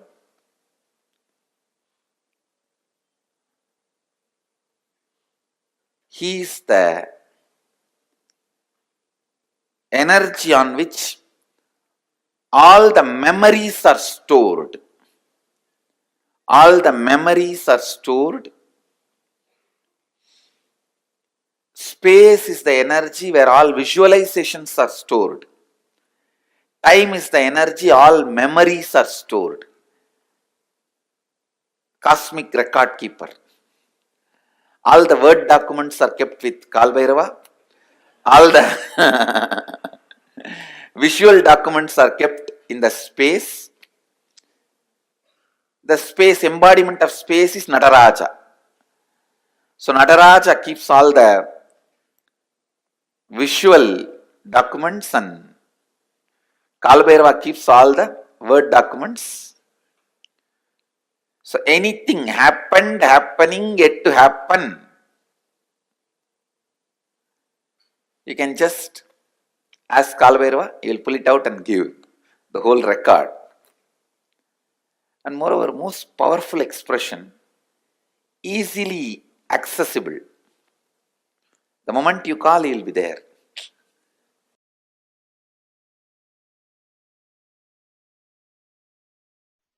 See, Paramashiva's ferociousness is represented by the Kalabhairava. Paramashiva's knowledge is represented by Dakshinamurti. Paramashiva's ecstatic cosmic dance is represented by Nataraja. So Paramashiva's various energies are represented by various forms. His Shukla, the semen energy, which creates this universe.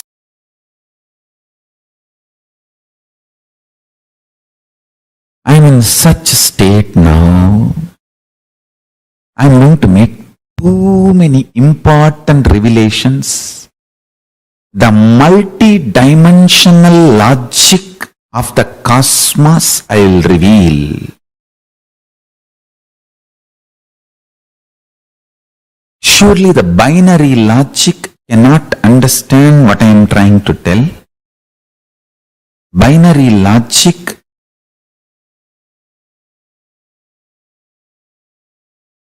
will not be able to, because it is not matured enough, it has not grown up enough to catch the cosmic reality. Understand? If you can grasp a being, conscious being, creating the principles of creation, creating the principles of creation, not just creation, creating the principles of creation with one hand and sustaining the principles of creation, sustenance, rejuvenation, pulling out of delusion and liberation, and rejuvenating in one hand.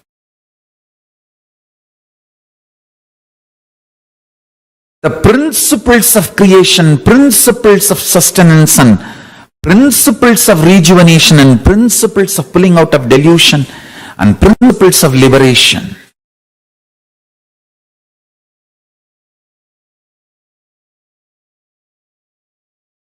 Through one hand, manifesting the principles of manifestation, manifesting the principles of sustenance, principles of rejuvenation, principles of pulling out of delusion, and principles of liberation. Through the other hand, sustaining, not just sustaining what is created, sustaining principles of creation and principles of sustenance. Other hand, not just destroying or rejuvenating, rejuvenating even the principles of rejuvenation. And through the thrown up leg, liberating, and the leg which is pressing the demon, Muyalaka, pulling beings out of delusion. Not just pulling beings alone out of delusion, pulling even the principle of creation, maintenance out of delusion. And with the leg which is thrown up in the air, giving liberation not just to the beings, even to the principle of creation, maintenance, rejuvenation.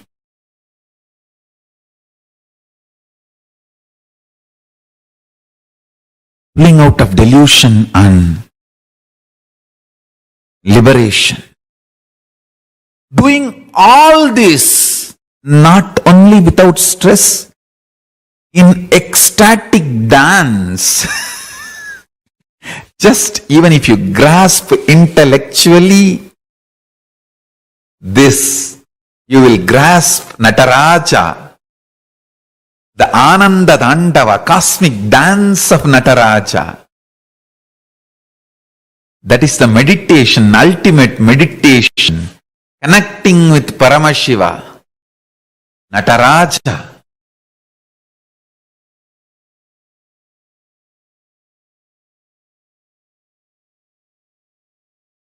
Ananda Tandava, bliss dance, Nataraja, who manifested from Ishana space of Ishana face, PHASE, face, space. Listen carefully. All the other four, Satyojata, Vamadeva, Satyojata, Agora, Vamadeva, Tatpurusha, all these other are FACES, faces, and PHASES, spaces of Paramashiva. Ishana is face, space, space. FACE, PHASE, SPACE, all three. Chidambara. From the Ishana space, Nataraja manifests. Nataraja is the liberating principle. Mukti Tattva. Understand?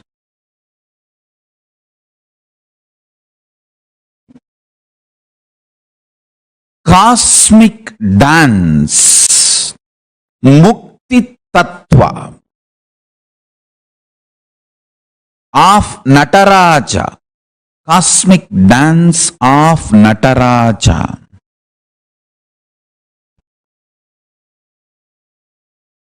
Is the ultimate liberating principle. I will map it to your prajna now and support you and make you manifest this as a reality. listen carefully. I'll bring it down to my prajna and manifest it in all your prajna and make it into vijnana. Listen. Paramashiva, when he was dancing, suddenly one anklet falls, but he is not stopping the dance. He doesn't feel stuck. He doesn't bother about the so-called perfection. Understand? He is an absolute perfectionist. But when he is dancing, perfectionism does not stop his action.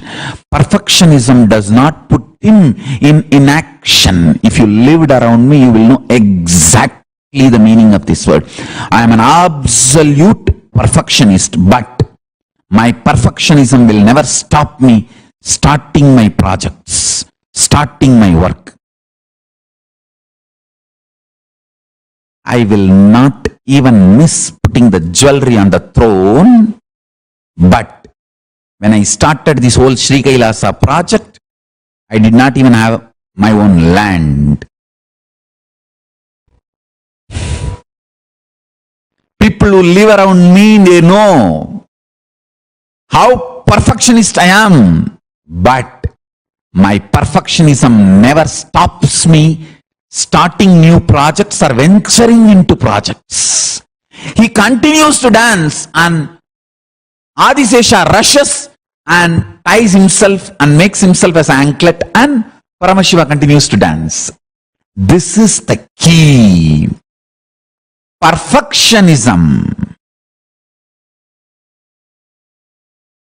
which does not make you stop or feel stuck and capped, is the liberating principlic action. Understand? You cannot see more perfect than Paramashiva's Ananda Tandava. But when his anklet falls, he doesn't wait. He continues. In your life, either you give up perfectionism or you give up beginning, initiating, continuously moving. In these two, you give up any one. That is what is delusion. Listen, feeling stuck is the only sin in the life. Cosmos does not feel stuck just because of its nature of not feeling stuck. It manifests the space of perfectionism. Understand? Listen to what I am talking intensely. Intense action. Start 10 projects. If you are stuck, feeling stuck in one project, go on be doing other 9. By the time you're pushing the other 9, this feeling stuck will dissolve. Understand, there is no such thing as stuck in reality. It is always only feeling stuck. Eschatology does not exist in Paramashivoham. Everything is ontology. There is no end. Understand that. There is no end. Paramashiva Tandava of cosmos.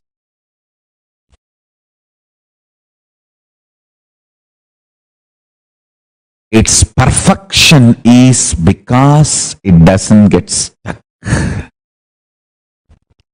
Stop feeling stuck. Stop being stuck. You will manifest perfectionism. Understand?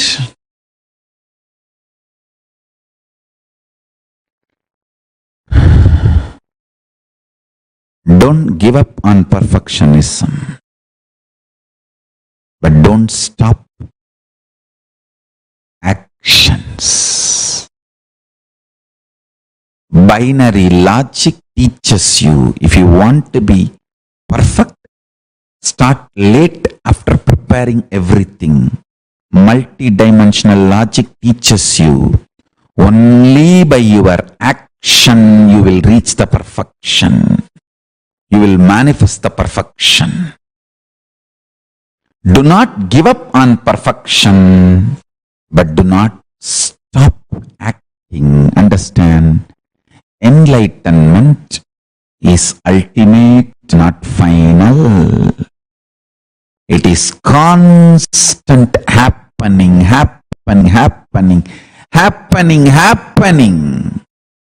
In few days you will see the whole satsang background and the way it is going to be relayed. It's all going to be next level.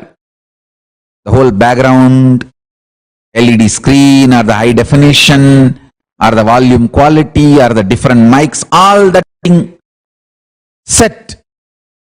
It's going to be next level.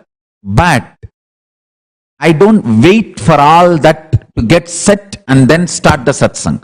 Then I'll never be able to start. I know the great Shiva Bhuta Ganas work around me. I just start the dance by its intensity. Perfection to perfection to perfection to perfection manifests.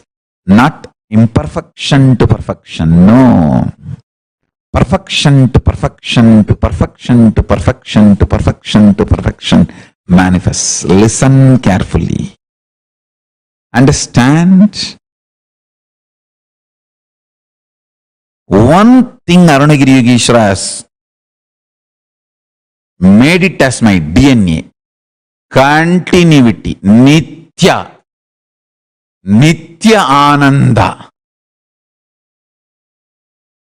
Continuous. I tell you.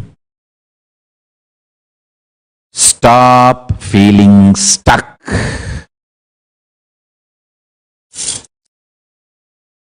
Stuck.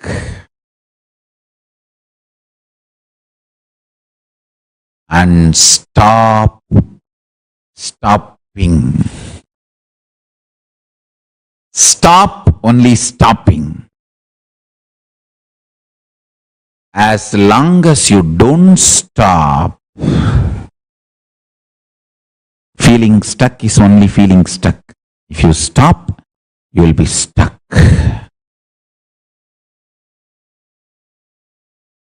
I still remember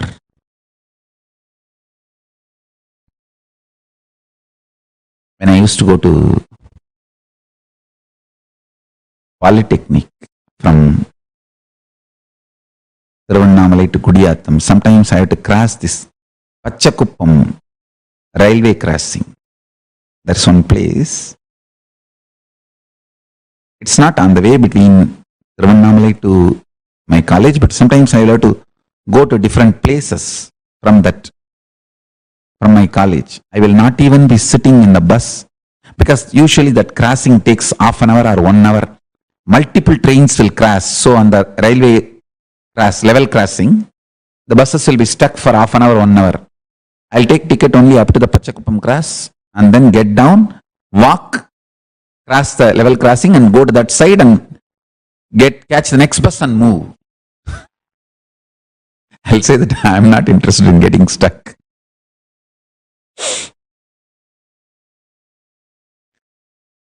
I'm ready to walk.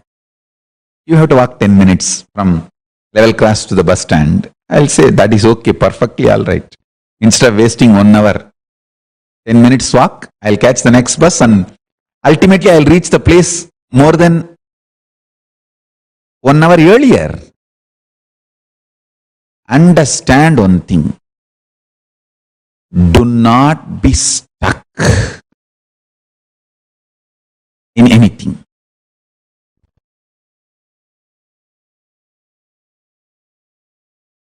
Nothing is a bad decision in your life other than being stuck. Being stuck is only delusion, only trobhava, only negativity.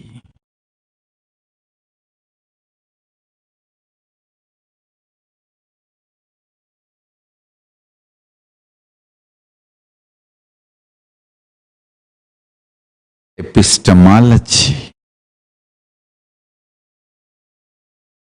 of the human nature. Understand? The origin, nature, methods and limits of human knowledge. I am teaching you the epistemology of Paramashivoham, essence of epistemology of Paramashivoham. Be like Nataraja, continue dancing.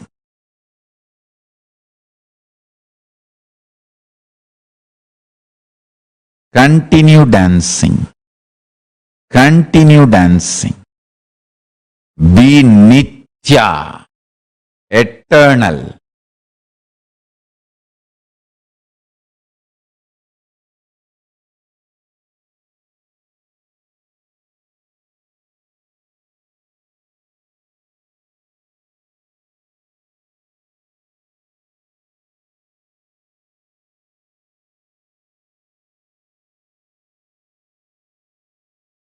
Nothing is wrong decision if your whole life is seen together other than feeling stuck or being stuck.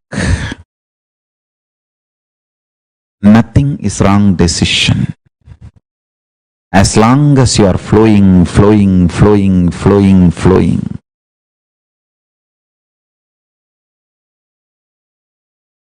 Nothing is a wrong decision. As long as you are flowing, flowing, flowing.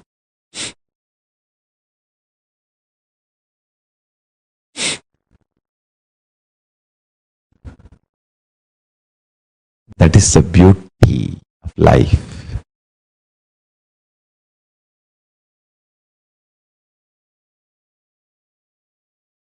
Dance.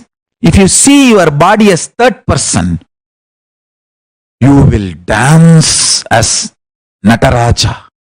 Your body will just fly like a feather. You will be so light.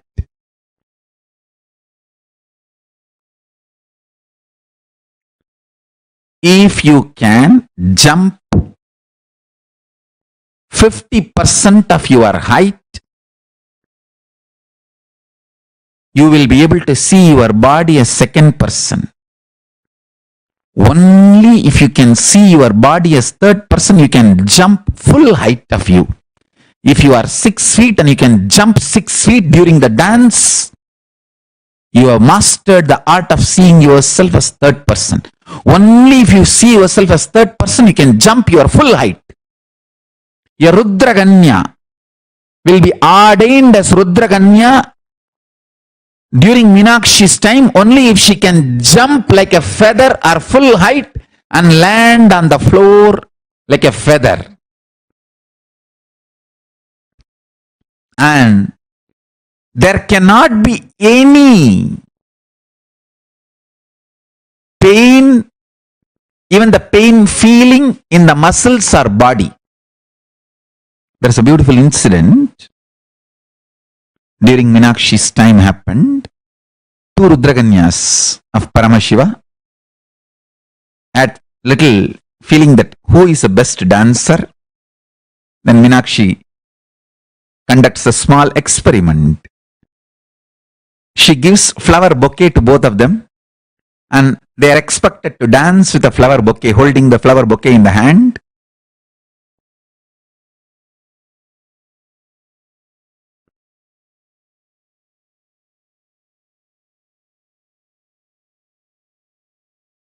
They danced. In between, one Rudraganya dropped the flower bouquet from the hand because In both flower bouquets, there was scorpion. If you hold the flower bouquet lightly, during all your moments, Scorpion did not feel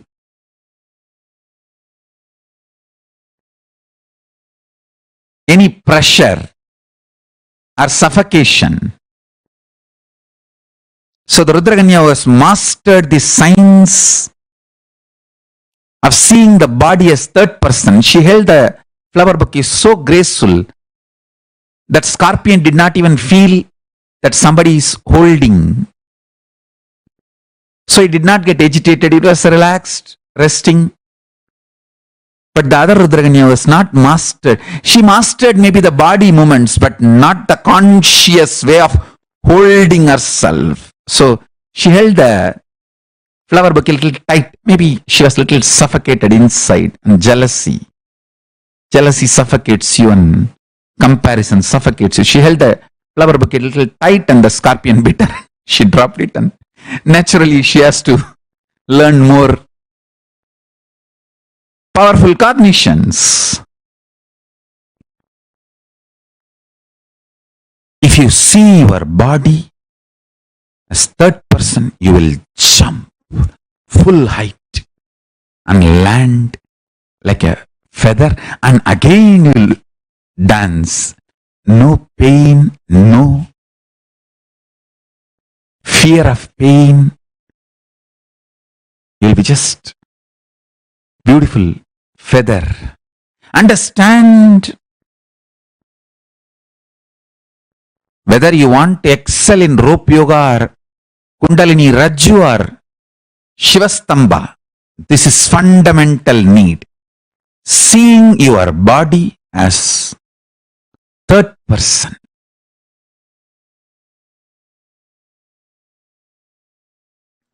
Productivity of life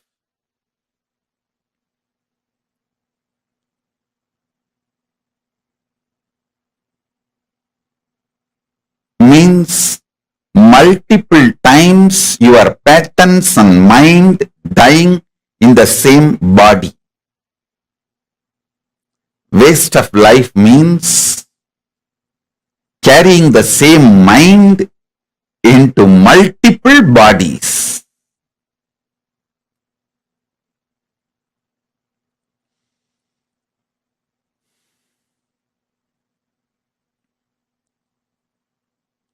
Listen.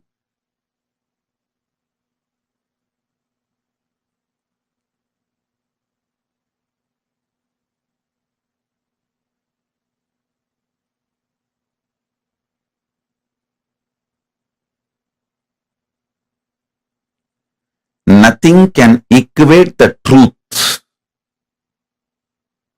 about life.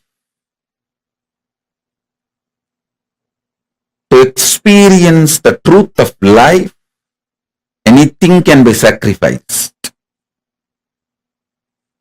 Experience this one truth.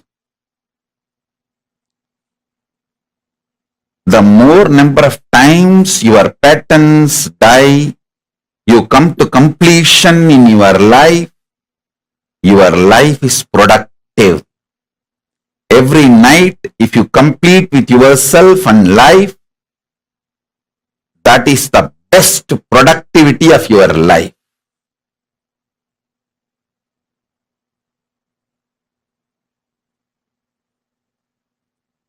Few minutes I'll give you.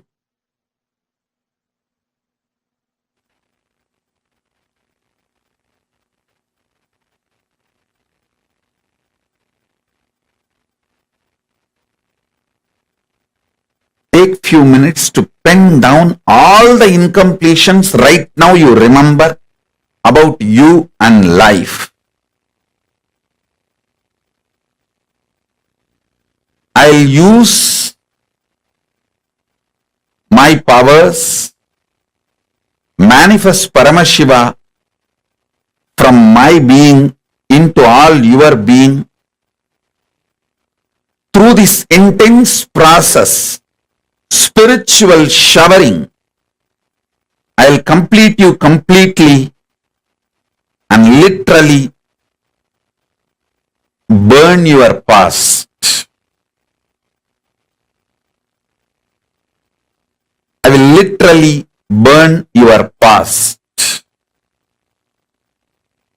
Once I burn your past, I'll take you into Paramashivoham. Sit with your eyes closed. Take a paper and pen. Write with your eyes closed. Because with your eyes closed, you can remember well and go on be writing. Take these few minutes to pick up paper and pen. Sit with your eyes closed and start writing your incompletions. Please listen. If you finished writing, once you finished writing, you can sit. I'll start the process then. But while you are writing, keep your eyes closed.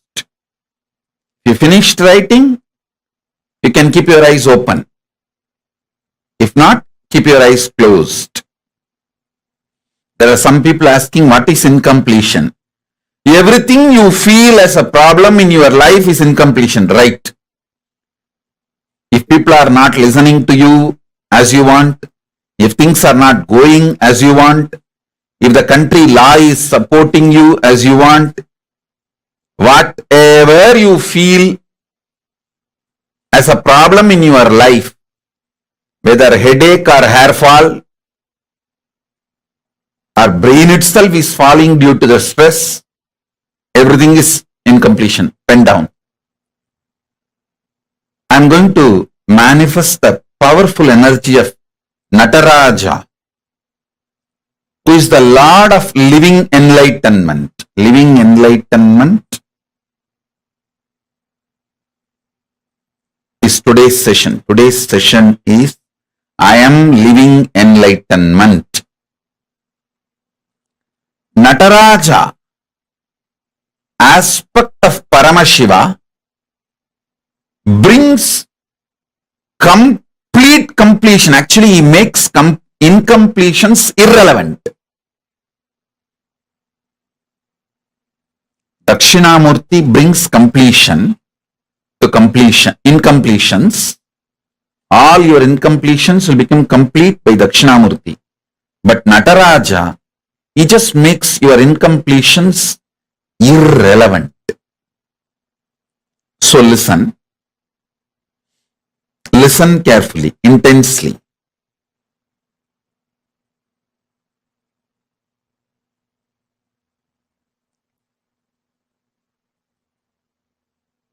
I'm going to manifest intensely Nataraja,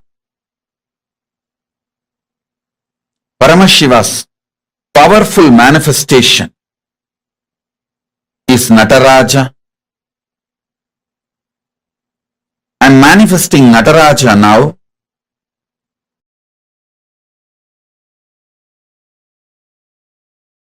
Listen, just listen to this one truth. Paramashiva himself doing this cosmic dance now.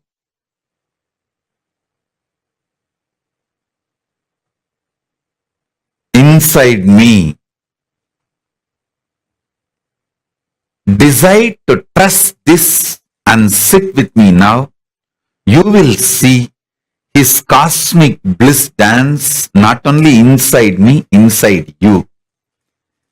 Inside my Chidambara. See, Chidambara means Chidagasa, heart center, where this Nataraja is dancing.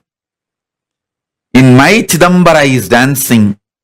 He will dance in your Chidambara also, because all our Chidambaras are one and the same, connected.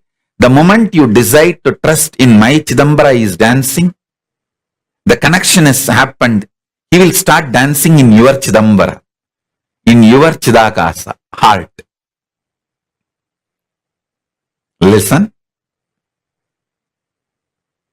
He is dancing right now in my heart, doing Ananda Tandava. If you decide to feel connected to this introduction of me, he will right now start dancing in your heart. So you don't need to close your eyes. You can sit with eyes wide open, or you can even dance. If you know Bharatanatyam, do Bharatanatyam. If you know Kuchipudi, do Kuchipudi. If you know just Gumanguttu, you do just Gumanguttu. If you know only the Kailasa Buddha Dandava, how we jump in our programs, and if you, that is called Kailasa Buddha Dandava. There is no any special knowledge required, just a bliss. Paramashiva is jumping, so we jump, that's all. Kut. If you know that, you can do anything. Just if you decide to connect, trust. Paramashiva is doing Ananda Dandava in my inner space. Understand? I am declaring very clearly. Paramashiva is doing Ananda Tandava right now in my inner space. If you decide to connect with this truth and be with me now, he will do the same Ananda Tandava in you. Let this Shaktipada and Shaktinipada happen. Enjoy, experience Ani Tirumanjanam.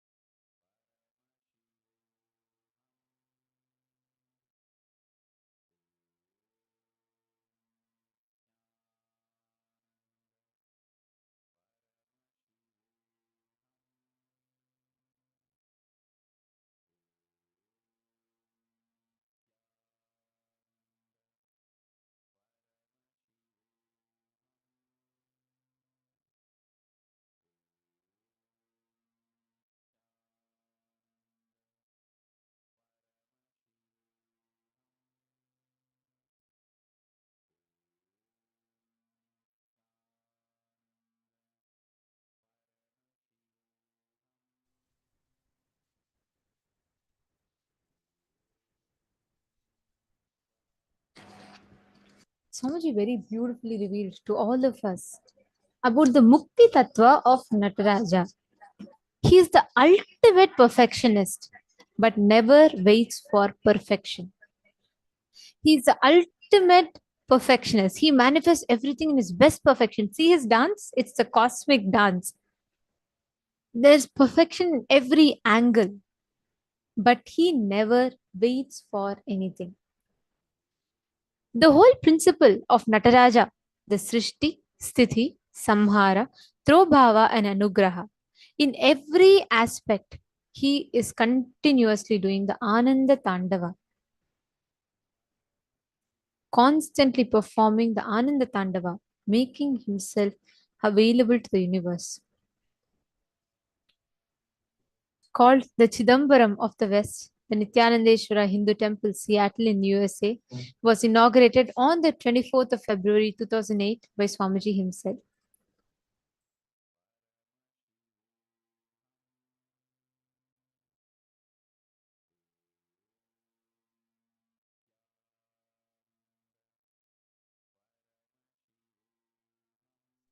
The whole truth that Nataraja represents is this.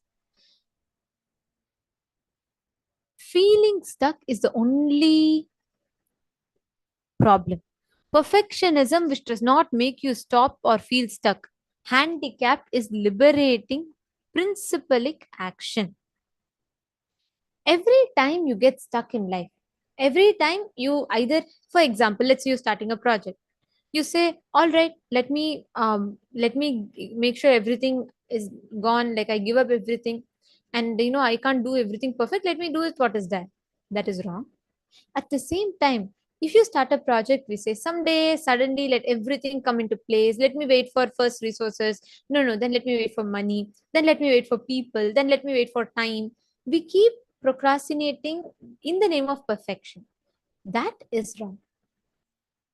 The liberating action where you are remaining the perfectionist but continuously not waiting on something, not being stuck on something. The perfectionism which does not make you stop or feel stuck, that is the liberating action. Feeling stuck is the only sin in life. Stop feeling stuck. Stop being stuck. You will manifest perfectionism. But even to understand this, let us all do a very quick exercise. I request each of you to pen down all the incompletions you remember about you and life, everything you feel as a problem in your life, as an incompletion in your life. If people are not listening as you want, if things are not going as you want, whatever you feel as a problem in your life, write it down. Take a few minutes. I request every one of you to list it down in detail.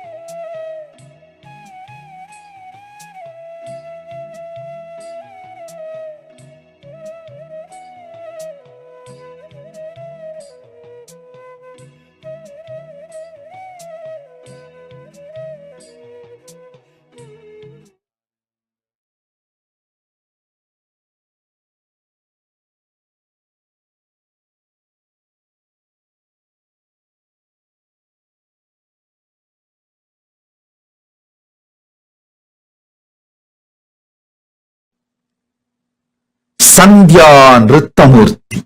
See, Sandhya means the day and night meeting, and destruction, pralaya, and creation meeting. For you to understand roughly, you can roughly understand as ice age. During every ice age, he dances the cosmic dance. That is called Sandhya Tandava. Listen. Whenever you feel everything in your life is falling apart, suddenly business is collapsing, wife is leaving, and kids are not listening to you. It's almost like your whole life is going. What do you think as your life is going? Health is failing. Whenever you feel that pralaya is happening in you, meditate on the Sandhya Nrittamurti. Invoke him. Mahadeva, you are doing your Sandhya Nritya in my life. Just show me you are doing the Sandhya Nritya. That's enough. He will simply manifest auspiciousness in you. Listen. He just wants you to know he is doing Sandhya Tandava in your life. If you recognize it, you will say, all right, come on. Now, it is time. Let's start the creation. Let the new yuga start. Let the new universe manifest. Let the new life manifest. If you want new life to manifest in you, connect with Sandhya Tandava Murti. Nritta means Tandava.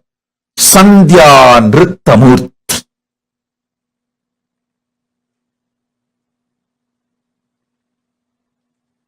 Tandava goes through certain discipline.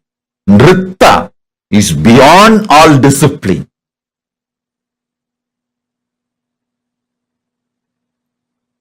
So, if you feel things are falling apart in your life, connect with Sandhya Nritta Murti. Mahadeva, Paramashiva, I know you are doing Sandhya Nritta in me. Just reveal that you are doing Sandhya Nritta, so I will be in peace. That's all. You will feel very shy. Hey, this fellow caught me. Now he knows my Leela. Okay, come on. All right. I'll create the new life for you. I'll manifest new life for you. Delusion will delude you as long as you have not recognized the delusion is deluding you. The moment you recognize delusion is deluding you, it can no more delude you. Delusion cannot delude you. The moment you recognize delusion is deluding you.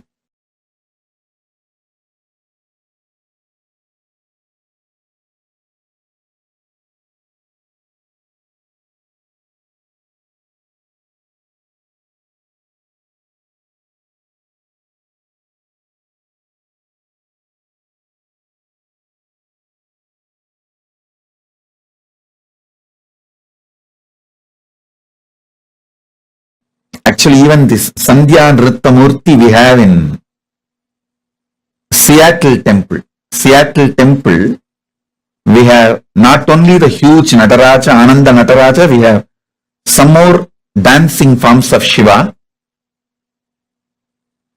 I think we have done some, that 108 dancing forms of Shiva, and sent to different temples few deities, few forms. So Seattle has Ananda Tandava, as in Chidambaram, and Sandhya Nritta Murti, and even Los Angeles has few more Tandavas of Paramashiva's forms.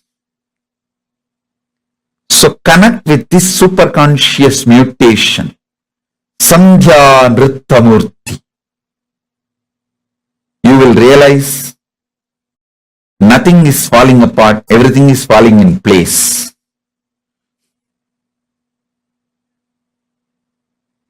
If you know Paramashiva, you will know everything falls in place. If you don't know Paramashiva, you may be deluded thinking everything is falling apart.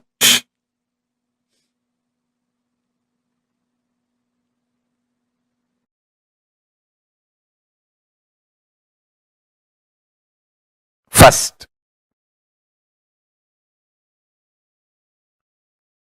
Paramashiva does the 5 actions: creation, manifestation, srishti, sustenance, maintenance, sthiti in Sanskrit, samhara means rejuvenation, destruction, throbhava means pulling out of delusion, anugraha means liberation, enlightening. I will repeat. Srishti, creation, manifestation, sthiti, maintenance, sustenance, samhara, rejuvenation,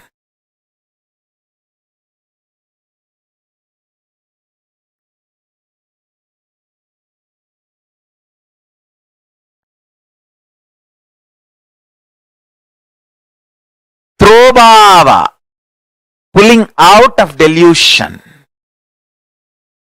anugraha, liberating, enlightening. So understand few things.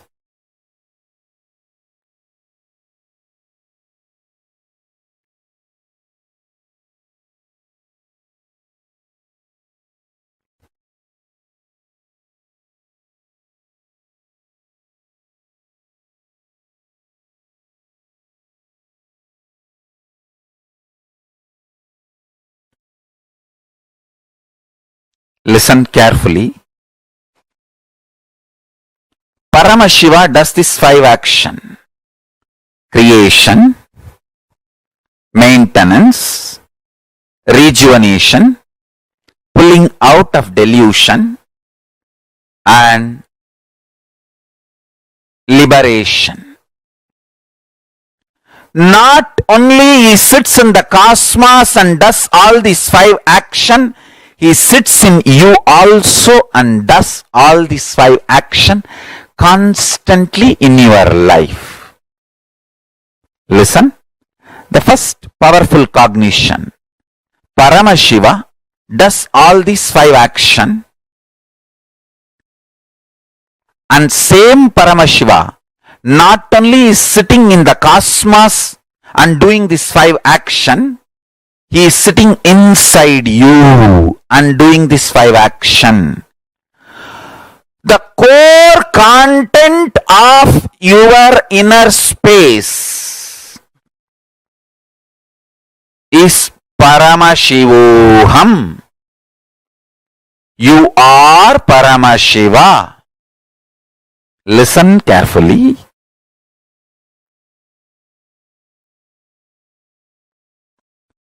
This truth, you are Paramashiva, is the ultimate truth. Your day-to-day life facts may not immediately match the truth. But if you just sit and start digesting this truth, you will see the day-to-day facts and the ultimate truth both matches. When you realize day-to-day facts, ultimate truth matches, it is called enlightenment. When you realize, wake up, yes, the day-to-day facts and the ultimate truth is matching. That is called enlightenment. Listen carefully. The ultimate truth I am telling you now, you are Paramashiva. And your day-to-day facts immediately don't match. No. There are too many conflicts, confusions.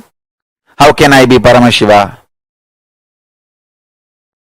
But if you sit and understand, if you bring love in your life, love, deep love for everything happening,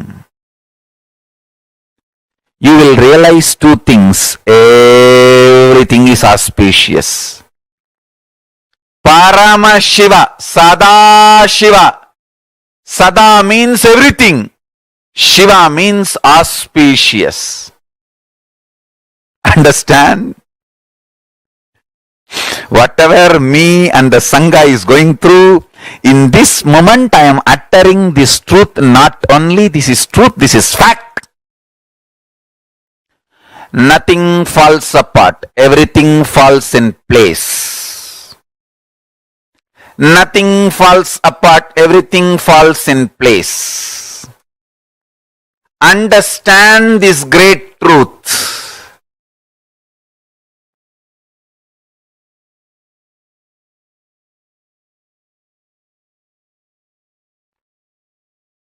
Have tremendous sympathy, love, compassion for life. It is the atmosphere, ecosystem of love, compassion, sympathy. That is the atmosphere where these higher realities are realized, manifested.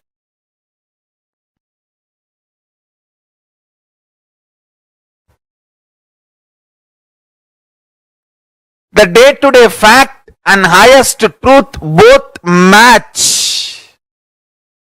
Highest truth only manifests as day-to-day fact, and you will start realizing that. And you will also know how to manifest the day-to-day life as you want, aligned to the highest fact, highest truth.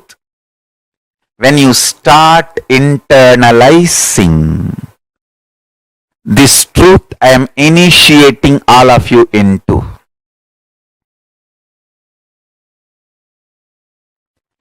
Waiting to get hurt or waiting to feel blessed.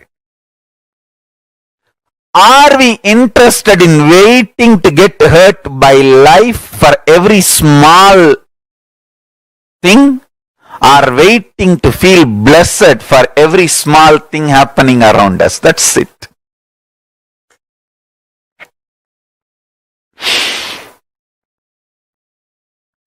Please understand.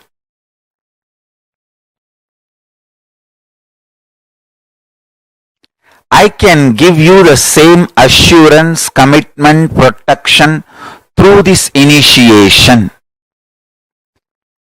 As much as you can start living these powerful cognitions, don't worry, you are not expected to be 100% perfect. You are only expected to be total as much as you can. Be total as much as you can. No need to be perfect. No need to worry about perfection. Start with your totality. More and more strength will start happening. Understand?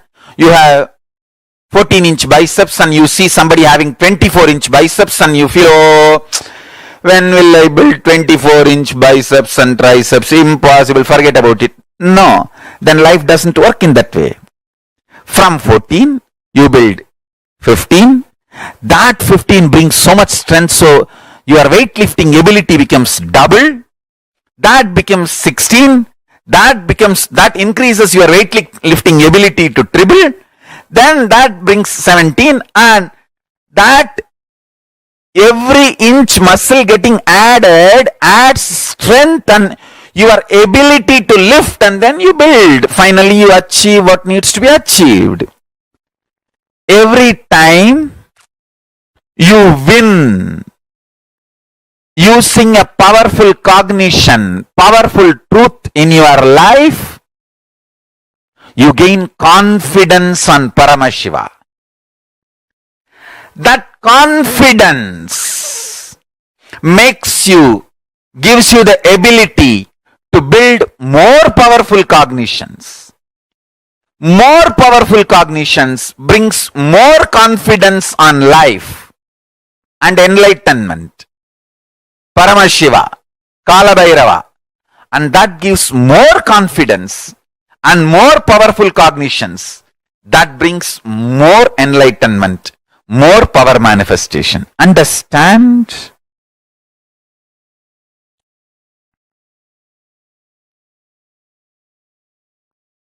Somebody goes to God and asks, God, bless me. Everyone should praise me. Give me the boon. Everyone should praise me and accept me. God said, hey, even I am not accepted by everyone. Why are you asking that? Even I am not praised and accepted by everyone. Don't ask for that.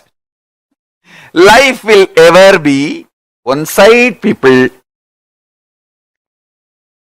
praising you for your contribution. The other side people will be abusing you, attacking you, just because they are feeling deeply anger, violent inside for various reasons. You need to know, are you going to hurt yourself because they are vomiting their pains on you? Are you going to hurt yourself waiting to get hurt by them? No. Or are you going to be very clear and go on contributing to the world what you need to do? Understand, life is for people who decide to go on contributing and do what they need to do. That's it.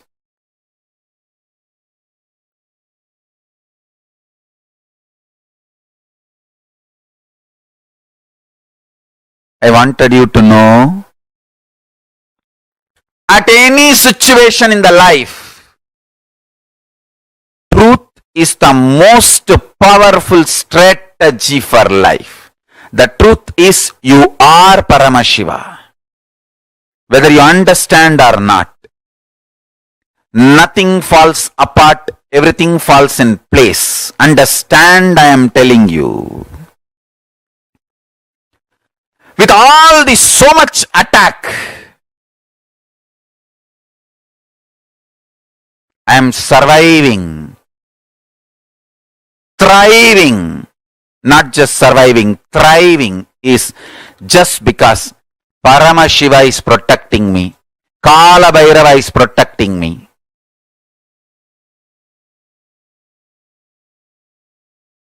Conclusions you arrive cannot affect your conviction you are the ultimate. Whenever you feel there is a ghost, just stare into it, it will disappear because it is nothing but your own projection. If you stare, you will understand there is nothing there, it is my projection from here. It will just settle down into your inner space. You will not see any of your projection. Only when you are in a bipolar mood, half of you is seen and half of you is seer. If you stare and come to awareness, whole of you becomes seer. If all of you becomes seer, you are a Brahmana, Parpan. If whole of you is Parpan, you are a Parpanan. If half of you is seen and half of you is seer, you are a Chandala, bipolar. If whole of you becomes seer, you are a Brahmana. In day to day, whether you are successful or failure, you manifest power or you manifest powerlessness, these are all conclusions you arrive that cannot affect your conviction you are Sadashiva. The conviction Sadashiva cannot be shaken. You are the Para, the ultimate Mahasadashiva. Brahmins call Parabrahma, Vaishnavites call Paramapadam, Shaivites call Parashiva, Shaktas call Parashakti. Para, the space of Para, you are that, the independent, intelligent, active, inspired, charged up, passionate embodiment of Ananta Kalyana Gunas, all the auspiciousness.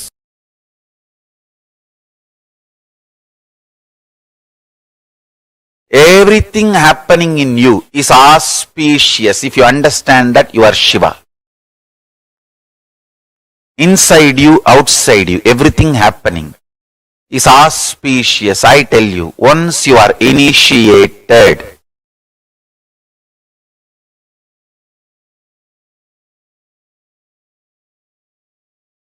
once you are initiated, once you are my disciple, listen very clearly.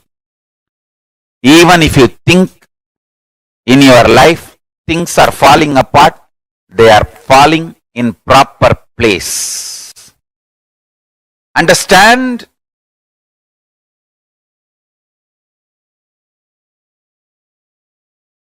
Nothing is falling apart.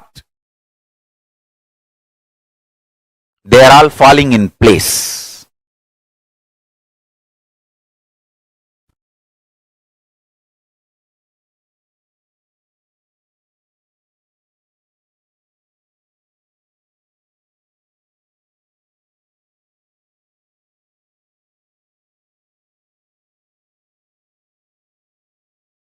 Once you are initiated, you are integrated to Guru, Linga, Sangha. I tell you,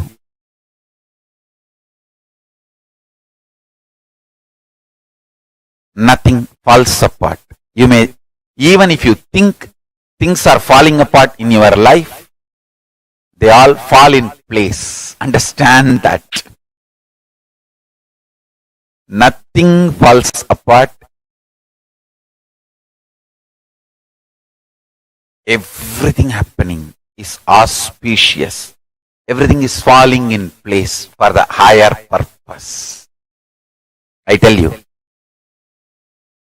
once you sit with that clarity, you are Shiva.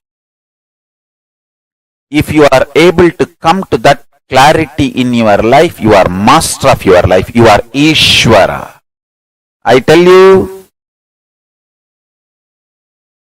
whoever is constantly in firefighting mode internally lives as Jiva. Whoever lives in ferocious mode internally lives as Shiva.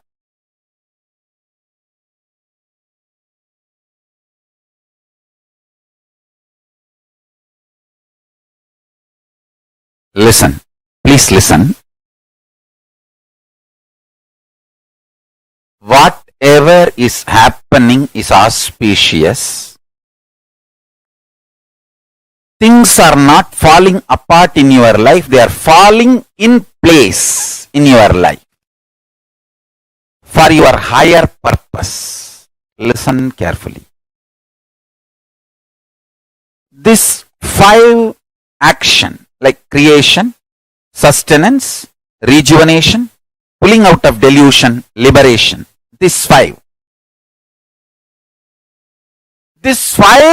principles means like creation of the universe is creation. The permutation combination of this 5 into 5, 25,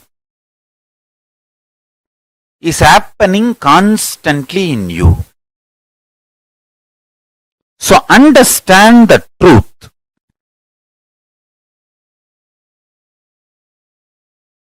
Everything happening in your life is auspiciousness.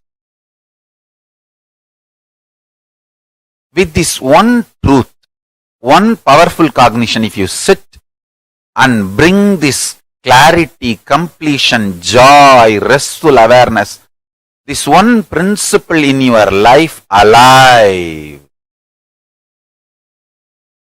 then you are free from death. You are free from death.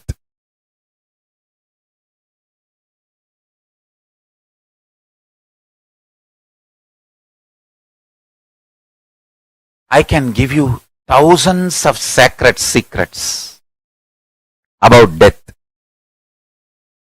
Just catch this one truth. Everything happening in you is this 25 activities happening in your life internally, externally. So be very clear. If you are suddenly having lottery, wealth is getting manifested. If you are losing some money, the destruction of wealth is happening. But that does not mean you are a loser or something is wrong with you. You are Paramashiva. Things are not falling apart. Things are falling in place.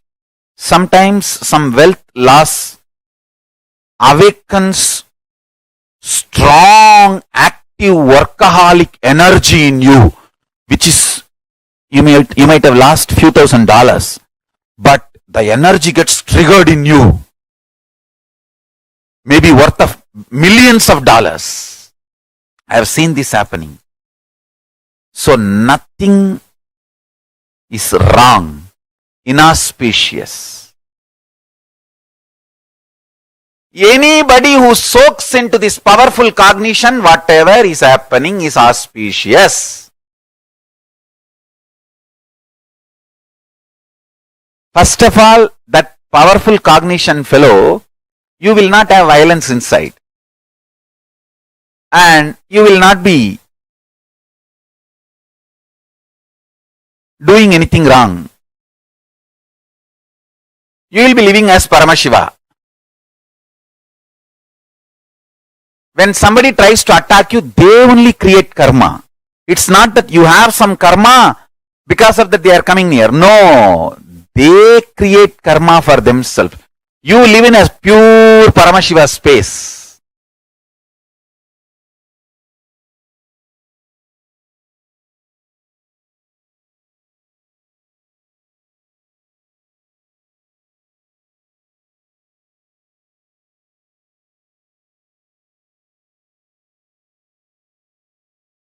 I tell you, when you are integrated to your Guru, the powerful cognitions they manifest, it may be very simple word, but it will just open your Kundalini and make it into reality. Now, I am telling you about the most powerful sacred secret of death. 5 into 5 means creation, sustenance, rejuvenation, pulling out of delusion, liberation. This 5 into 5, this 25 principles is happening now in you. Take this as powerful cognition. And everything happening inside you, outside you is auspiciousness. This powerful cognition will make you intelligent, strategic, brilliant, powerful. It will not make you lazy, tired, bored, powerless. No, understand that. It will bring so much healing and energy, especially when you are my disciple. When you are initiated by me, integrated to me, understand. It just manifests in you like initiation.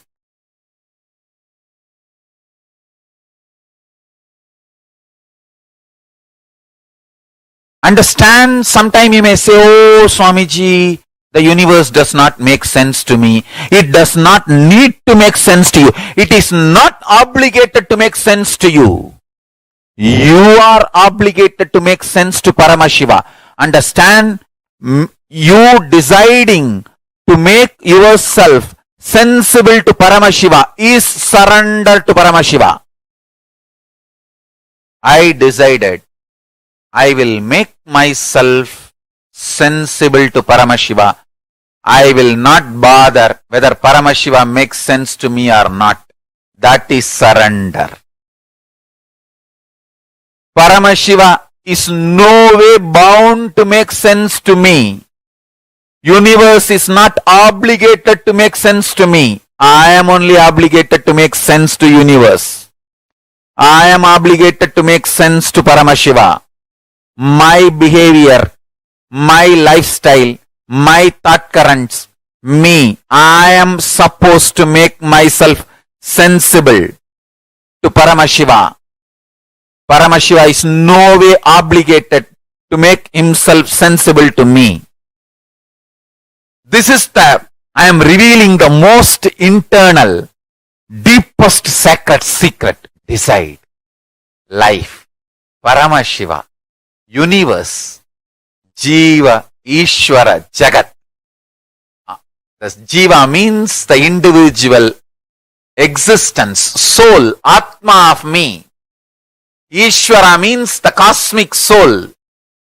Jagat is cosmos. These three put together is Paramashiva. All this is not at all obligated to make sense to me. I am only obligated to make sense to Paramashiva. That is surrender. When I decided that, suddenly I saw everything started making sense to me and he started manifesting through me. I became insider. Understand? As long as you think world, universe should make sense to you, you will be an outsider. When you decide, universe is no way, Paramashiva is no way obligated to make sense to you. You are only obligated to make sense to Paramashiva. You become insider. Paramashiva starts revealing all the truths to you and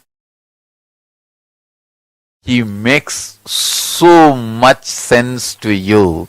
Understand? When Paramashiva starts making sense to you, you feel just with life. Wow! Life is dharmic.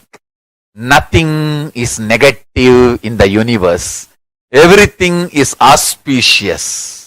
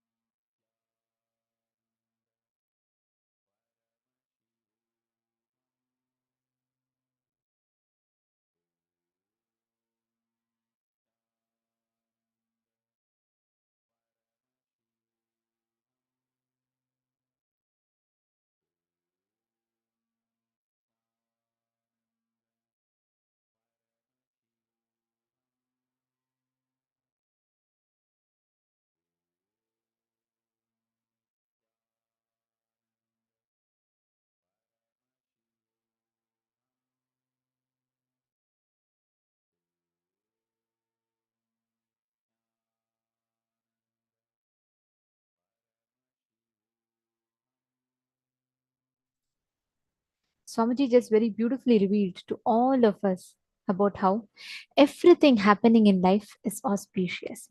Nothing falls up, everything falls in place. No matter the time, no matter the situation, no matter what space you are in, what state you are in, nothing falls apart. Everything falls in place. Every one of us that are here in the program today, this is this one supreme truth that all of us are literally being initiated into through the program today. Swamiji is literally raising all of our consciousness to experience this eternal truth of how nothing falls apart and everything falls into place.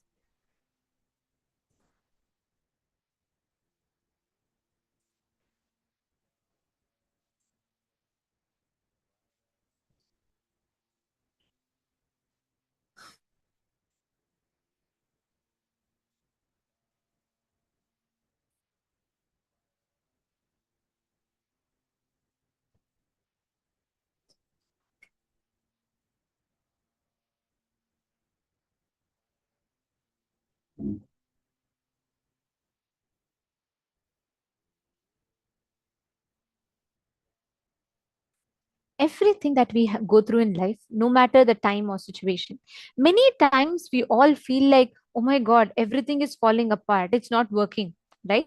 We all think like, oh, I started this, I started something and I tried doing it, but no, I don't think it's going to work anymore. I don't think this is going to work out. We start thinking that things are falling apart. But then Swamiji very beautifully revealed here about how nothing falls apart. Even the worst situation that you think that this is it, you're done, and everything is fallen apart, nothing is going to work, even that is actually auspicious. I request everyone to take a few minutes and share with us. How many of you have experienced this before? Yes, dear team, we have muted all the participants in Sarvadarshan room. We have muted, so sorry for that inconvenience. How many of you have experienced that? Can I request all of you to post? How many of you experienced nothing falls apart? Like you would have something is really going so bad. I'll give you all an example. Suddenly one day your boss rejects your project and you think like, oh God, everything has fallen up. You spent almost 3 months working on a project. Your boss says it's not even worth addressing, and he feels like, it's not even worth it, and he rejects your project. It makes you feel so bad. It makes you feel like everything is fallen apart, but it pushes you to decide just to prove to him you're going to make another business. So you become an entrepreneur, you run a successful startup, and you become successful. Actually, if you see, it would have been that so-called fallen apart situation which would have pushed you to become a successful entrepreneur, right? How many of you have experienced such a situation? Yes, Ma Mailin is saying me, Ma Susan is saying yes, definitely. Ma Shukrendraananda, Ma Prematavasi, Ma Sonia Rao. Come on, how many of you have experienced this before? Where you feel like everything is fallen apart, things are all not working, and it's not going the way you want.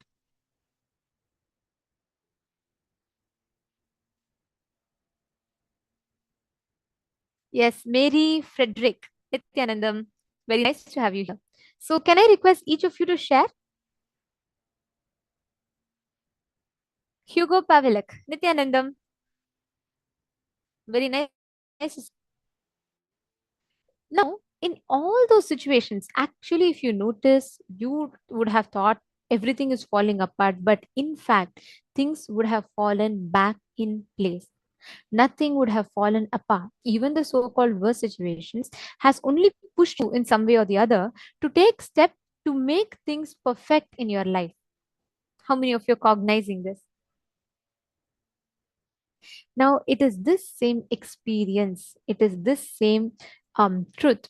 When you cognize, you literally experience that space, ultimate. And now, I request each of you to note down, at least write down 5 to 10 situations in your life where you felt like, okay, it's all done, everything is falling apart, things are not going to work. But actually, if you see, that same situation led you to something which became positive.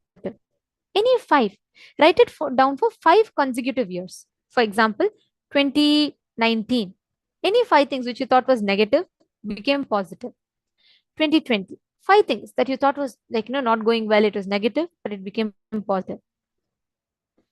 Like for example, let's say the whole lockdown, you thought like I was fired from my job, or there were mass layoffs everywhere, and then I was not able to have a stable income, and all my security, the sources of my security was taken away from me, so it was all inauspicious.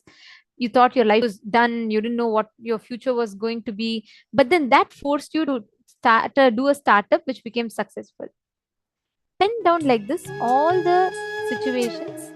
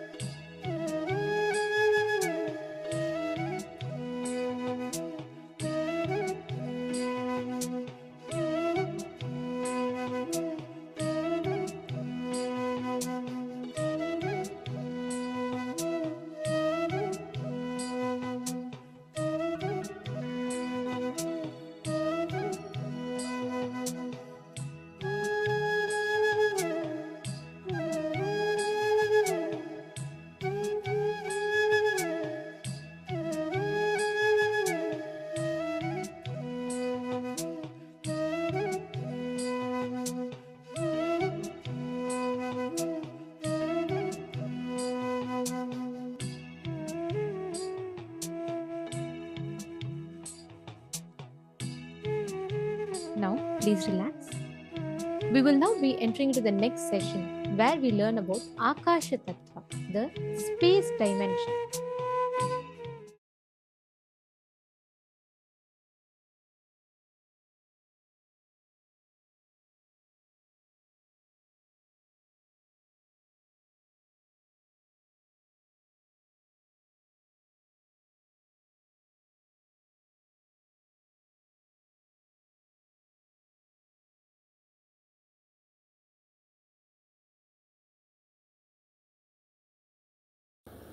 Let me use exactly the word Mahadeva uses. Akasha is modern Sanskrit word. In original Agama, the word Kasha only is there. There is a possibility in that palm leaf. Sometimes this corner of the palm leaf gets broken. So, anyhow, whatever available, even the palm leaf breaking is his action only. So what he left it for us to understand, from that the word Kasha only is there. So let's use that, that's all. Space, simple understanding, where length, breadth, depth, time, all these are dancing, vibrating. That is the aspect called space. It's a very simple understanding, but now I'm going to give you how understanding space is going to have some use for you. See, ultimately our goal is to rest in the highest existence and highest consciousness, what we call as Mahasadashiva. See these simple words: feeling suffocated, irritated, I'm not okay with all these simple words. Only by uttering them again and again, you create that feeling. How many of you understand this? Usage of those words avoided, that experience is also avoided. How many of you understand that? So, can you take 2-3 minutes and pen down, listen carefully. Usage of words in your space, becoming experience, few incident. When you started using these words, cherishing these words, and manifesting those experiences in your space. Just for you to understand, listen, please listen. If two objects are stuck, sound is generated. If a thought is stuck on the space, reality is generated. That's all. Thought, idea, depression, irritation, simple words. How you teach to these teenager kids, how they pick up between when you guys are fighting, I cannot tolerate this, I can't digest this, hell with it, better to die than living like this. All these words, they pick up while both of you fight. And when they use that word on their space, they generate that as an experience. You yourself have done this crime against you. First time when you did this crime, try to remember and pen down. See, where you could have avoided the word and avoided the experience, that is called freedom.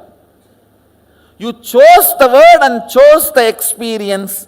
After that, even if you don't choose the word, experience does not leave you, that's called marriage. Bondage. Understand? See, first few times when you use the word, I am irritated, I am agitated, I can't tolerate this, I can't put up with this, better to die than living like this life, hell with you, all these phrases, there is a dance. All these Jerry Springer shows phrases. All these words, listen, when you are using first time and manifesting them as reality, you had a choice not to use them and manifest those experiences and reality. How many of you understand that? So, but after continuous usage and those experiences produced, when that become your normalcy, that is what I can't understand this word normalcy. What is common? What is normal? Most abnormal thing is normal. Most stupid things are common. Now, sometimes people question me, why our kids are taught so much of importance for the language is given. Our balasans are not supposed to even utter the word no, not, all that. Avoid knowing. So much importance is given for their language, because when the language is stuck in the inner space, the reality is generated. Understand the Damaru of Mahadeva dancing in the space of Chidambara generates the cosmos. So the language we use inside is the Damaru of Mahadeva. Whatever is generated here becomes reality. Just remember one or two incidents and write, so you will understand when you started doing this big crime against you, using strong words and generating those ideas and experiences in your inner space stupidly. And same way, even when you use the good words, generated good words or generated bad words, when they hit the space, they become real. Whatever makes the word into real is space. Akasa, kasa. You are an adult. You can choose your words. Try to write both experiences so you understand how initially the word you generate in your space manifests reality. These three words. Taharakasha, Chidakasha, or Katakasha, or Mahakasha. This has two words, Chidakasha and Katakasha, both. Why I am using both words, if you don't manifest what you want as a reality in your space, it is called Katakasha. If you manifest your life as you want, it is called Chitakasha. The state, space where you live, the state, space where you operate. As of now, all of you are operating in this Nithyananda Sabha, am I right? So this is called Katakasha, if you don't manifest what you want as reality. But if you manifest what you want as reality in your breathing space, it's called Chidakasha. Conscious space. Katakasha means mud space. Katam is a mud pot. The space inside the mud pot has no use. The mud pot has any use of the space inside? No, you are saying Gatam. No, Gatam is used for us, not for mud pot. For mud pot, it is a beating. No, he is trying to show, no, there is a use, Gatam. Gatam music is used for whom? For us who generates, not for the Gatam. In your space, listen, your state is Taharakasha, where you exist, Taharavidya. Taharavidya means the knowledge of enlightenment, science. Now, whatever I am talking to you, all this can be classified as Taharavidya. Precisely, if I have to translate that word, grounded in existence. Tahara, grounding you in your soul, Atman, enlightenment, is called Taharavidya. Where you are grounded is called Taharakasha, the space of your life, alive. Your state. the words you generate there and hit you decides the state you are in. Feeling experienced, expanded, joyful, or suffocation, all is within this. How many of you are understanding?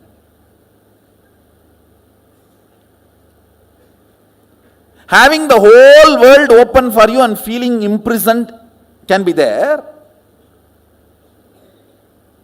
Sitting on one small cave, feeling enlightened can be there. Because it is on Tahara. There are many great sadhus lived in a small cave of remote Himalayas, lived such an ecstatic, glorious space. And there are many people who are flying whole day and night in the space, but feeling imprisoned inside. How many of you are understanding what I am saying? The words you utter, that creates the space you operate. That makes your breathing space as Katakasha or Chitakasha. Chitakasha means consciously generated space. Means if you are uttering all the words consciously, tuning to your life's goal, you create Chitakasha. If you are uttering why without knowing why you are uttering, or because of compulsions, and manifest default reality by fault, that is called Katakasha. Listen, default reality is Katakasha, conscious reality is Chitakasha. These three words, Taharakasha, Katakasha and Chitakasha, and Mahakasha. Mahakasha is whatever exists, that you don't know anything. One good thing about Akasha is it can never get corrupted. It can be easily programmed. Like electricity cannot be corrupted. It may be helping you for last 100 years, but it will not bother to kill you in 1 second if you do something wrong. Same way it may be killing so many people in so many places if something wrong is done. It will not bother to help you if you do it proper circuit. No qualities acquired, no favoritism, and no corruption. That's the quality of space. No favoritism, no quality acquired. It is all about what you want to do from now. That decides the whole programming of the space. That's all. See, only when you are initiated, you use your will. With that will, you manifest something consciously in your space. Only then soul enters into your system. Till then, soul means the jiva is not operative in your system. Your body is alive and functioning because of the vatavarana, not because of the individual soul. He calls it pratyagatma chaitanya jakratam. I will be using this word many times in the satsang also. Individual conscious will awakening and declaring its existence. If you know, yes, I exist, and I have this as a problem, this as an inspiration. Even if you have a problem, it's okay. But your individual will should perceive the problem, only then it will start cracking the code. Understand, the Katakashic existence is called accidental existence. You need to use your will persistence ferociously. You need to break the laws of Katakasha, that is called tapas. Breaking the chains of your Vatavarana by will persistence is called tapas. More tapas, more alive you will feel. That is why in Hindu tradition, if somebody wants to become a king, he will not enter into politics. He will retire to forest and start meditating for 12 years. When he becomes alive and walks into the city, the elephant comes and puts the garland and carries him and puts him on the throne of the king. Whether conquering infrastructure or internal structure, breaking Katakasha by your will is the only thing any human being need to do in the life. Katakasha is the accidental ambience you are breathing, which gives the illusion or delusion you are alive. Your existence is given a delusory idea that you are alive. Because you are breathing, you are made to believe you are alive. Like ups and downs of the wave gives the feeling as if the ocean is alive in that area, even though there is no independent individual energy exists. Listen. Will is not astra, it is shastra. I'll explain these two concepts. Astra means a weapon loaded, pre-planned, pre-programmed and operated. Shastra means power is generated and immediately released is Shastra. Will cannot be programmed earlier and kept and used. No. Now you generate and you release. The good news is, does not need training. Will, to manifest will persistence and will, you need not be trained for 12 years. Person who has tried to have will for 22 years and who is beginning today, both will have the same will. Because will is the weapon from the space which cannot be programmed. Listen carefully. Subtler and subtler you go, they can only be less baggaged, programmed. When you are going in bullock cart, you can carry the whole city. When you go in bus, you will have to reduce. When you go in train, you have to reduce more.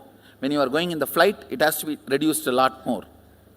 If it is jet, you can only carry pills. The subtler and subtler you go, baggage, the past patterns, compilations, judgments, concepts are not allowed.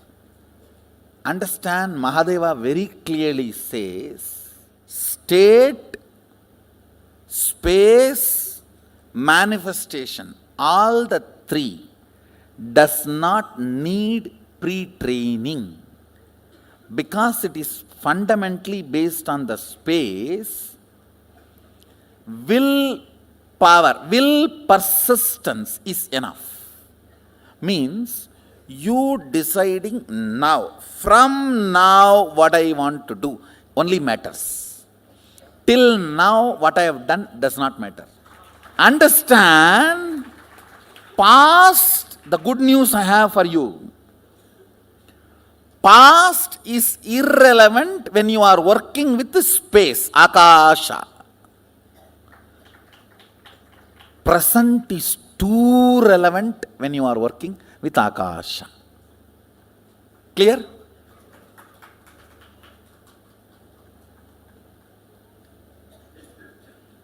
You have been 20 years devotee, 25 years devotee, or born and brought up along with me does not matter, or yesterday only you entered the program does not matter at all. From this moment, what do you want to do matters. Taharakasha means your soul is infused into you in the form of Shaktipada as a will.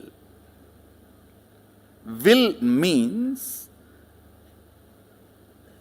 experience, I exist larger than what I was feeling as me till before the initiation. How many of you are catching what I am saying? How many of you feel? Listen carefully. After the initiation and power manifestation, even the way you feel you is much larger.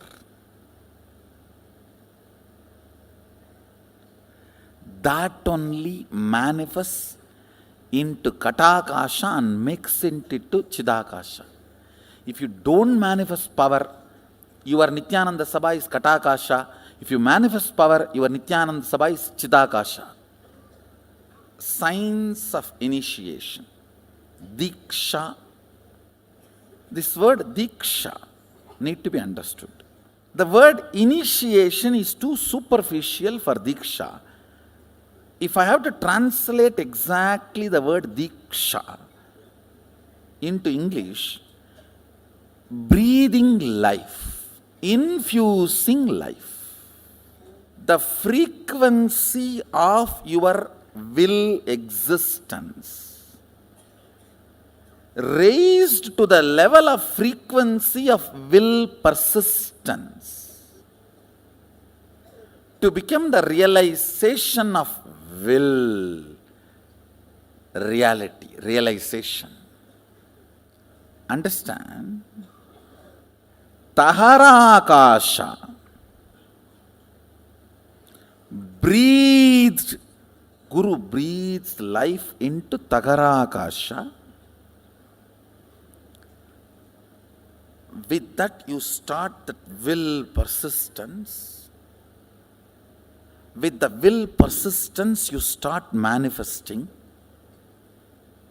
Not only powers, even the life as you want. Katakasha becomes Chitakasha.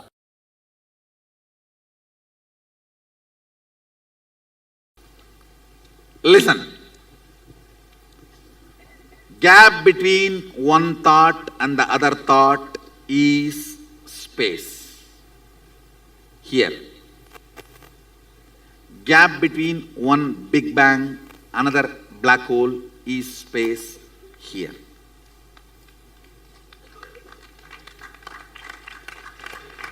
Listen.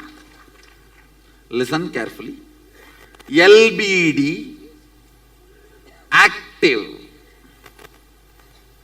LBD active on the space generates time. Anything gets active on the space generates time. Space is the canvas on which all these four exist.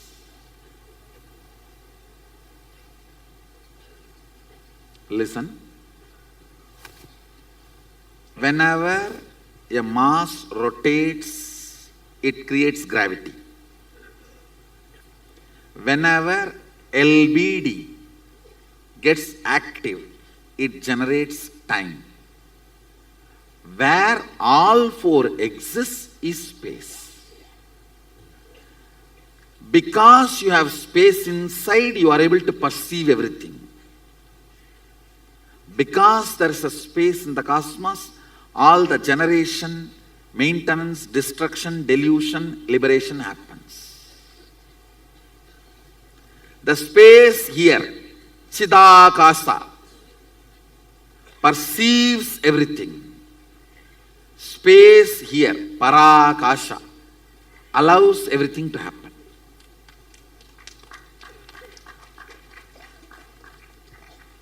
Little more. Little more.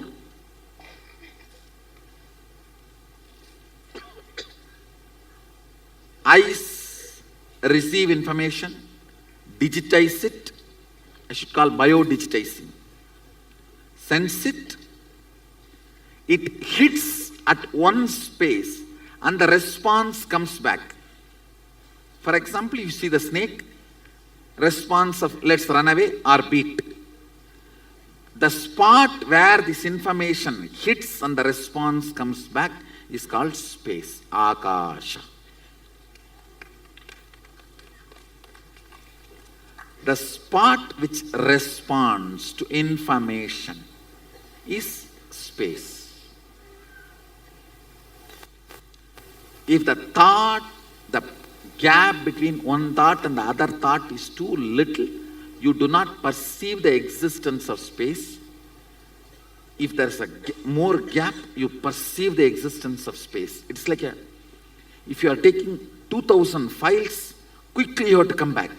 If you are taking only 2 files, you can spend time with him. Ability to spend time with him is called luxury, Lakshmi.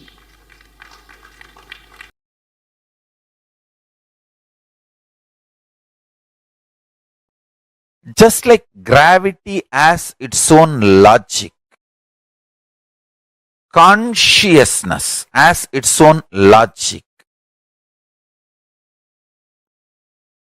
Brahmanda, cosmos, is Pindanda, the body you are carrying.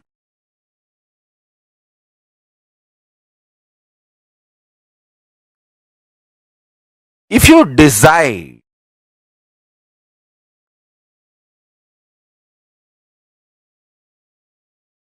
we all need to know decisions are not a logical thought current. It is Sankhya, multi-dimensional logical force.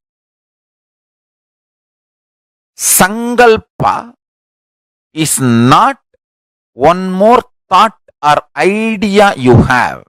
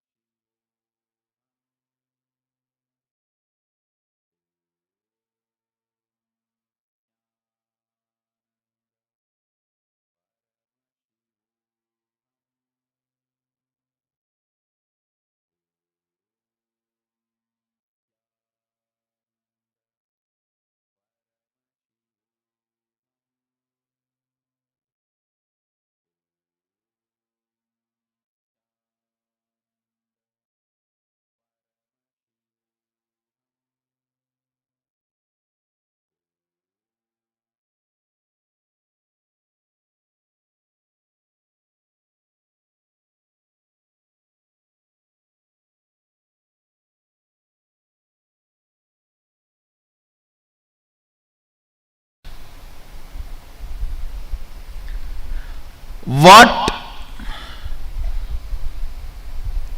you desire in the life is different. What you believe is going to be happening in your life is different.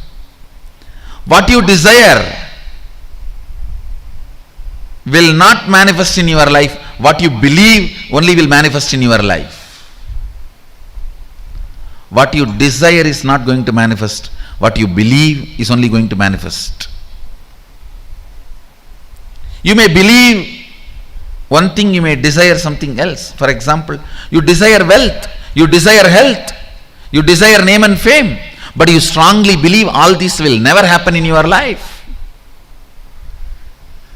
You desire wealth, you desire name and fame, you desire health, you desire all this, but do you believe all these are going to manifest in your life? No. Most of us don't, most of the time.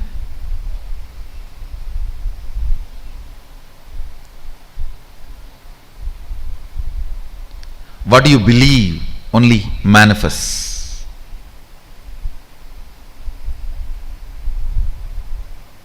If it's a bad news for you, if you feel, oh God, then I don't believe anything good. I always believe.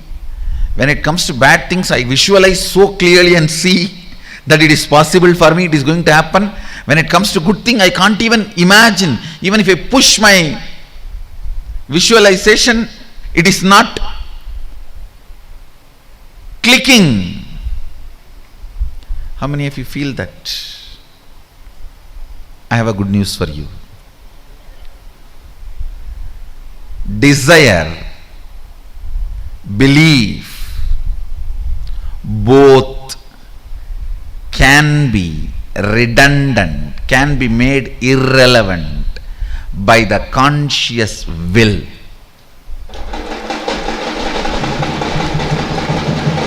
Understand? You desire for great health, but you always believe you will only be tired, sick, dragging your life. Your desire is health. Your belief is sick or clinically fit. But if you will install the will of immortality of the Sadashiva, this both, your desire and belief, both can become redundant, irrelevant. Bringing the will to play and making your belief and desire redundant is what I call Jivan Mukti, living enlightenment. Listen. Bringing your will, playing with your life, with your will, making desire and belief redundant is living enlightenment. You may be believing your life is negative, you may be desiring to have your life positive, but you can bring your will and make both redundant and manifest the life you want is the science of Sadashivoham. That is the science of Sadashivoham.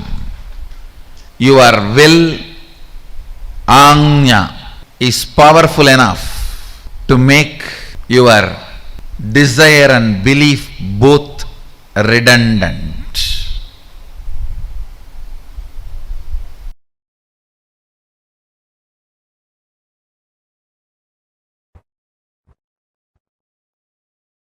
Jivan Mukti,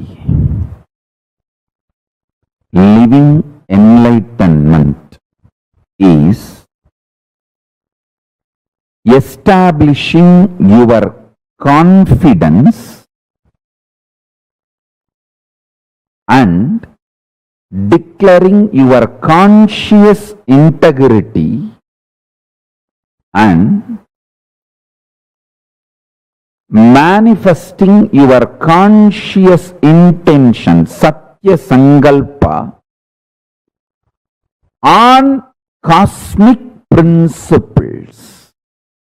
I'll repeat. Living enlightenment, Jivan Mukti, is establishing your confidence, declaring your conscious integrity, manifesting your conscious will, Satya Sankalpa,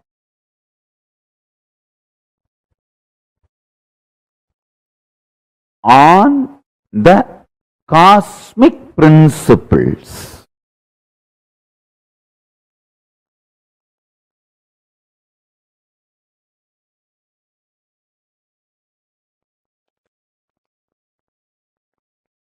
Pure consciousness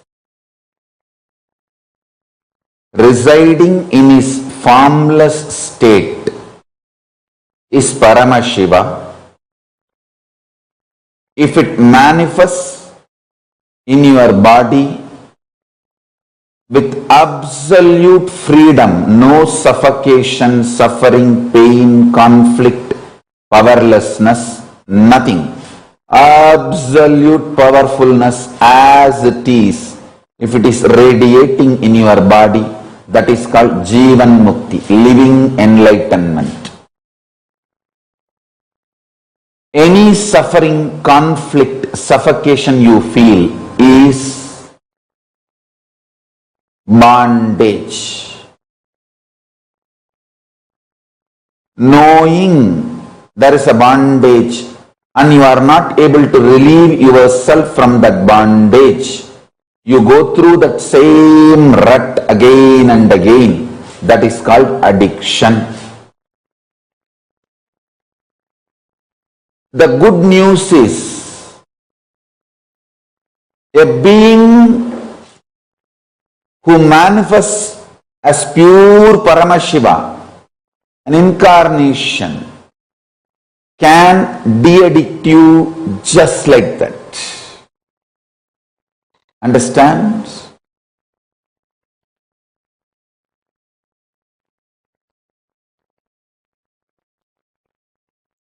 Your consciousness having your brain completely for its enjoyment, possession, cognition and manifestation of its existence absolutely freely, healthily, happily is called living enlightenment. Every pattern you develop which brings suffocation, suffering, powerlessness in you is going to be the punishment for you first, before you even think of punishing others.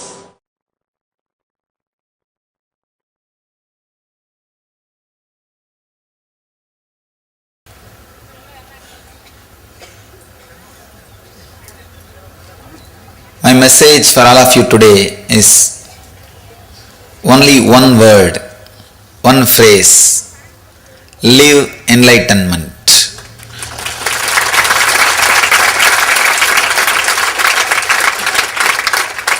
The Jivan Mukti. Understand,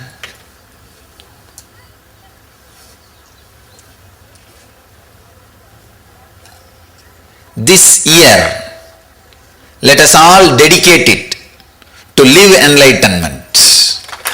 Come whatever may.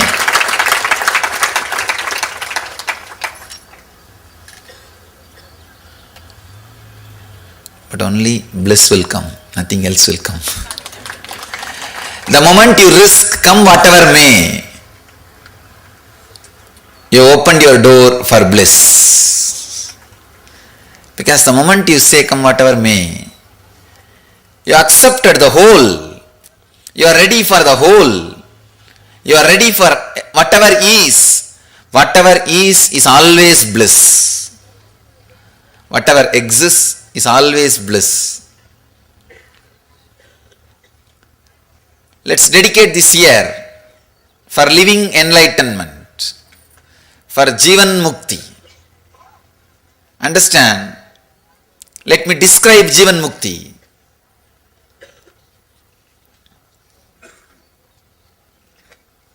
Conflict-free life in the inner world and the outer world. Conflict-free living.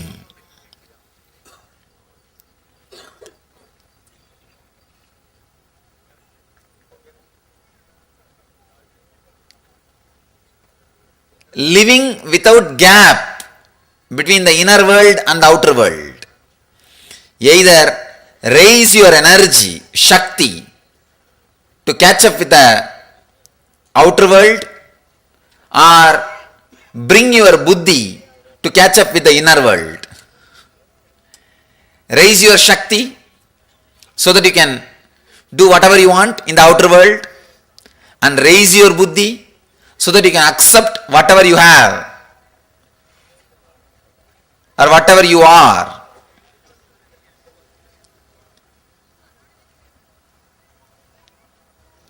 Through any one process, integrate yourself. Please understand, living an integrated life is what I call living enlightenment. Continuously living conflict-free life. Continuously living the beautiful, harmonious feeling. Continuously living in a deep feeling connection with the whole existence, with whatever is what I call living enlightenment.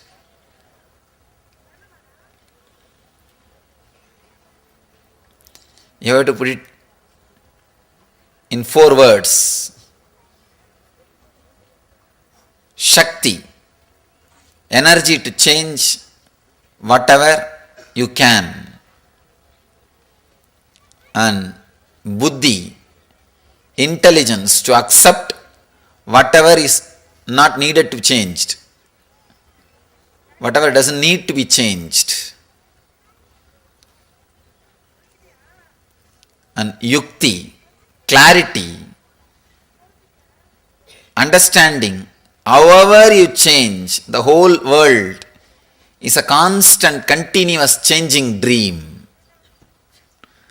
What you call as reality is a continuously changing dream. That Yukti, that clarity. Above all, a deep feeling connection, bhakti, towards the unchanging energy, what you call as master or existence. Shakti, Buddhi, Yukti, Bhakti. When you live all these 4 in the life experientially, you are living Jivan Mukti. You are living enlightenment. You are radiating Jivan Mukti. Shakti to change whatever you can means energy to work on your life. Buddhi to accept whatever doesn't need to change means clarity, intelligence. We don't have to change the whole thing. No need. Then you will be too busy with changing instead of enjoying.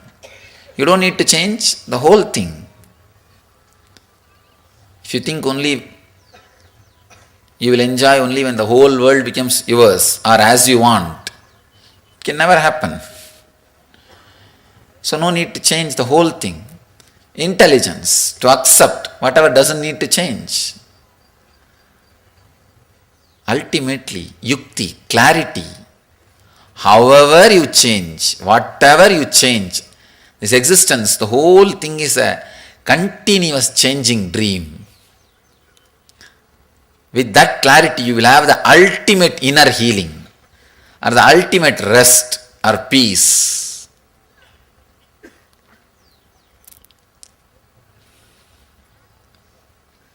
When you have that clarity, however you try, whatever you change, the whole existence is a continuous dream which changes. Suddenly you will have deep feeling connection with one thing which does not change, which is eternal, Nithyananda. The feeling connection with that which does not change is what I call bhakti. When you live all these four experientially, it is mukti.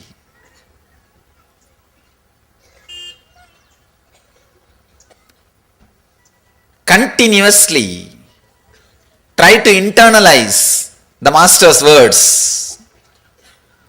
Internalize these words. Actually, nothing else needs to be done except internalizing. Don't have guilt, you are not able to practice. Sometime in the initial level you may not be able to practice. Don't bother. Just internalize. Do not judge yourself. The day you hear the teachings, don't take up the teachings to judge yourself. Take up those teachings only to inspire yourself. Use the teachings to inspire you, not to judge you.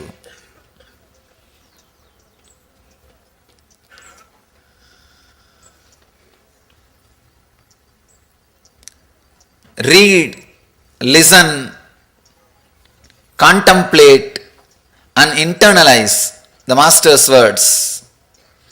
You will see automatically in your life, day-to-day life, whenever needed, those words will come up as a support.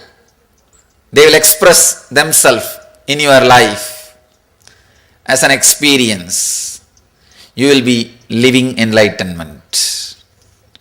You will be living as Jivan Muktas.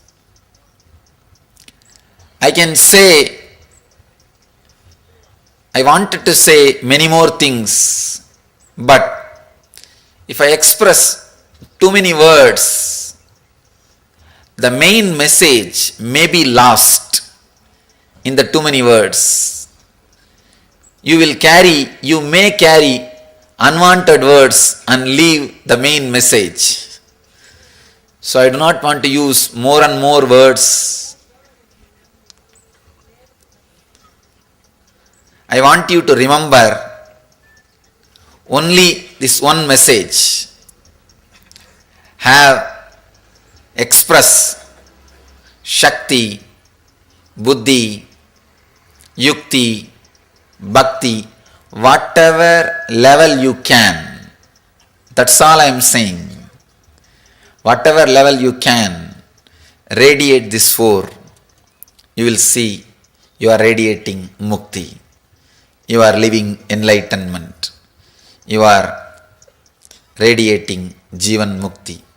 Let us all dedicate this year for living enlightenment.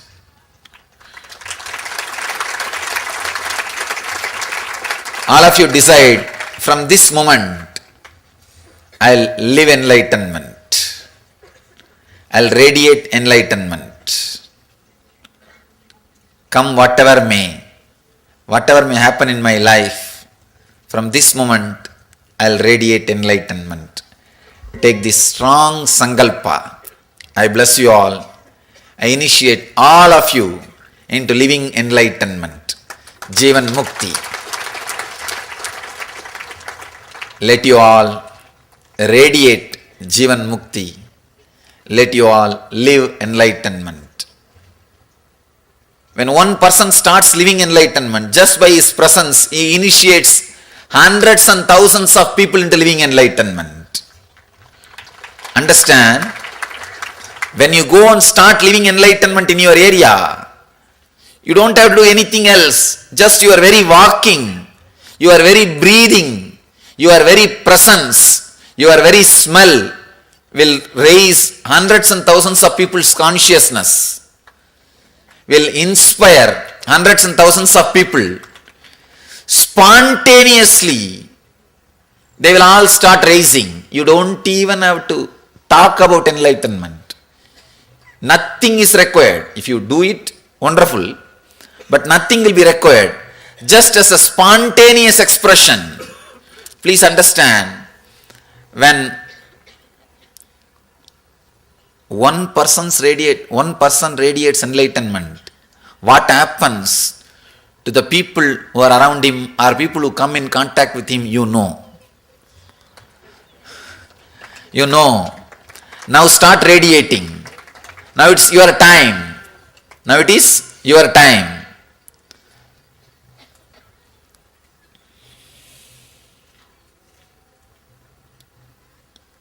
Start radiating. You will see, just by your presence, spontaneously, you will transmit enlightenment. Your very walking, your very touch, your very words, your very seeing, even those things are not required. Your very breathing, your very presence will raise human consciousness. It is time that we need to have a breakthrough in human consciousness. It is time, I think too late. Human consciousness needs to enter into a new cycle, new field, the divine consciousness. It has to enter into the divine consciousness. It is time. Let you all be the pioneers. Let you all be the pioneers of that great conscious transition from human consciousness to the divine consciousness, from the human consciousness to the super consciousness. Understand, sitting with a group or sitting in a classes, sitting in programs or sitting in satsangs, whatever I have expressed verbally and through my writing, I have put the whole thing in essence and shared with you all. The essence is live as a Jivan Mukta, live as a liberated being. Essence is living enlightenment. That is the ultimate thing you can do to yourself and you can do to the whole planet Earth. You can do to the whole cosmos. Cosmos wants you to be a Jivan Mukta. Understand, you are conscious miracle of cosmic energy. You are not an accident. You are a conscious miracle of cosmic energy. Live enlightenment. Radiate enlightenment. Live as Jivan Mukta. Radiate Jivan Mukti. That is what is the message. That is the essence. Try to read, contemplate, listen and internalize the Master's words. They will work miracles inside you. The moment you internalize them, you will start radiating enlightenment. Just remember one thing. Today you have been initiated as a Jivan Mukta. Just remember this one thing. Any conflict comes inside you, anything comes inside you, just remember, Master has initiated me as a Jivan Mukta. An avatar has initiated me as a Jivan Mukta. I am a Jivan Mukta. How can this stand in front of me? Just ask, how can I be in this situation? How can any conflict come in me? How can I have any disturbance? How can there be something called disturbance at all in my life? Just remember this one sutra, one key, one click. I am a Jivan Mukta. I am a Jivan Mukta. That is a top priority in my life. Living as a Jivan Mukta is the first priority in my life. Everything else is secondary. If I have to forget I am a Jivan Mukta for any reason, I am not interested in that. I'll remember I am a Jivan Mukta. With this remembrance, whatever I can do, let me do. Whether it is business or family or relationship or work or education or study or anything it may be. The first priority is remember I am a Jivan Mukta. Every moment remember I am a Jivan Mukta. Be a Jivan Mukta doctor, Jivan Mukta lawyer, Jivan Mukta engineer, Jivan Mukta businessman, nothing wrong. But Jivan Mukta, that's the first title. That should be the first title. Remember, any moment, I have been initiated as a Jivan Mukta. I am a Jivan Mukta. Now, in this situation, how a Jivan Mukta will behave? Behave in the same way. First thing, Jivan Mukta will not have confusion, so relax. He will not have conflict, relax. Now act. Act from the relaxation which has grown inside you by the clear remembrance that you are a Jivan Mukta. When you remember you are a Jivan Mukta, there is a beautiful fullness happens in you. Act out of that fullness. Move out of that fullness. Live out of that fullness. That is what our Upanishad Rishis say. Purnamada Purnamidam Purnat Purnamudachyate Purnasya Purnamadaya Purnameva Vasishyate. When the whole moves out of wholeness, the wholeness remains as wholeness. If you act out of that wholeness, fulfilled feeling, the fulfillment will remain as fulfillment. Normally, when a desire comes, you act it out. Either it brings more and more desire or discontentment. But when you act out of fulfillment, I am a Jivan Mukta. With that remembrance, I am a Jivan Mukta. Suddenly you see, you are acting out of fulfillment. Purnamada Purnamidam. From the fulfillment, fulfillment comes out. From the whole moves. When the wholeness moves out of wholeness, wholeness remains as wholeness. When you are whole, you are holy. Understand? Act out of that wholeness. Whenever you feel you are disconnected from that wholeness, come back, sit, relax, remember again. Remember again. Till you are feeling connected again with that wholeness, stop doing anything else. That is what I call tapas. That is what I call meditation. Meditation is not something which you will do in separate time. Whenever you feel disconnected, shut yourself. Disconnect yourself from everything else. Connect, hook yourself with the divine. Connect yourself with the divine. Then, with that feeling connection, act. Let all your actions be done with this base current that you are a Jivan Mukta. You are living enlightenment. So just remember this one blessing. Understand, I bless you all sincerely with my very being. Let you all become Jivan Muktas. Let you all radiate living enlightenment. Let you all radiate eternal bliss, Nithyananda.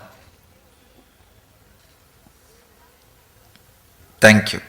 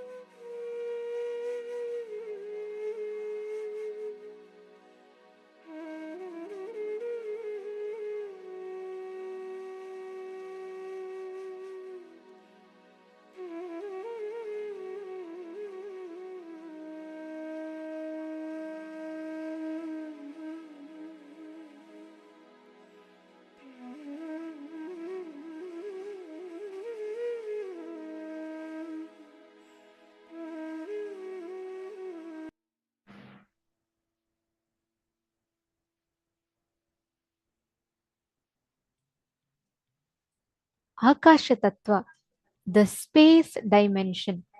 Swamiji very beautifully explained and revealed about Chita Akasha, Kata Akasha, Tahara Akasha, and Mahakasha. How the space in us, all of you should know, the words you utter have tremendous power. Every single word that you utter, what you speak, how you speak, everything have tremendous power. The more number of times you keep repeating it again and again and again, you make that as your experience. The more number of times you keep repeating something again and again and again and again, it becomes an experience for you. Let me ask you all this question. How many of you have experienced, let's say you will tell, oh, it's boring, I don't like to do yoga, and yoga is very tiring and boring. By repeating it again and again and again, how many of you have seen that actually that has become an experience for you?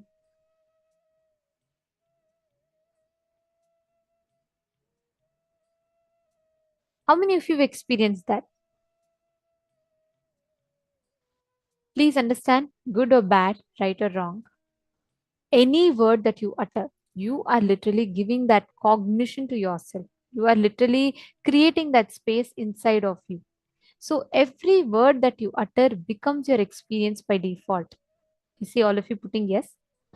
This session is going to focus on deconstructing the inner space that you carry with which has so many negative words and patterns, and reconstructing them with the right powerful cognitions.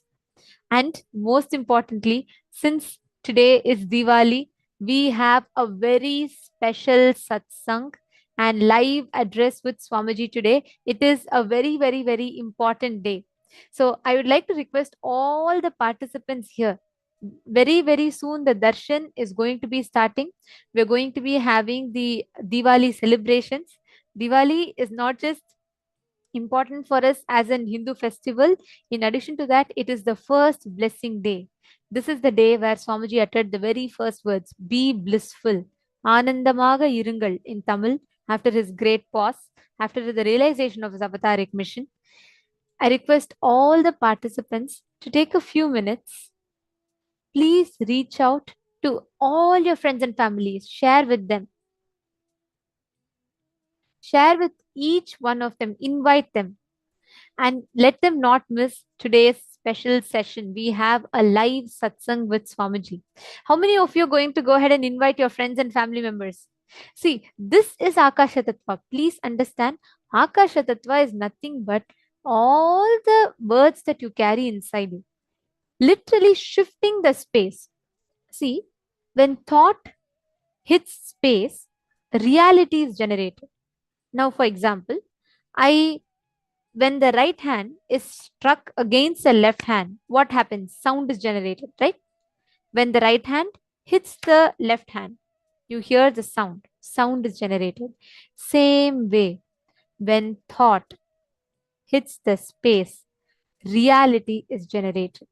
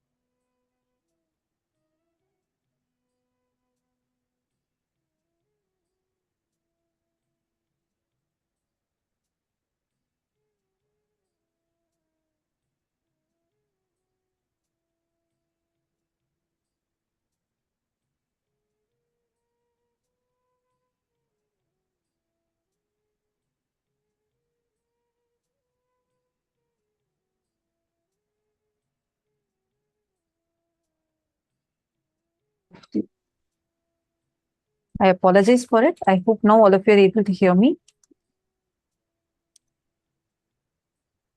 Nithyananda, I sincerely apologize for it. I was just explaining, Swamiji was so beautifully explaining about how when thought hits the space, reality is generated. See, when two objects are stuck with each other, sound is generated, like clap, sound gets generated, right? Same way, when the thought hits the space, reality gets generated. See, even in your own life, how many times you started cherishing things as a small sentence inside of you, but now you manifested it as a reality.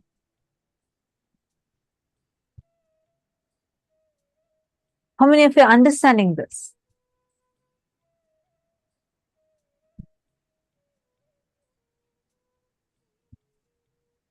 When the thought hits the space, reality gets generated. I'll give you a small example. Many times you would notice children, they'll see their parents arguing and they see that the parents are uttering words like, just hell with life. I don't want to live a life like this. I just don't like this life. Children also start repeating these statements casually for fun. Slowly, by the time even they come to their teenage period, already these words start becoming meaningful for them. That is how you manifest an experience about something. Many times, when you keep uttering a word, a statement saying that, oh, this is going to be something nice, this is going to be something nice, automatically you start making that as your experience. It becomes your experience. I remember a beautiful incident that happens in Meera, who is Mirabai, who's very deeply connected to Bhagavan Krishna. Her family actually conspires to give her poison because they see that she all the time she keeps singing about Krishna, and she was actually deeply devoted to Krishna.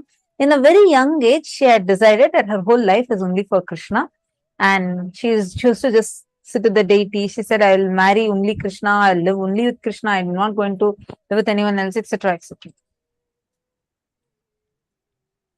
But she was later married into someone else's house, and that whole in-laws house, they started hating her because she was too devoted to Krishna and always only used to sing about Krishna. So they didn't like her. So they conspired to somehow kill her. So one of the tactics they try is they say they know that no other way it is possible to kill her. So they go and get a prasad. They say they get one kheer. It's a sweet dish. They prepare a sweet dish and mix poison in it.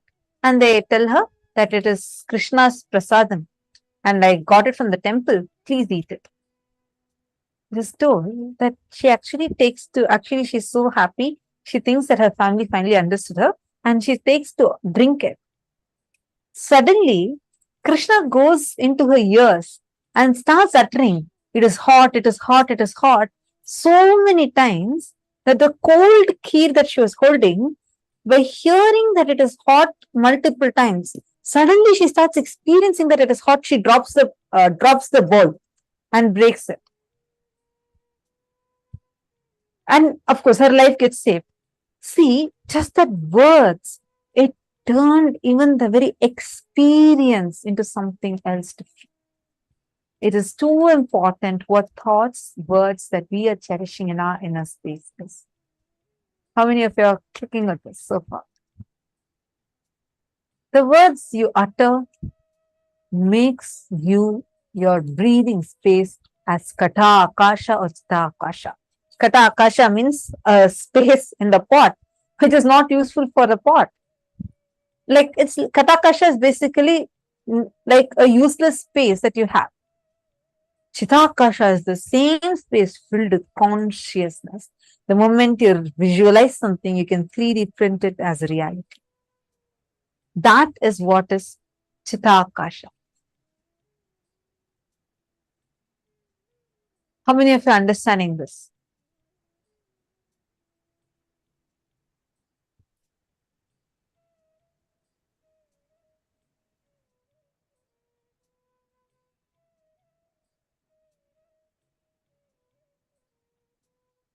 So now take a few minutes. Let's internalize this step by step. Okay. See, Chitakasha means consciously generated space where you are uttering words consciously, tuning to your life's goal and creating a conscious reality. Conscious reality is Chitakasha. You're uttering without knowing why you're uttering or because of compulsion and manifest the default reality. It is called as Katakasha. Default reality is Katakasha. Only when you are initiated by Swamiji, you use your conscious will. With that will, you manifest something consciously in your inner space. Now, let us all do a small, quick internalizing exercise. Take a few minutes. Pen down 5 negative statements that you commonly use in life. For example, I am feeling very suffocated. I am very irritated. I cannot handle that. You use strong words and generate those ideas and experiences in your life. Please pen them down. Same way, pen down 5 positive statements that you use in life. An experience of those statements are deepened since the first time you use that statement. For example, I feel very peaceful after doing puja. Whenever I do something, some seva for Kailasa, I feel so fulfilled. Whenever I listen to Mahavakya, I instantly get de-stressed. Like this, any positive statements that you utter and how that has become deeper. Let us all do this exercise now.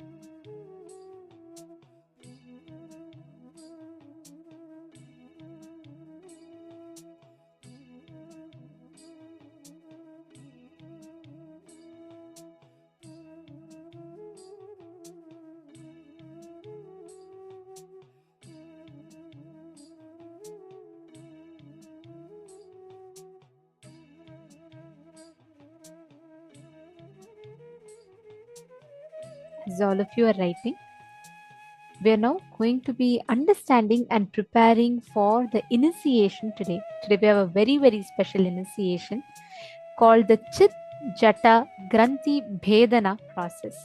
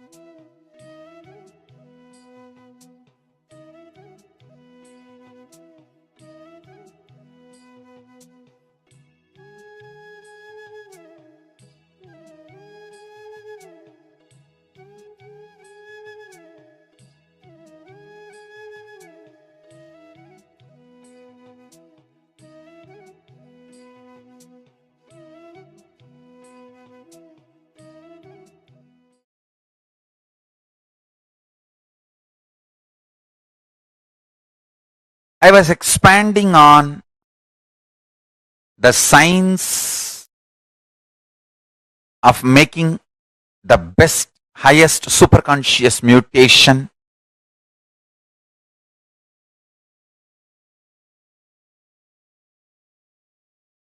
as Paramashiva gave this science to Devi, and Devi brought to planet Earth in Kanchipuram and started manifesting it. What I am saying is the ultimate truth from Paramashiva directly. Understand? The strands of DNA, components of DNA is kept together through sound. So, if you want superconscious mutation in you, the sound through which your DNA is kept together need to be dismantled and the ultimate sound need to be inserted. Understand? You need to disconnect the threads with which your consciousness and DNA is bound together and alter the connecting point, the sound, into highest possible sound. What kind of a sound is used to bind your consciousness and DNA strands together? That decides what kind of a powers you are going to manifest and what kind of a life you are going to have in your body. I'll repeat. There are 4 situations in your life where consciousness is directly influencing your DNA. When you are hungry, when you are angry, when you are lusty, when you are about to fall sleepy, too tired, just want to get lost, withdraw. These 4 situations, your consciousness directly influences the DNA. The door between the consciousness and DNA is open. During these 4 situations, if you use these 4 situations, you can detox, remove all the unconscious ideas, words you stored inside you, and you can pull them out at Mahavagya. Powerful sounds, Mahavagya, inside you. Listen carefully. Listen carefully. I'll repeat.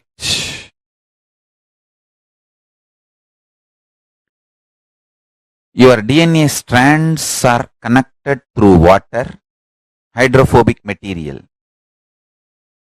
DNA strands and the consciousness is connected through sound, sounds with which they are connected matters. The good news is you can reprogram, replace the old sounds through which your consciousness and DNA strands are tied together, connected together. The great news is you can use these 4 opportunities to do it easily. I'll give you the precise conclusion. Whenever you feel hungry, angry, lusty, sleepy, intensely reverberate your whole being with Mahavagya, Om Nithyananda Paramashivoham, with the decision, let my being, let my consciousness manifest itself through my DNA using this Mahavagya as connection point. Let Mahavagya be the connective point. I tell you, immediately you will experience Kailasa. This Mahavagya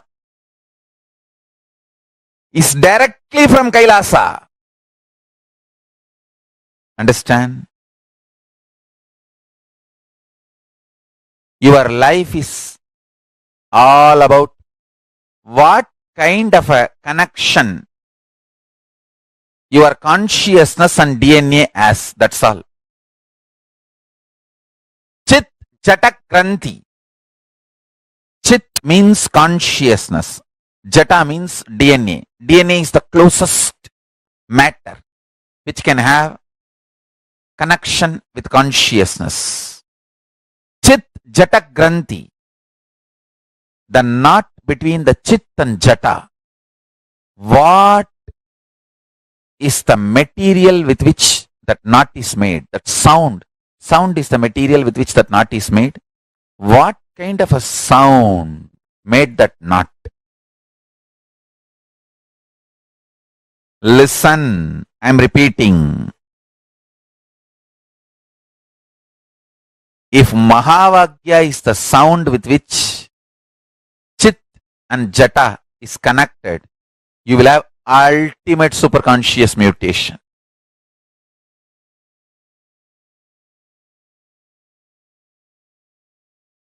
Ultimate superconscious mutation.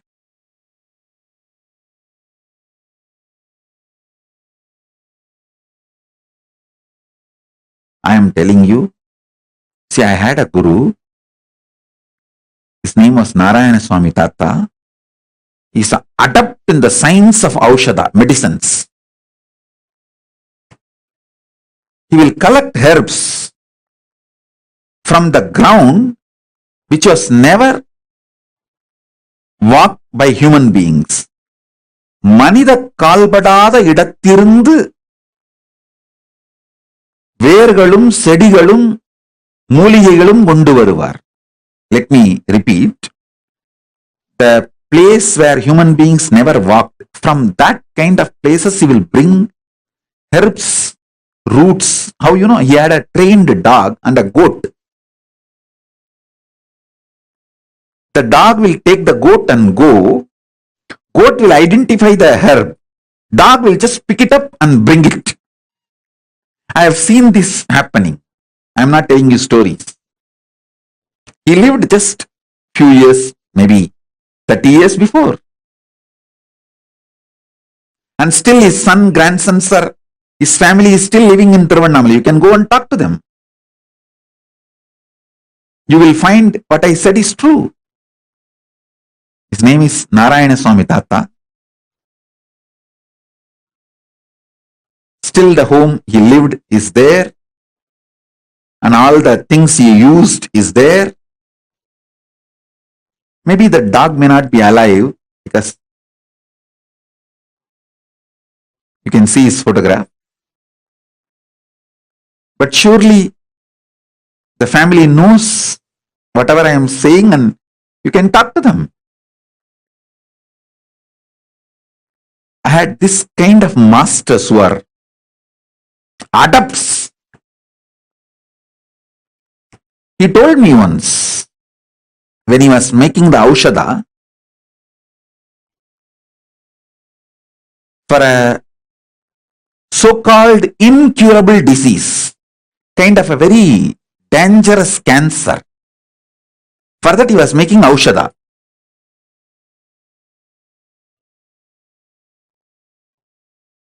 He collected too many things from too many sources and finally made the aushadha. He called that disciple, or I should say that client, who came to him for healing, for medical care, medical help, aushadha help, the customer. And he gave that medicine to him. Asked him, eat this medicine every day, once a day, for next 42 days. He prepared that medicine with a lot of difficulty. Third day, that guy came back saying that somebody in the home unknowingly threw that whole packet into the river. Without knowing that it is a medicine, they just threw the whole thing while they were cleaning the home and put it in the river. Nearby small stream where they dump all the unwanted things. Surely it is very difficult to do the medicine again. I was wondering how he is going to solve, how he is going to help this person to get out of the cancer now, because making the medicine again, collecting the whole items, almost impossible. All he did, he called that person, made him sit next to him and told, this simple process, whenever you are feeling hungry, do japa of this mantra. I tell you, I know it is very difficult for you to believe. Maybe the power of his initiation, his words, energy. He said, whatever I made as aushadha, your body is capable of producing it when you add consciousness to your hunger. I tell you,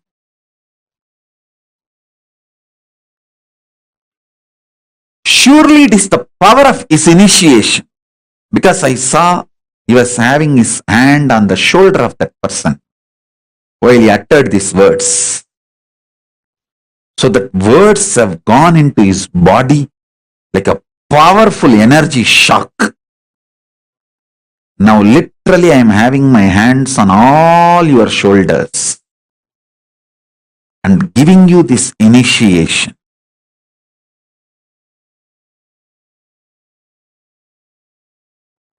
Whenever you fall for someone, you are in deeply love with that person, the human being, the person for whom you fall for, you are in love, that person takes you for granted.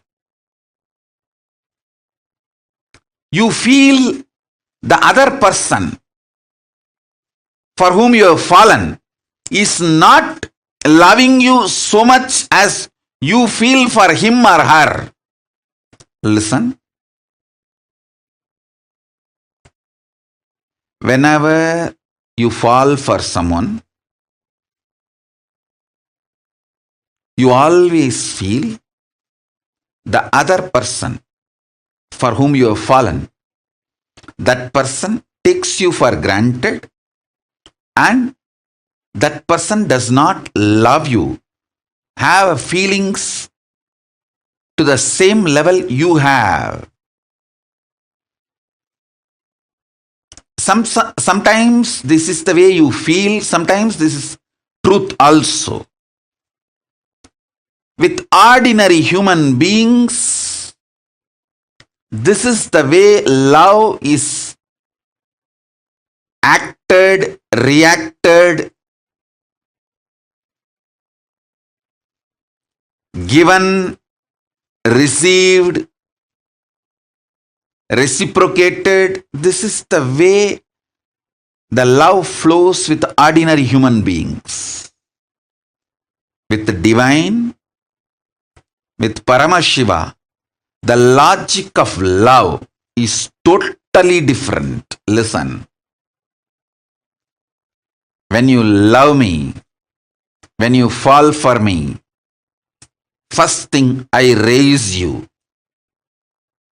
Second, I shower life energy in you.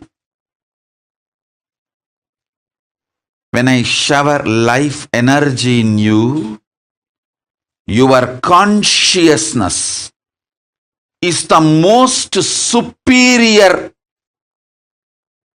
asset, wealth, property for you and for the world. Listen carefully.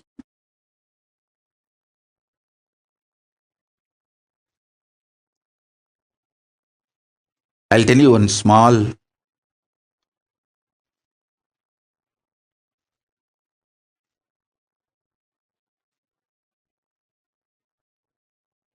very sweet, intimate happened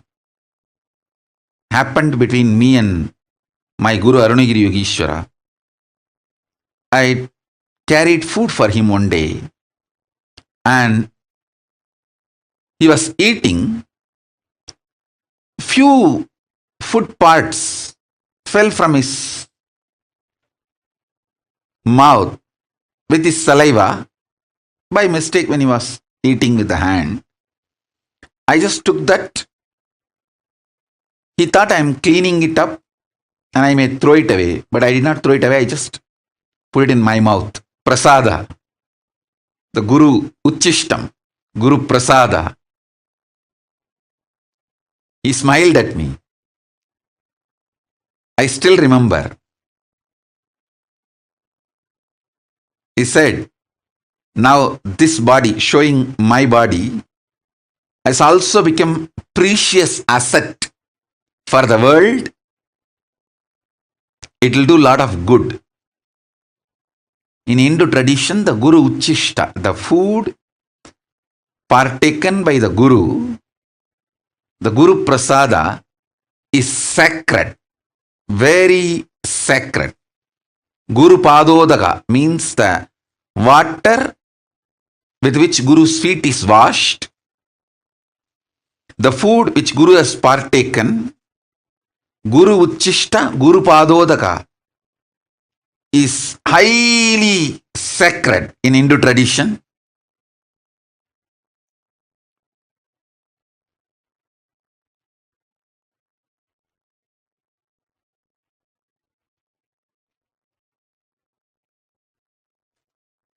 He said, just that little Uchishta which I took, the power of that, he said that his very biomemory, bioenergy is passed on and that will start flowering in this body now.